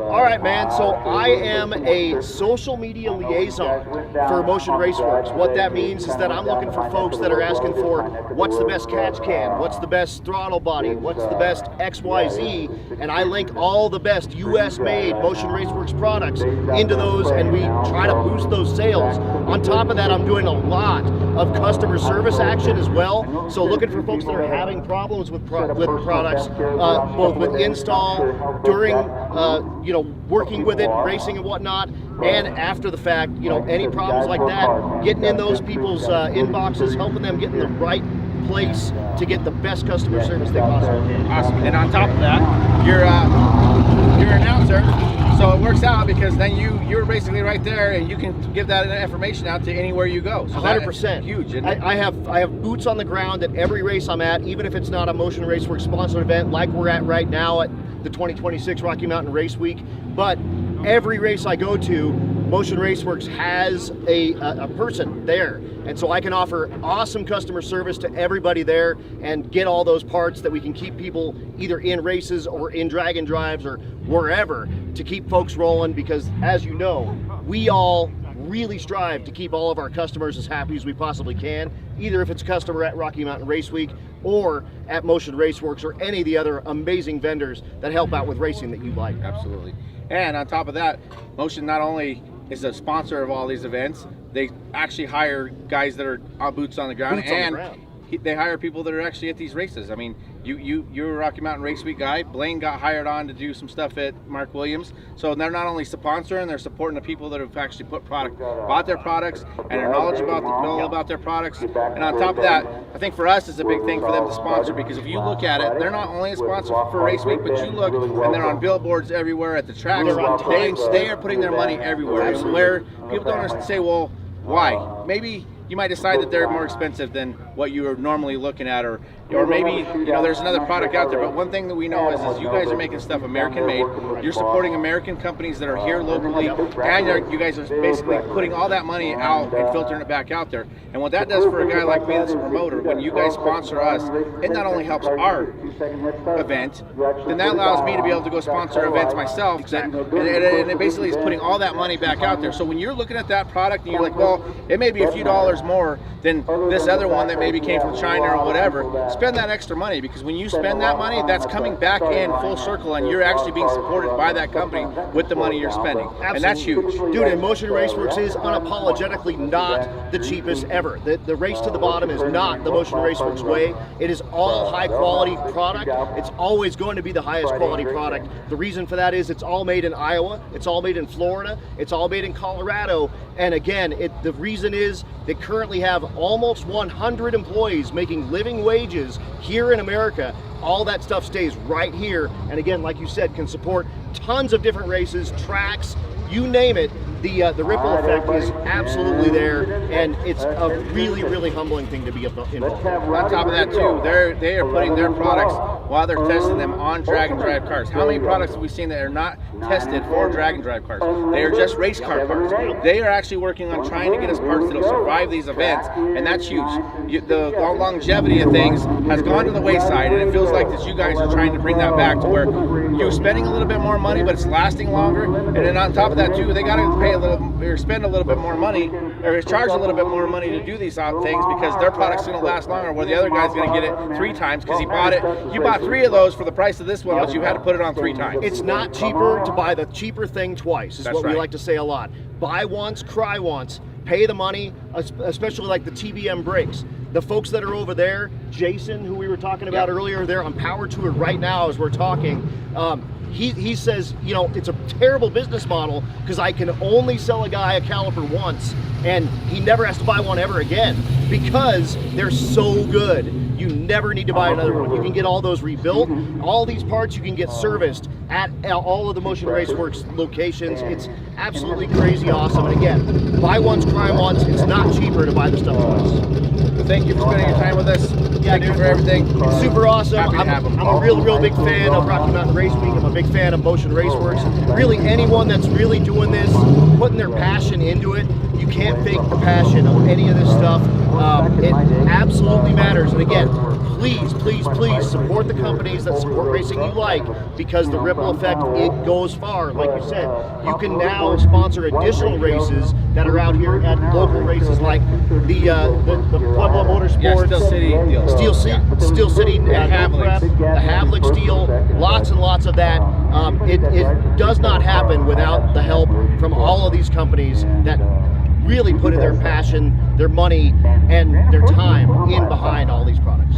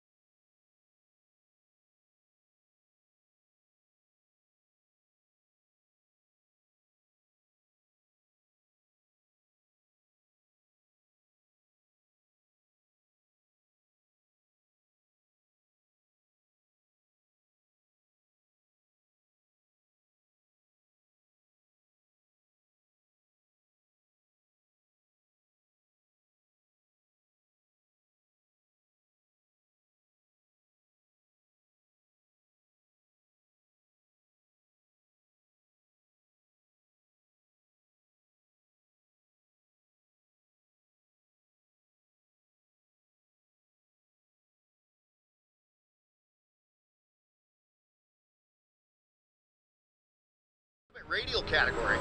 Stanford out of the naturalized printed small block category. Already $1,000 added to the bank account. And he does turn on a win light. That had to be close at that finish line. And again, Junior Street, we need you to the struggle bus for your chip draw. Junior Street, we need you to the struggle bus for your chip draw. Again, round number 4, round 3 winners, round number 4. This is your call to the staging lanes. Please come up to 3 and 4. And then Junior Street, we need you to do your chip draw there at the struggle bus.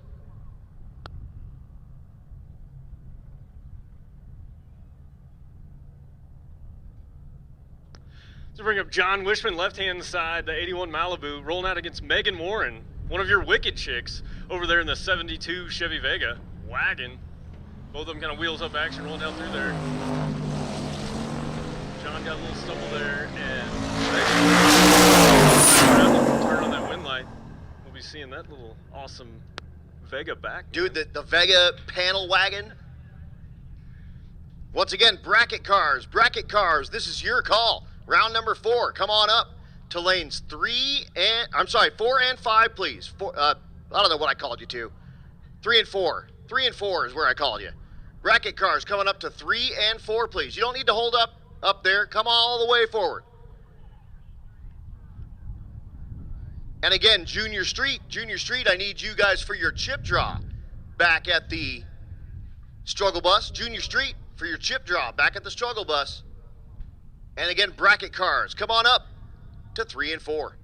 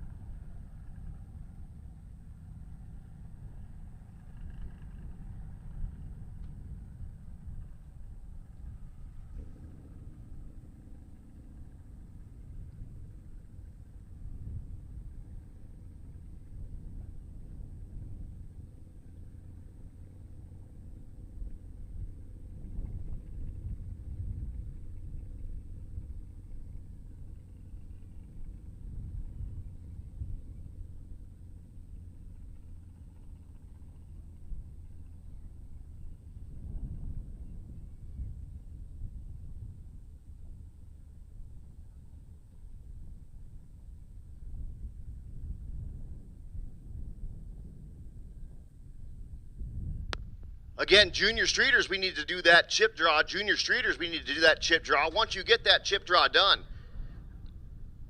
go ahead and come up to the top of the lanes, actually, so you can actually now bring your car.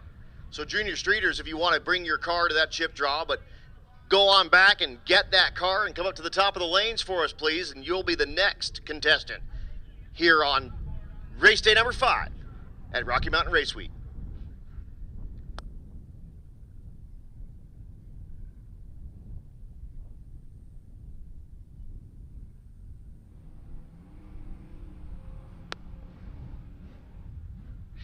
Here's Nick Kern, 10:07, the dial on the right lane, the twin turbo Coyote F-150, taking on Ethan Densman. The 65 Nova in the left lane, dialed 1240. Again, Junior Street, you can go ahead and do your chip draw, and when you get your dancing partner, come on up to the top of the staging lanes to get paired up.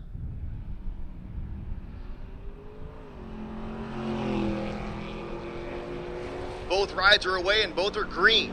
Here comes that F-150 on down that Nova. Can he do it? Cannot. Nick Kern cannot run the number. Throws away at 0.34 light. And Ethan Densman goes 12.53 on the 12.40. And he'll be back for round number 5. Jan Haza here in the right lane. The 91 Chevy S10 out of Lincoln, Nebraska, dialed 1075. He's taking on Ryan Gray, the 05 Silverado out of Andover, Kansas. Dialed 1512. A little Kansas versus Nebraska coming at you. And Ryan Gray's dead meat. Jan Haza pulls aside at 8th mile. He does not break out. And he does not. 1097, benefit of a 13 reaction time to green. Ryan Gray was 299, and like I said, was dead meat as soon as he hit the gas. Chad Baggert in the right lane out of Springsdale, Arkansas, or Alaska. Is that Alaska? Okay. Down 1225 with the bump side F100. Taking on Dustin Wright out of Scott City, Kansas. Dialed 1235, 1/10 separate these two rides. Red light time. They're in the right lane for Chad. Dustin Wright will be back for the next round of competition. If you're keeping score at home, Wright goes 1244 on that 1235. Here's Ernie Riley. This is the guy that took out my wife, Stevie, so he's got to win now.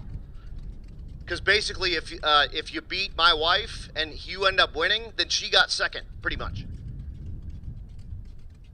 He's up against William Patton with the 1970 Suburban out of Lincoln, Nebraska. He's dialed 1120. Riley dialed a 1329. And Patton's dead meat. Ernie way better on the tree. Will hit the brakes and turn on the wind light. 1338 on the 1329.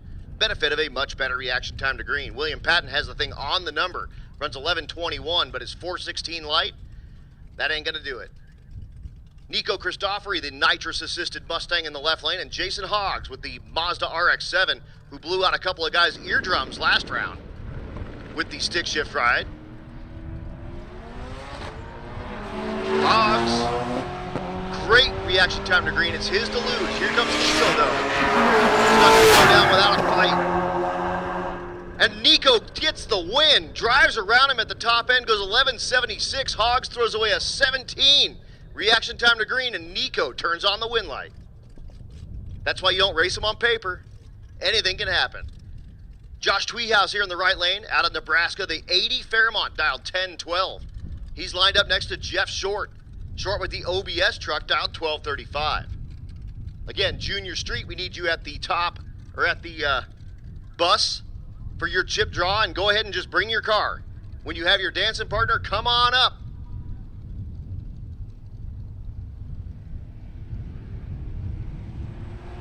Two green lights on this side. Tweehouse trying to run down that Silverado side by side of the 1,000 foot. Tweehouse turns on the wind light 1029 at 131. Benefit of a 21. Reaction time to green. The margin of victory, 35 ten-thousandths of a second at the finish line, which is about a foot. Maybe less than that. Here's Nate Larson in the right lane out of Pueblo, Colorado, 1078 the dial with the LS Swap Vega. He's taking on Larry Van Winkle, the beautiful 1967 Camaro, with a 1095. Red light time by a lot in the left lane. Hands over the wind to Nate Larson. He gets a free time trial here in round number 4. He'll run that Vega out and go 1086 and need to do a little bit of adjustment to that dial-in. Again, Junior Street, when you get your pairs, go ahead and come on down to the front. Let's get you down to 3 and 4, please. Junior Street, when you get your pairs, come on down to the front. Lanes 3 and 4, please.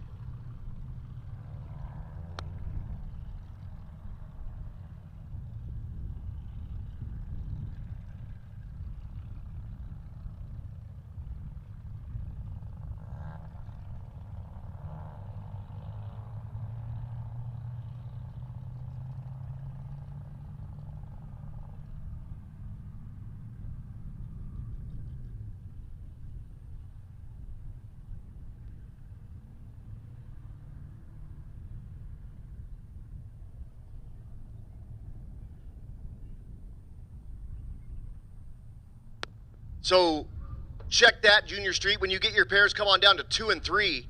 Junior Street, when you get your pairs, come on down to 2 and 3, please. Test and tuners, I'm putting you on deck. I'll be calling you soon. If you're out of competition and you want to make passes, this will be your call. Again, I'll be calling you very soon, test and tuners. Or time trials, or whatever you want to call it. But again, Junior Street, when you get your pairs, come on down. 2 and 3, please. 2 and 3 for Junior Street.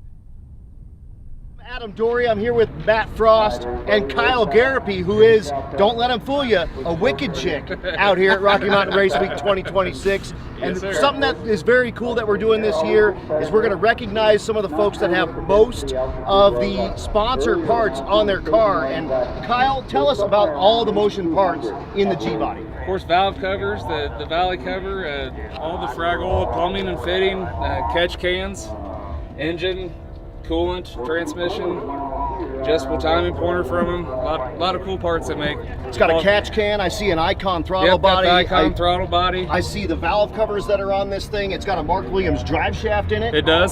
So, dude, you got pretty much the catalog of Motion Raceworks in this car. And something that we're going to do for you, for being a really, really valued member of the Motion Raceworks family right here, we're going to give you $250 that you can spend at Motion Raceworks anytime. Awesome. Send me an email, and I will take care of you for whatever you need for 250 extra bucks off of whatever your next order is from Motion Raceworks. Nice. So, dude, thank you so much. Heck yeah. Again, these are folks that put their money where their mouth is. All of our sponsors out here throwing it up for all of our folks, and then all of our racers giving it back to all of our sponsors that help us out. It's a mutually beneficial relationship, and we wanted to show you a little bit of extra fun. And dude, you guys are awesome. You and your wife have been out here for Rocky Mountain Race Week for a lot of years, and we appreciate it. I know Matt appreciates it, and you are part of the family now. And again, you've been part of the Motion Raceworks family. Definitely. We are happy to show you a little bit of extra love. Well, How's the car doing this week? it's doing great. I just put down a 1018 with it. I've been learning the car this week. It's all new combo from front to rear. First pass lanes in Great Bend this week. So That's awesome. And here you are, however many miles, what are we at now? Over 900. 900 I've got miles over in. 900 on the trip. And all the motion parts are keeping you together. They're keeping me together. Awesome. Heck Thank yes, you. dude. Thanks Yep. for always being supportive of us. Definitely. Appreciate it. Great parts, and I like supporting whoever supports events. And it really, stuff. it does make a difference. Any of the vendors that help out races that you like, Rocky Mountain Race Week or any of the other races, pay attention to those vendors that are out there putting their money, they're putting their profits back into racing, because it absolutely matters. And when you do, make sure you let them know that that race sent you to them to give them a good return on investment, so that we can have them back year after year after year, like we have right now, our title sponsor, Motion Raceworks, here at the 2026 Rocky Mountain Race Week.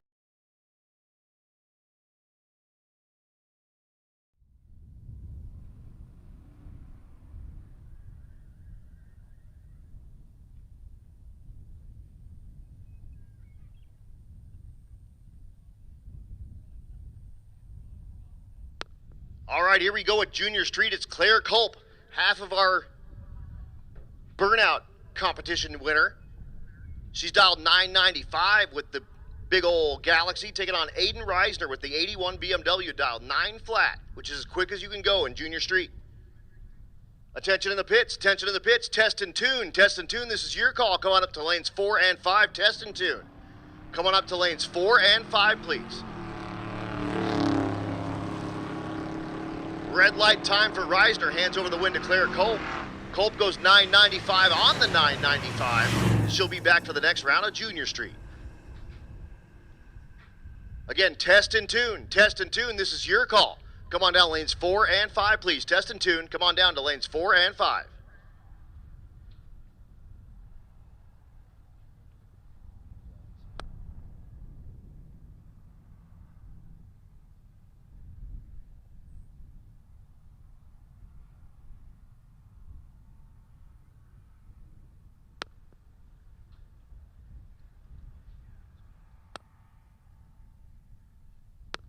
Next pair in the water is Adeline Yuri and Skyla Lipensky.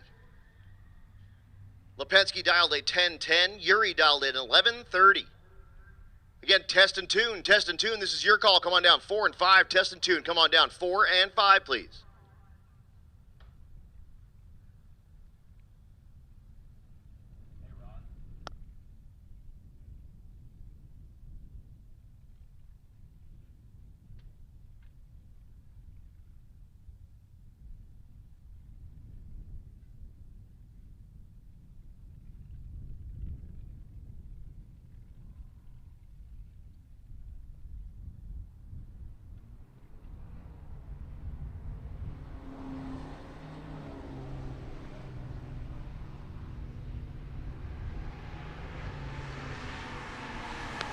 Win light goes to Adeline Yuri, 11:33 on the 11:30, and she'll be back for the next round of Junior Street.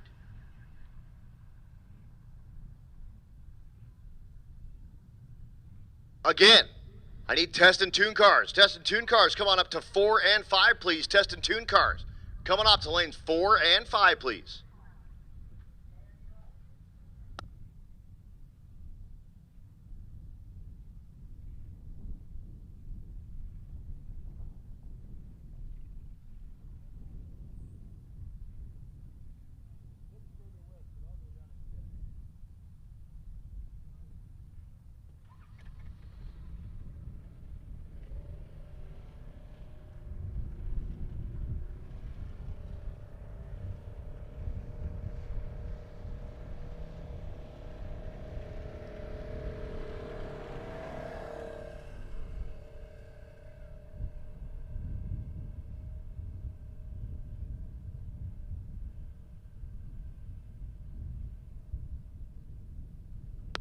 Here come some test and tuners.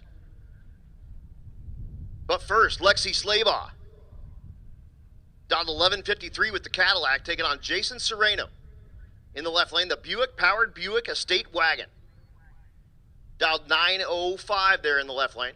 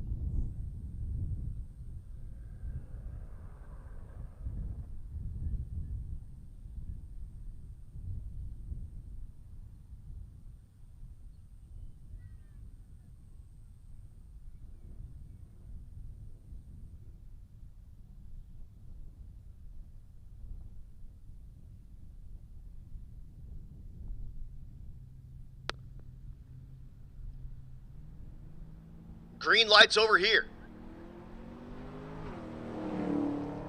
Serrano barking the tires into second, trying to chase down Lexi, and a double breakout.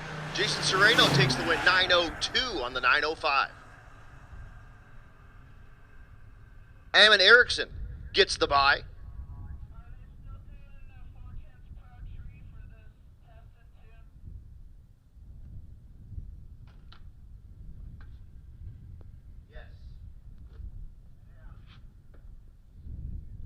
Erickson, half of our burnout first round winner.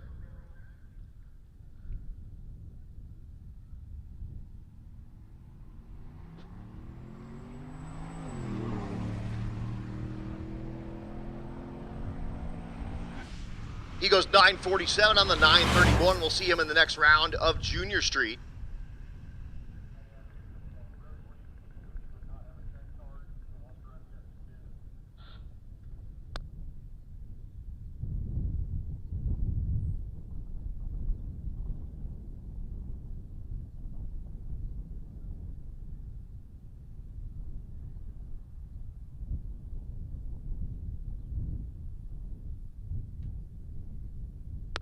Now we're going to do a little test and tune action.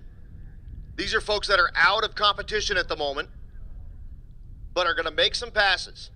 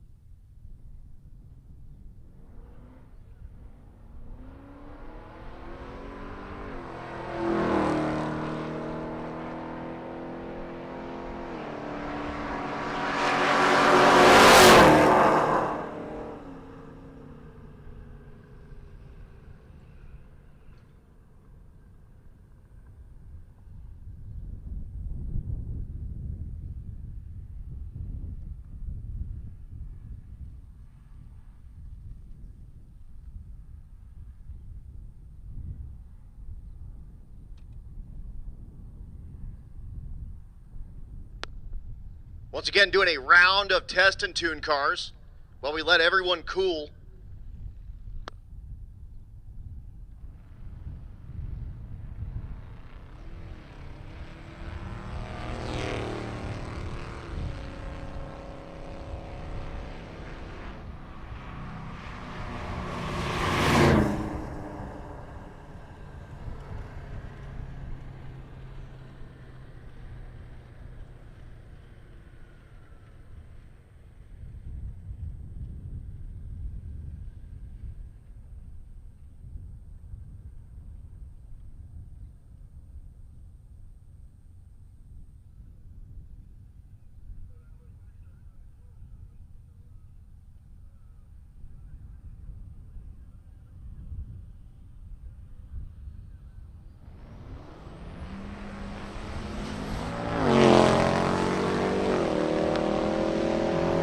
Attention to the pit, attention to the pit. Let's get Rowdy Radial, Rowdy Radial.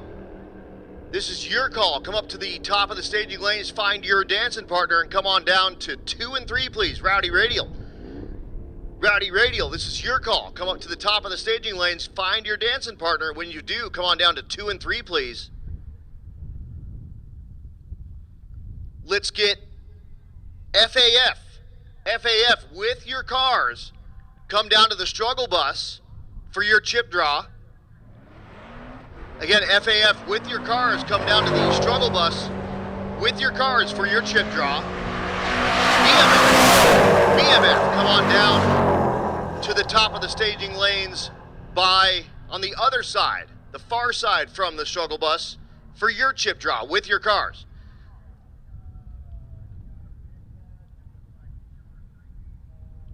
Again, Rowdy, you already have your pairs, so come up to the top of the staging lanes, find your dancing partner, come on down to 2 and 3. Rowdy, this is your call. Come up to the top of the staging lanes, get in your pairs, and come on down to 2 and 3. FAF, come up to the struggle bus with your rides. And we'll do your chip draw. And BMF. the other side of the staging lanes from the struggle bus with your rides for your chip draw. Quick, I'm gonna put you on deck. We'll be calling you soon. Quick, I'm gonna put you on deck. We'll be calling you soon. And same deal, we'll call you guys up with your cars to do a chip draw at the bus.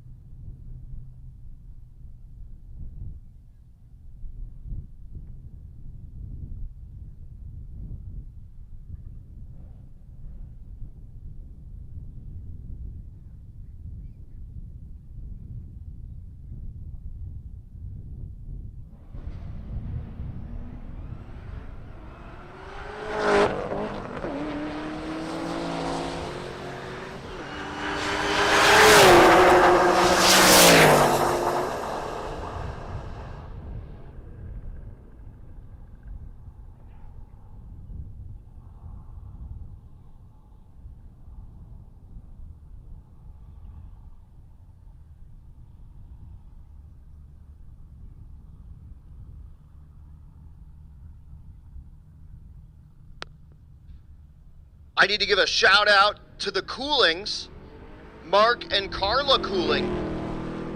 This week is their 11-year wedding anniversary. That's happening tomorrow. So, congratulations to the Coolings for staying married for 11 years. Y'all are awesome.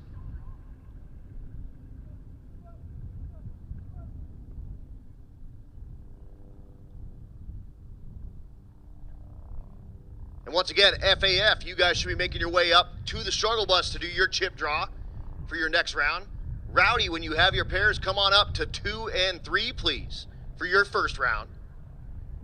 BMF, you guys should be making your way to the other side of the struggle bus.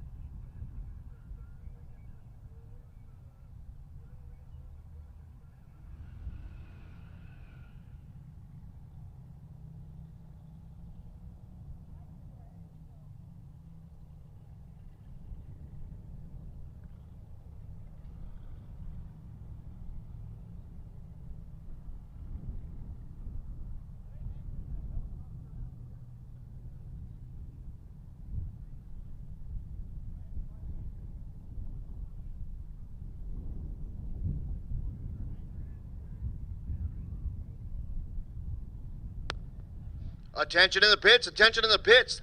The SRCA merch shop is closing in 30 minutes.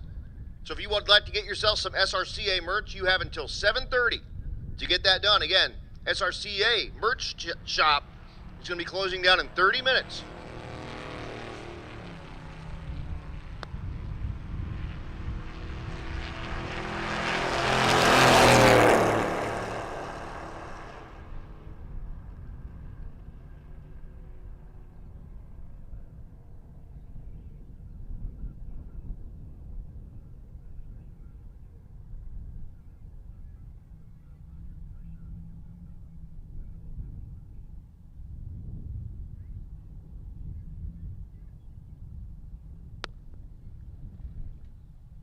So again, Rowdy, when you got your pairs, come on down to 2 and 3 up to the front here. In your pairs. I should have FAF over there at the struggle bus for your chip draw. And I should have BMF on the other side of the staging lanes for your chip draw with your rides.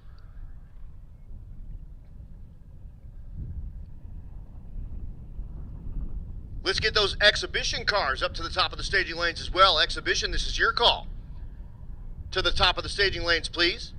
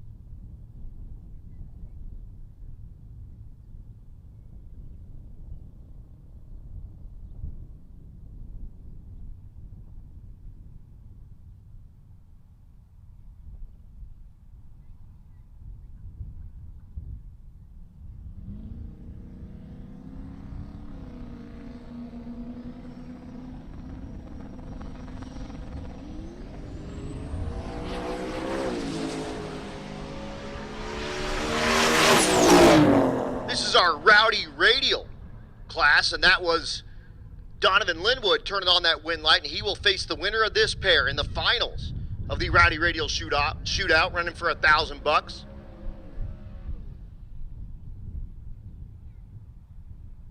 Again, I should have. I'm only seeing a couple of cars down there. I need FAF. FAF, you need to be at the bus when doing your chip draw with your cars, please. When you get your pairs, come on up to 4 and 5. Again, when you get your pairs, come up to 4 and 5. BMF. I also need you guys. I only see a couple of you. We need 4 of you. We need you at the bus to do your chip draw, and when you get your pairs, come up to 2 and 3. Exhibition cars. This is your call to the top of the staging lanes, please, for your final. Again, exhibition, this is your call to the top of the staging lanes, please. Here's Brian Collinsworth and Mark Grote.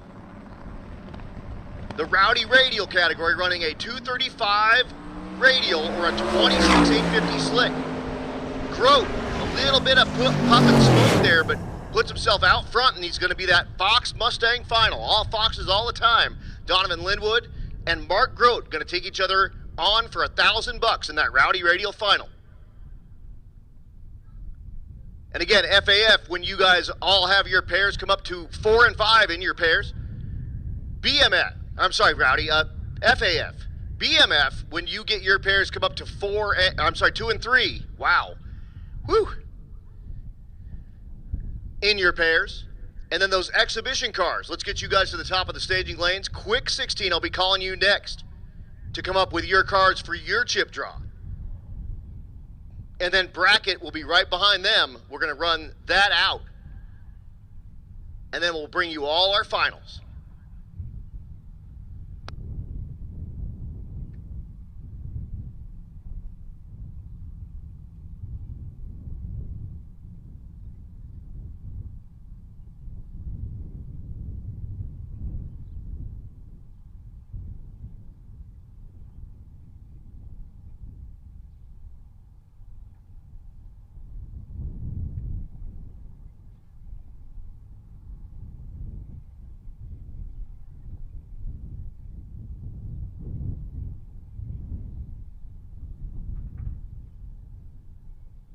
Hi guys, welcome Race Weekers. I'm Andy Cook. I'm one of the owners of Motion Raceworks, Mark Williams, TBM Brakes, Rife Sensors. This is our facility. This is where we make basically everything from the transmission back. Get your drive shafts, axles, third members, rear ends, everything, front to back. October of last year, Motion Raceworks acquired Mark Williams.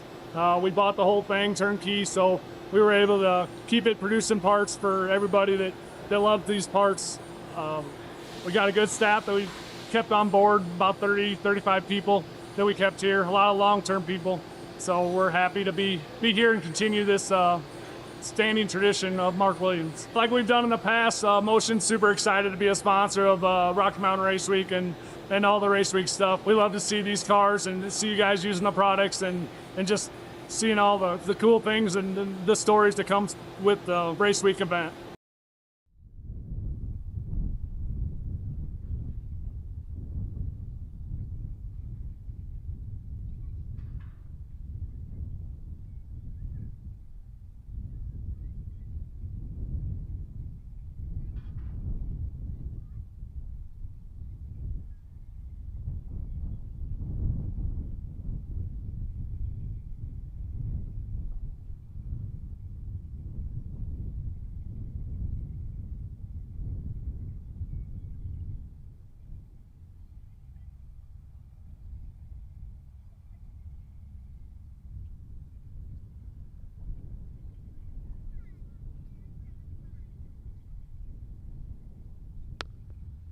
And again, FAF, as soon as you get your pairs, come on up to 4 and 5. BMF, when you get your pairs, come on down to 2 and 3. I should have my exhibition cars making their way to the top of the staging lanes, please.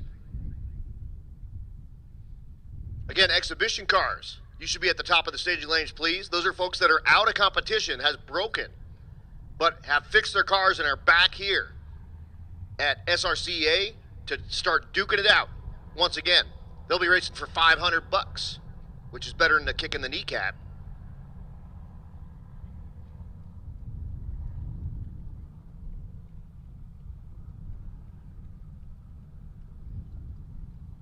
There's half of our exhibition, Mr. John Gilman, with the newly LS Swap Nova. He had a wacky long push rod that he broke, and he was looking for a crazy long push rod. We couldn't get him that push rod, and he said, you know what, we got the time off, we're going to go ahead and continue on. He got back here, he had push rods waiting for him, threw a push rod in it, fired it right up, he's ready to go. Out of shop 209. Check them out on YouTube. This is the Nova he calls the Franken Nova.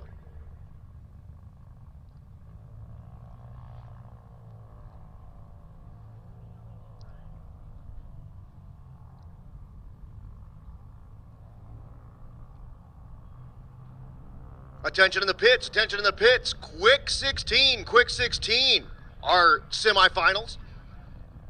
Quick 16, our semifinals. This is your call. Come on down to the opposite side of the struggle bus where BMF was. Again, quick 16, come on to the opposite side of the struggle bus, our semifinals. With your cars to do your chip draw. Again, quick 16, come on up to the opposite side of the struggle bus with your cars to do your chip draw for your semifinal round. FAF, when you guys are all set and ready to go, come on down to 4 and 5, please. And my other exhibition car, you guys can come down to 6.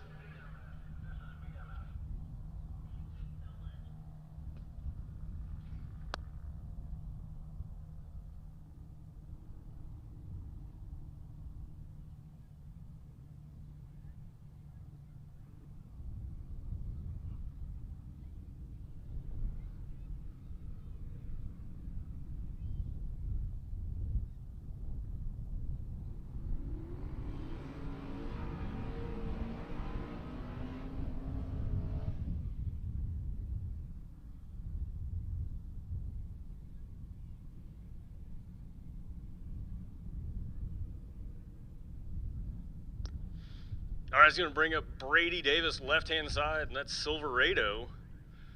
Got the wing hanging off the back parachute, everything, the whole 9 yards.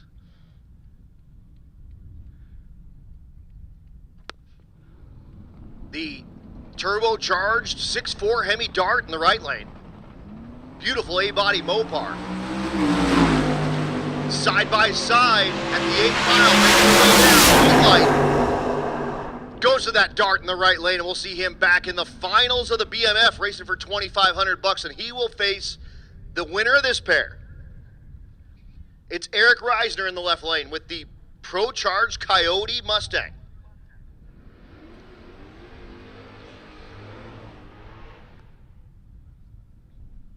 He's taken on, oops, I'm in the wrong, there we go.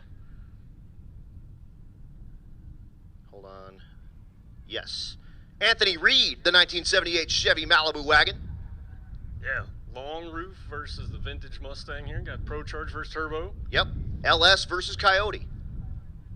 So yeah, pick your poison there. Ford versus Chevy. I mean, let's Ford, Chevy powered Chevy. Here we go. Big starting line advantage to Reisner.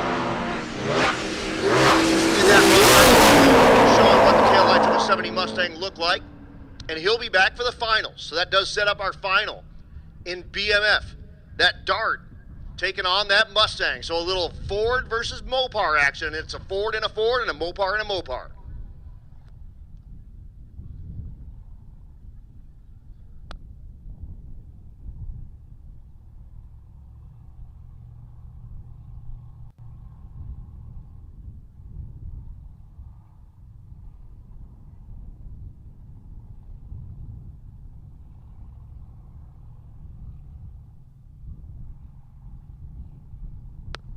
FAF, when you get your pairs, come on up to 4 and 5. You're next.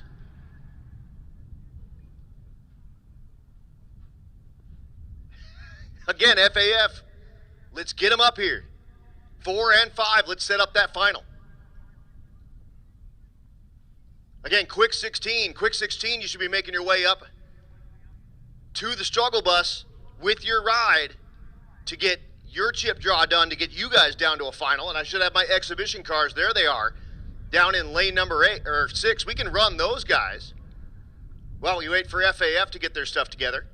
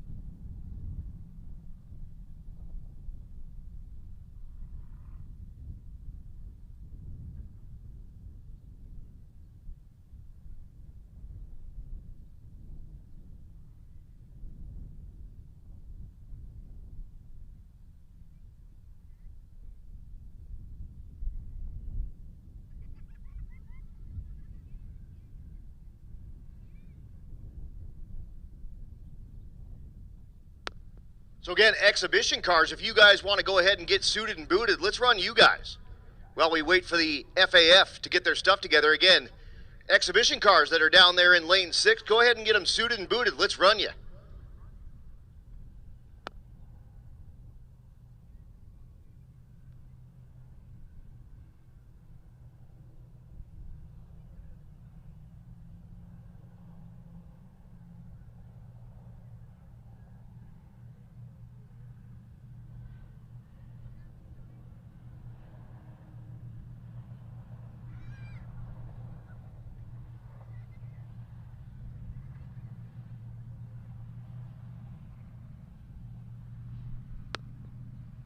Looking up, I do see 4 rides up there for quick 16. And again, FAF, as soon as you've got your pairs, come on up. 4 and 5, please. I see them doing some work over there and getting ready to go. But this will set up finals in all of our heads-up classes. And then bracket cars, I'll be calling you soon. Yeah, you hear the rumble in the distance over there. Jason Hurley, Meltdown Firebird, got her fired up heading toward the line.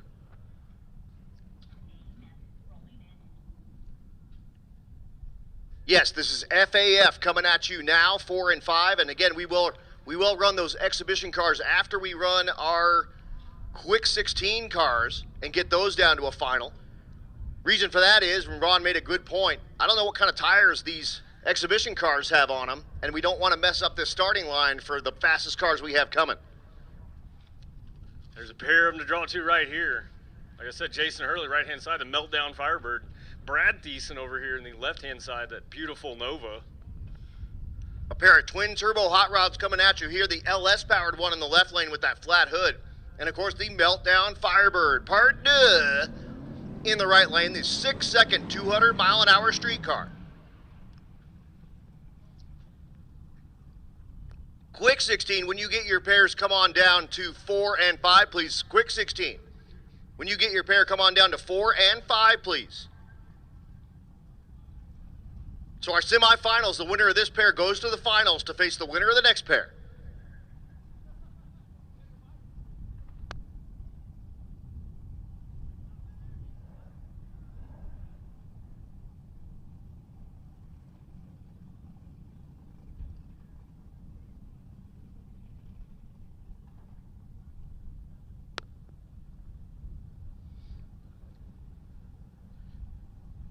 Again, Brad Thiessen out of Brian Tooley Racing. So this guy's got 1/3 of the drag and drive formula. Maybe he's got Pantera cranking in there, and maybe he's got some Buckies. Who knows?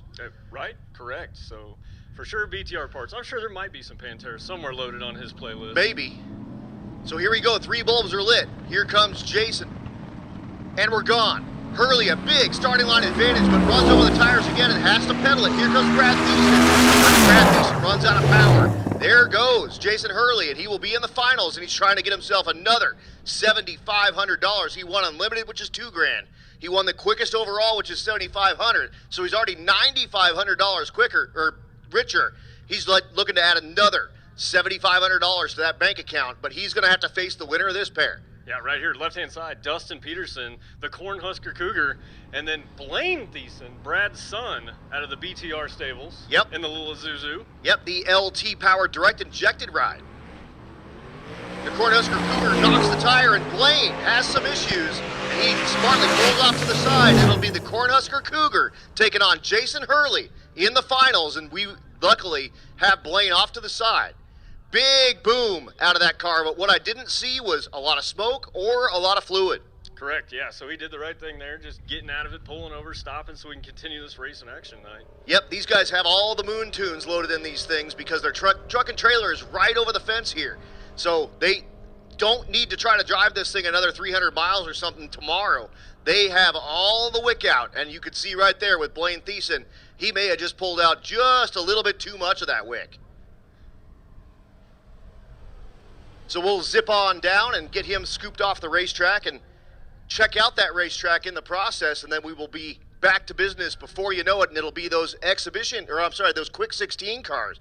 Quick 16, we need you guys to the front of 4 and 5 so we know you're ready. Again, in your pairs, come on down to the front of 4 and 5 in your pairs so that we know you're ready, and then we'll run you guys, then run these exhibition cars down to a winner of those pairs. That's already a final. And then we will be back to bracket action. So bracket cars will be calling you very soon. Bracket cars will be calling you very soon. So make sure you have your stuff squared up, and we will be bringing you up, and then you guys are going to be round robining. If you win, we need you right back there in that bracket class. As well as Junior Street, we'll be having you guys up here pretty quick, and you guys will be basically round robining as well to finish us out. We should have a chance, possibly one more chance for folks to do a quick test and tune rip. But we are running into 7:20, and we still have awards to do.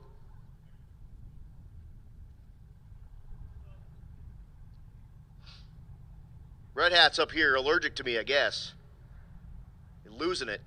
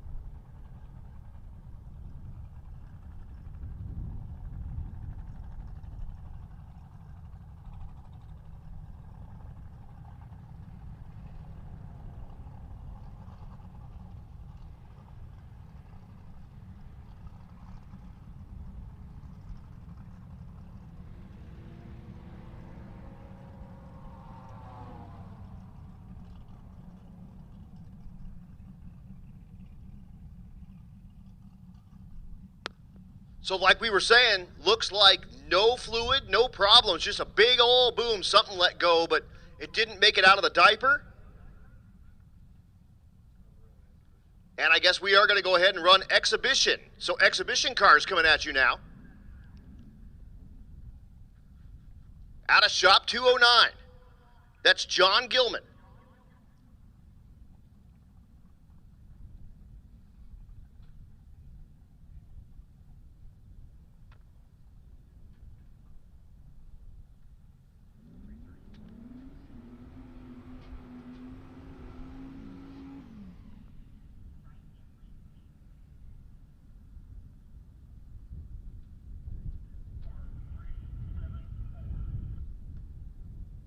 Eddie Mitz in the right lane is 1980 Ford Fairmont.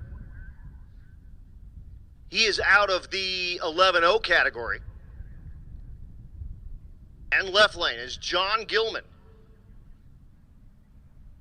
He is out of the naturally aspirated small block category.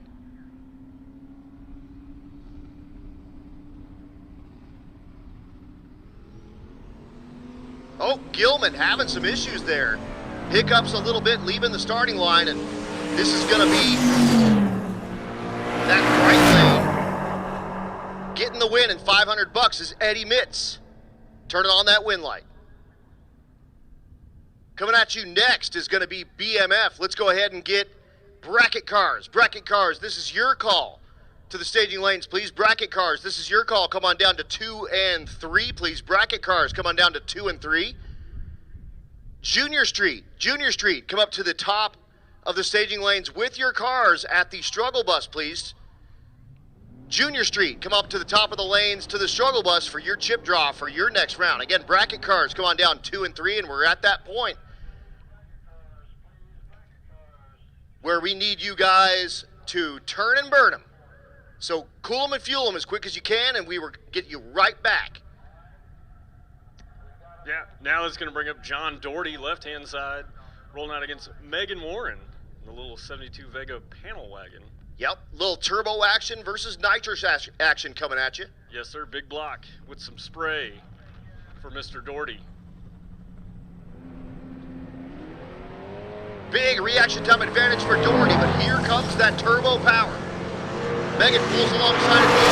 Doherty pushing his foot through the firewall, and he gets the win. Man, tickling the carburetor on that thing with his big toe. Well, I think that toe was touching the radiator on that. Oh, yeah, baby. So Doherty turns on a win light, and we're going to see him in the finals, and he's going to take on the winner of this next pair. Once again, Junior Street, come up to the struggle bus with your rides for your chip draw. Bracket cars, come on down to 2 and 3. Bracket cars, come on down to 2 and 3. So Sean Stanford, the naturally aspirated small block winner here in the left lane. He's already $1,000 richer. He wants to put another $2,500 in his pocket, but he's got Vince Rui in front of him right now. Vince Rui, the shop car out of FM Fab, one of our sponsors. The naturally aspirated small block class in the left lane, and the 9-0 winner in the right lane. Same deal, $1,000 richer, but looking to add $2,500. Pair class winners getting ready to duke it out. Bracket cars, you should be in 2 and 3. Bracket cars, 2 and 3, please. Junior Street, when you get your pairs, come on down to 4 and 5.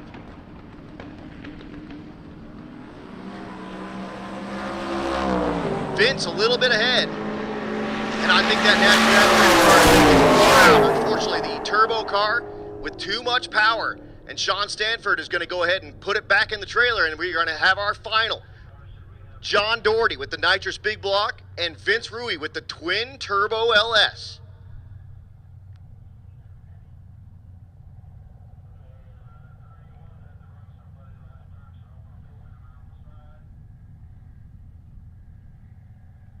Again, Junior Street, we need you guys at the struggle bus with your ride to get your chip draw done. Again, Junior Street to the struggle bus with your ride to get your chip draw done. And bracket cars, we have 7 of you. We should have you guys in 2 and 3. Bracket cars should have 7 of you in 2 and 3. This will get you down to 4. And then again, those 4, we need you to round robin it back in. If you win, we need you back in 2 and 3, please. Round robin to 2 and 3 if you win your round. We need you right back.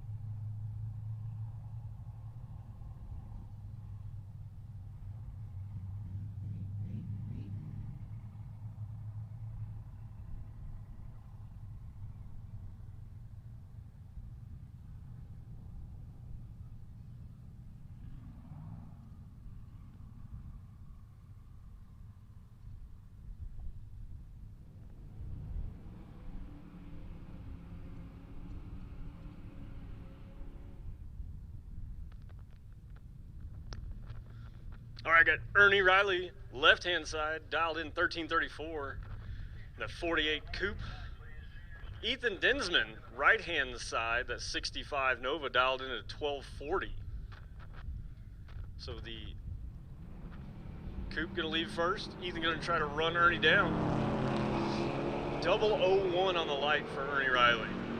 It's going to be a tough one to make up with the brakes. Turns on the wind light, 1339, 97 mile an hour. Ethan goes 1253, 105.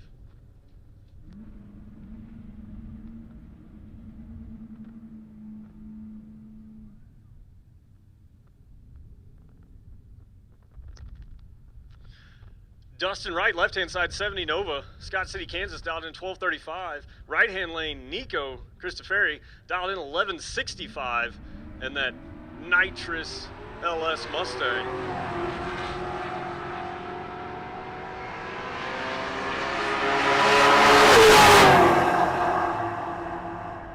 And Nico's going to turn on the wind light, 1171 on that 1165 dial.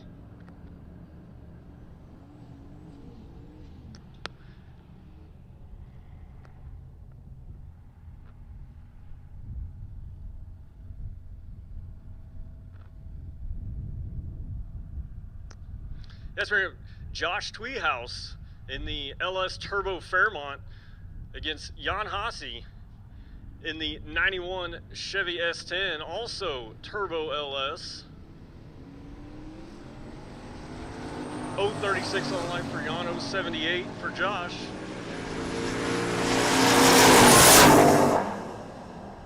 Jan's going to get there first, turn on the wind light with a 1083. Tweehouse goes 1035. Little buy action here, left-hand side. Nate Larson, a 75 Vega, dialed in at a 1078. Gets a nice little test pass going into the next round here.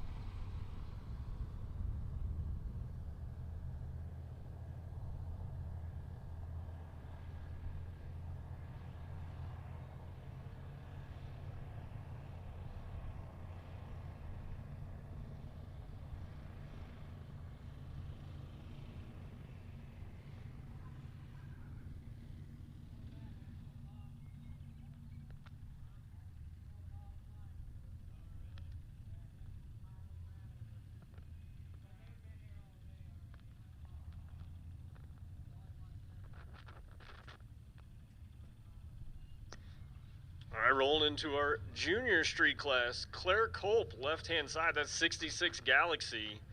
Did that wicked burnout earlier. Right-hand side, Jason Serrano, out of Surprise, Arizona, the 82 Estate Wagon. So you've got the more door on the left-hand side and the long roof on the right-hand side. As your 14 to 16-year-old out here wheeling full-size vehicles.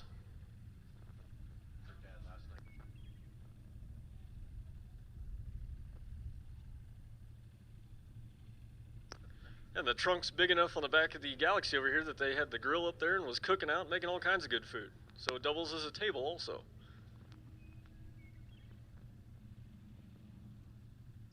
So Claire, Culp, left-hand side dialed in at a 993. Jason with the wagon dialed in at a 905.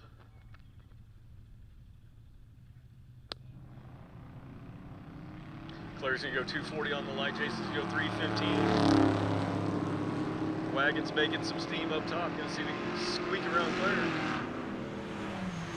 It does not. Claire takes the win with a 10.05. Oh, the breakout. So Jason broke out with a 903 on his 905 dial, letting Claire move on to the next round. Aylin Yuri, left-hand side, Syracuse, Kansas, the 95 Mustang. Last place says not too pink. Eamon Erickson, right-hand side, the 06 Silverado.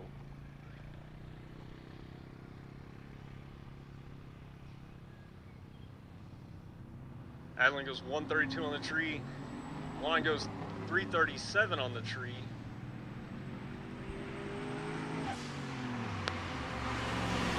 Adeline Yuri taking the win on the left-hand side in the not too pink Mustang.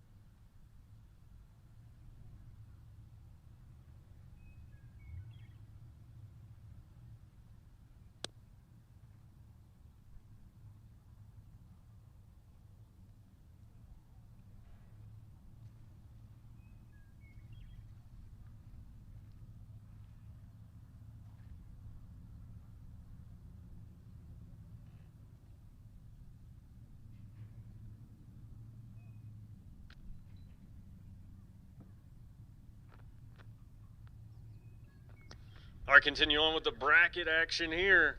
Left-hand side, Jan Hasse in the S10, rolling out against Nico Cristoferi in the Turbo LS 4-eyed Fox Mustang. So, pair of Turbo LS vehicles getting ready to duke it out here. Oh, right, correct, that's right. Nico needs to go turbo. Oh, so he is normally a nitrous guy, but he doesn't have the bottle in it. I did know that. It's been a long day, Adam. So Jan dialed in 1075 to Nico's 1165.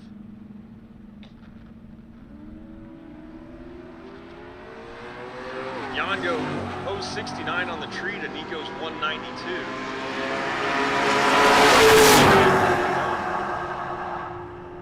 And Jan taking the win. 1082 on that 1075 dial. So once again, Adam, the reaction time does matter.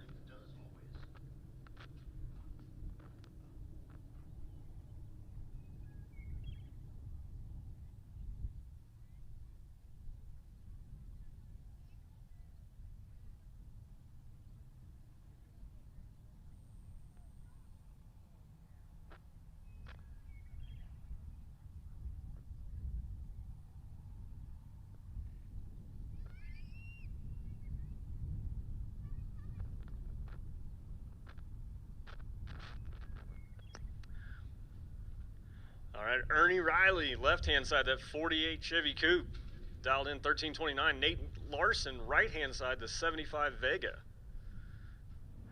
Ernie dialed in 1329. Nate dialed in 1078. So he's going to have to hang back a good 3 seconds. Let Ernie run out there and see if Nate can run him down.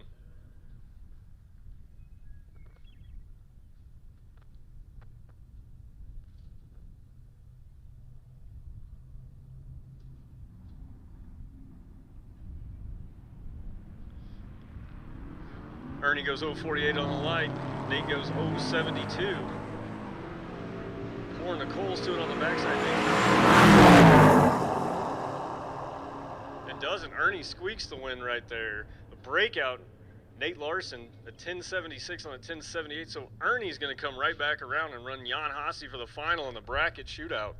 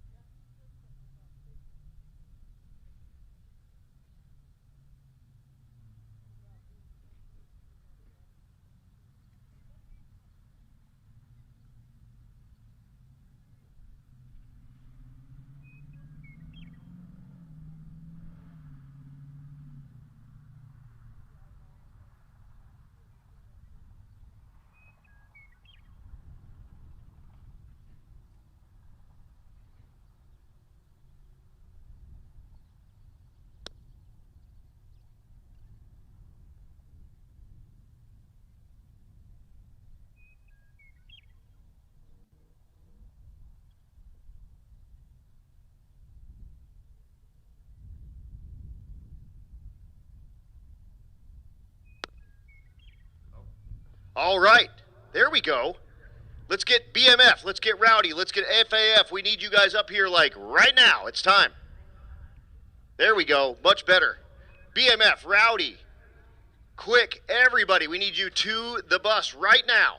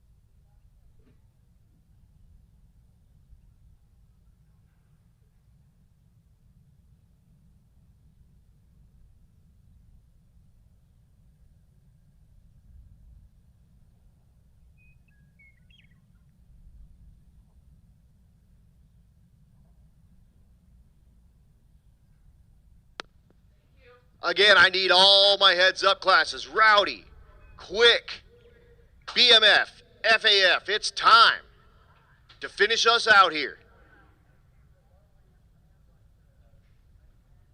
Again, Rowdy, BMF, FAF, and quick. This is your call back to the staging lanes, and we need you like now.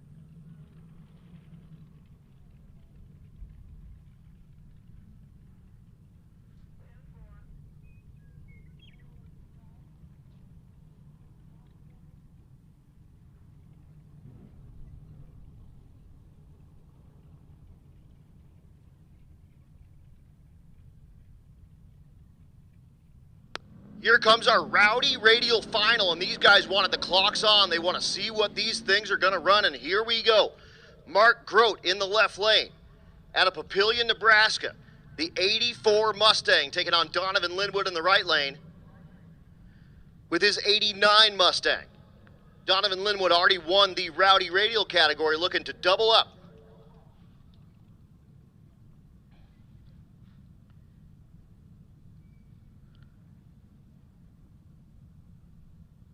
A pair of Fox Mustang notchbacks getting ready to do battle.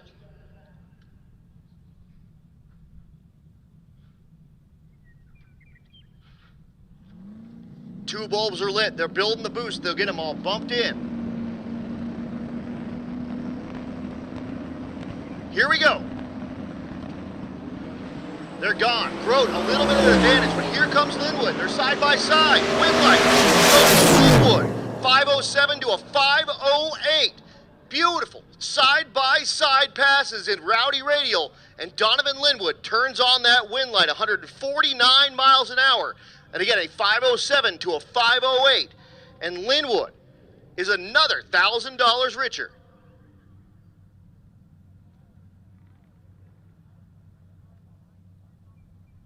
Coming at you now, our quick 16. No, I'm sorry, this is BMF. Oh, this is quick. The quick 16 final. Vince Rui in the left lane. John Doherty in the right lane.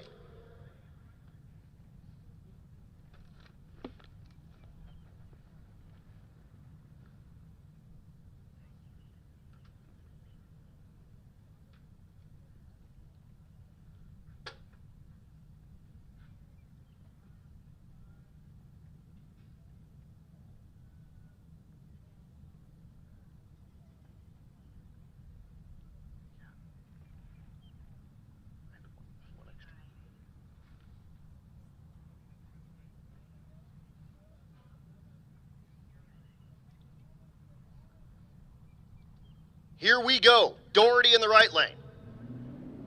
The nitrous-assisted big block Nova taking on the twin-turbo LS Nova. They're in the left lane of Vince Rui. The winner of this pair, another $1,000 coming to him.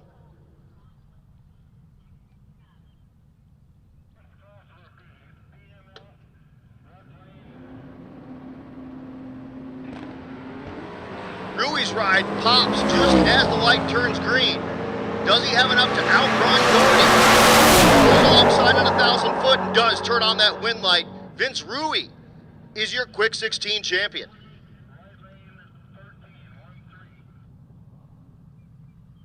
Coming at you next, our BMF final.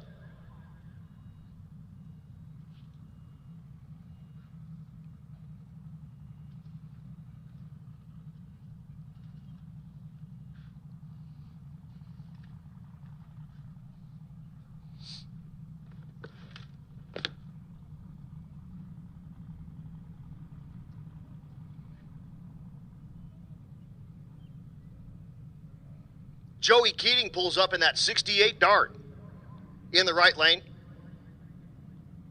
Turbo 6.4 Hemi.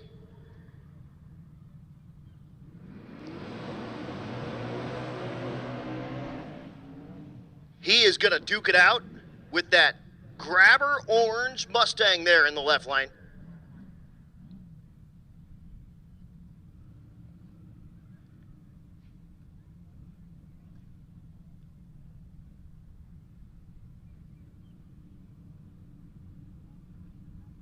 That's Eric Reisner.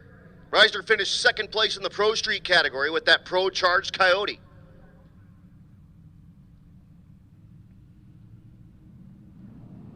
$2,500 going to the winner of this round. Big reaction time advantage for that Mustang. Can that Dart outrun him? No way. And it blows up at the top end, it looks like, but still turns on the wind light. Eric Reisner takes that win with lots and lots of death smoke.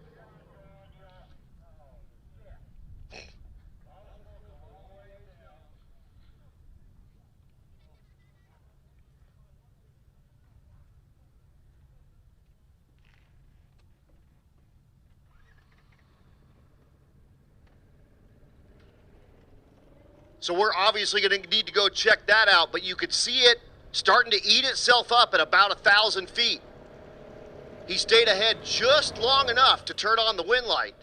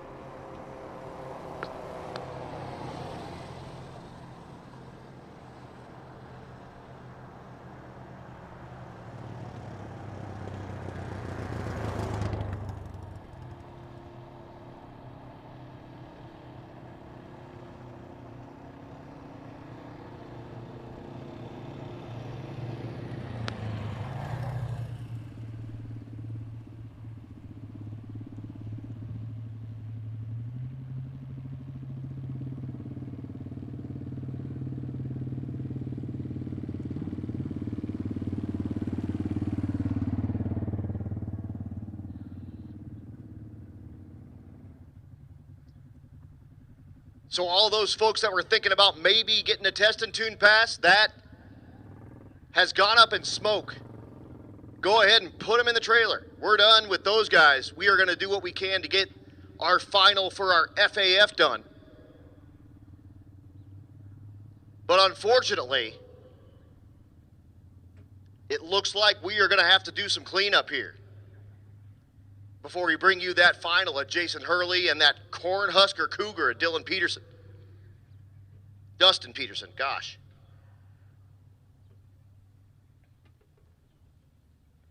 So again, if you were thinking about maybe getting a test and tune pass in, it's not going to happen. Go ahead and turn them around. Your night is done. The only 2 cars that we will send down this racetrack from here forward is going to be that FAF final.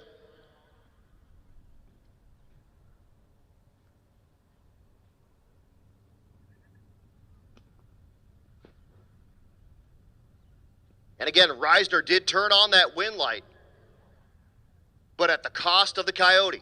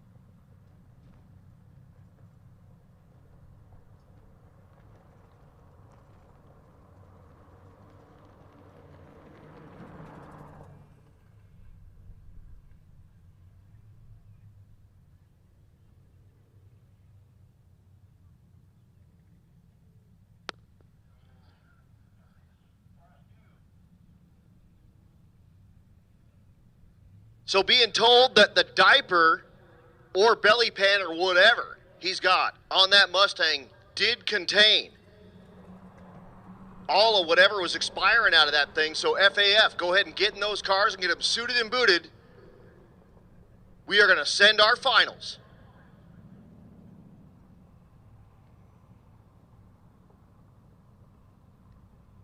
If you're making your way to the exit, don't turn around. Get your seat to a seat.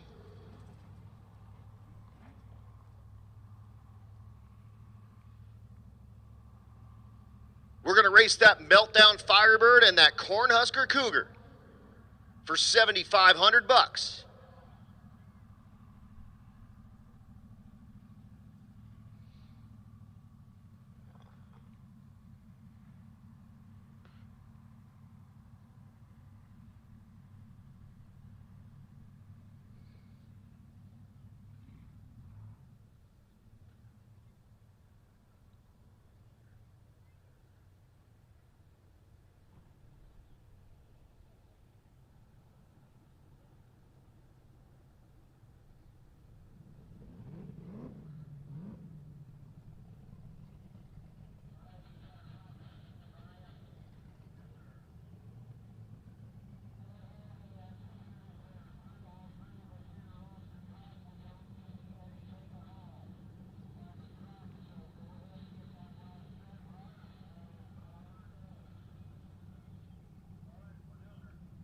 Here they come. Getting ready to put them in the water.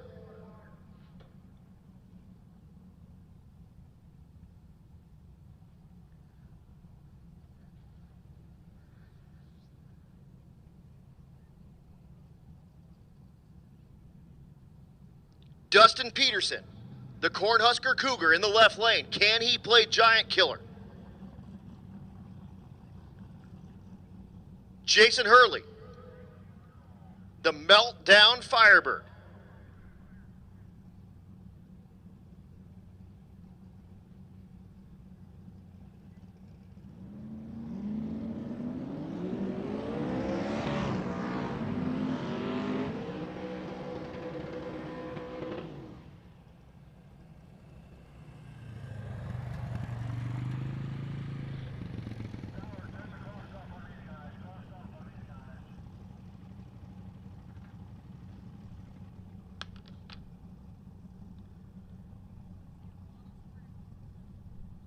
Dustin out of Lincoln, Nebraska. Jason out of Greeley, Colorado. The 6-second capable Meltdown Firebird.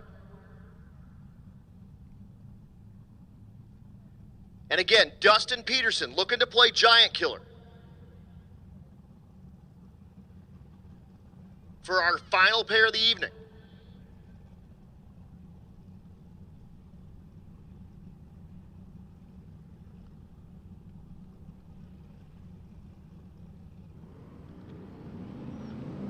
Both rides are in the pre-stage. They bump into stage. Here's the cream. Dustin has it wicked up way too much. He's going to drive out of his life and get himself another $7,500. And that Meltdown Firebird takes home another $7,500. He now is $17,000 richer from driving a car. And our final car of the night is going to be Mr. Corn Dog Tom, UK Tom. The Mustang is getting a VK56 swap coming up very soon, and that Corn Dog Tom car is going to look to put up a new personal best before he takes that LS out and puts in that Nissan motor, and he's taking on Nick Ball. The stick shift Cadillac. And Tom, before he heads back to the UK, is going to look to put himself way up on a new PB with the Fox Mustang. Again, the car he flew in from the UK and bought sight unseen. He's now done a number of drag and drives with that ride.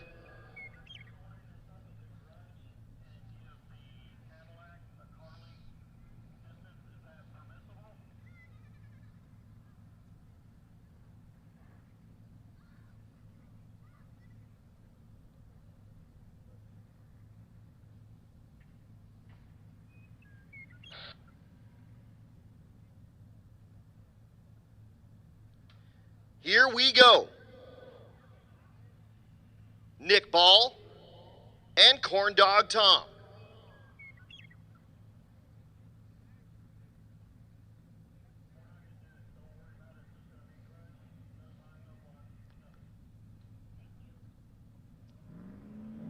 Here we go, Corn Dog Tom. He gets red lighted out. So Nick will go down. We'll back up Tom.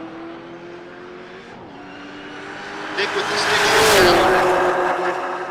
Goes 1067, 132, and here comes Tom again. The car he bought sight unseen. Flew over from the UK, fell in on this car and brought it to Rocky Mountain Race Week, and he has now done a number of these. He's going to...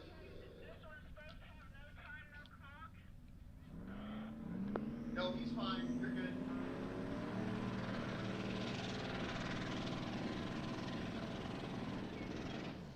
He's fine. He can get a time.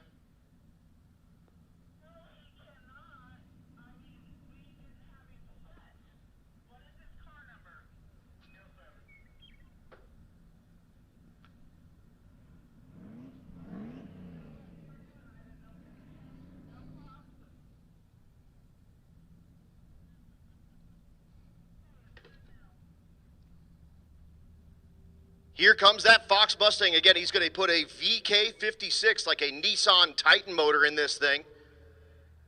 When he comes back,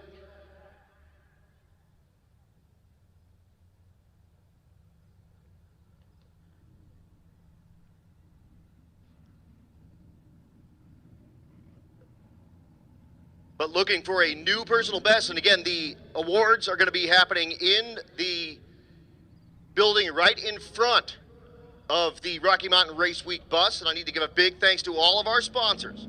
Bank Shift, Boost Line Performance Solutions, Circle D Specialties, Crower, Cornerstone Performance Transmissions, Disorganized Grime, FM Fast, Tom goes 951, 144. Juggernaut Molded Welding and Fab, Leading Edge Technology Partners, Mahle Motorsports, Mel Hamilton Ford, Four-Eyed Performance, War Performance, tuned by JP, Trinity Performance and Design, The Bank Shift Billy, Summit Racing, Rocky Mountain Plumbing and Hydro Heat, Quick Performance, Portable Car Hoist, Nobody Else's Auto, Nebraska Land Tire Service, our presenting sponsor, Brian Tooley Racing, and our title sponsor from Motion Raceworks. Y'all, what a great Rocky Mountain Race Week 2026. You guys are absolutely awesome. Awards to follow immediately. We're already set up and ready to go, so head on in there. And ladies and gentlemen, on the live stream, ladies and gentlemen, man, thank you so much for joining us. I got to tell you, we're going to do the awards live. Neil's grabbing camera right now down track. I'm going to pick up some gear. We'll be live here shortly. Just give us 15, 20 minutes, whatever. We're going to get over there. We're going to get set up. We're going to be live for the awards as well. You're not going to want to miss that. There's going to be a lot of really happy people. I guarantee you there'll be some tears and all kinds of fun. So join us, everybody that joined us here all week long for Rocky Mountain Race Week 2026. Epic event. I mean, epic event. We had so much fun. So again, thank you so much to all of you guys for joining in. We're going to shut down the feed here in just a moment. When we do, we are going to get all of our gear, or enough gear to do the live stream from the awards, which is in another building on the other side over here. So we got to pick stuff up and move it, and then we'll go live there. So we hope you have joined. If you have not subscribed, if you have not clicked the bell for notifications, all that junk is free, and you will know when we go live. But like I said, hopefully within the next 20, 30 minutes, we will be up, live, and ready for awards. Thank you, everybody. We do appreciate you guys being here. I'm Chad Reynolds on behalf of Neil Sabo, who is my absolute minion of all minions.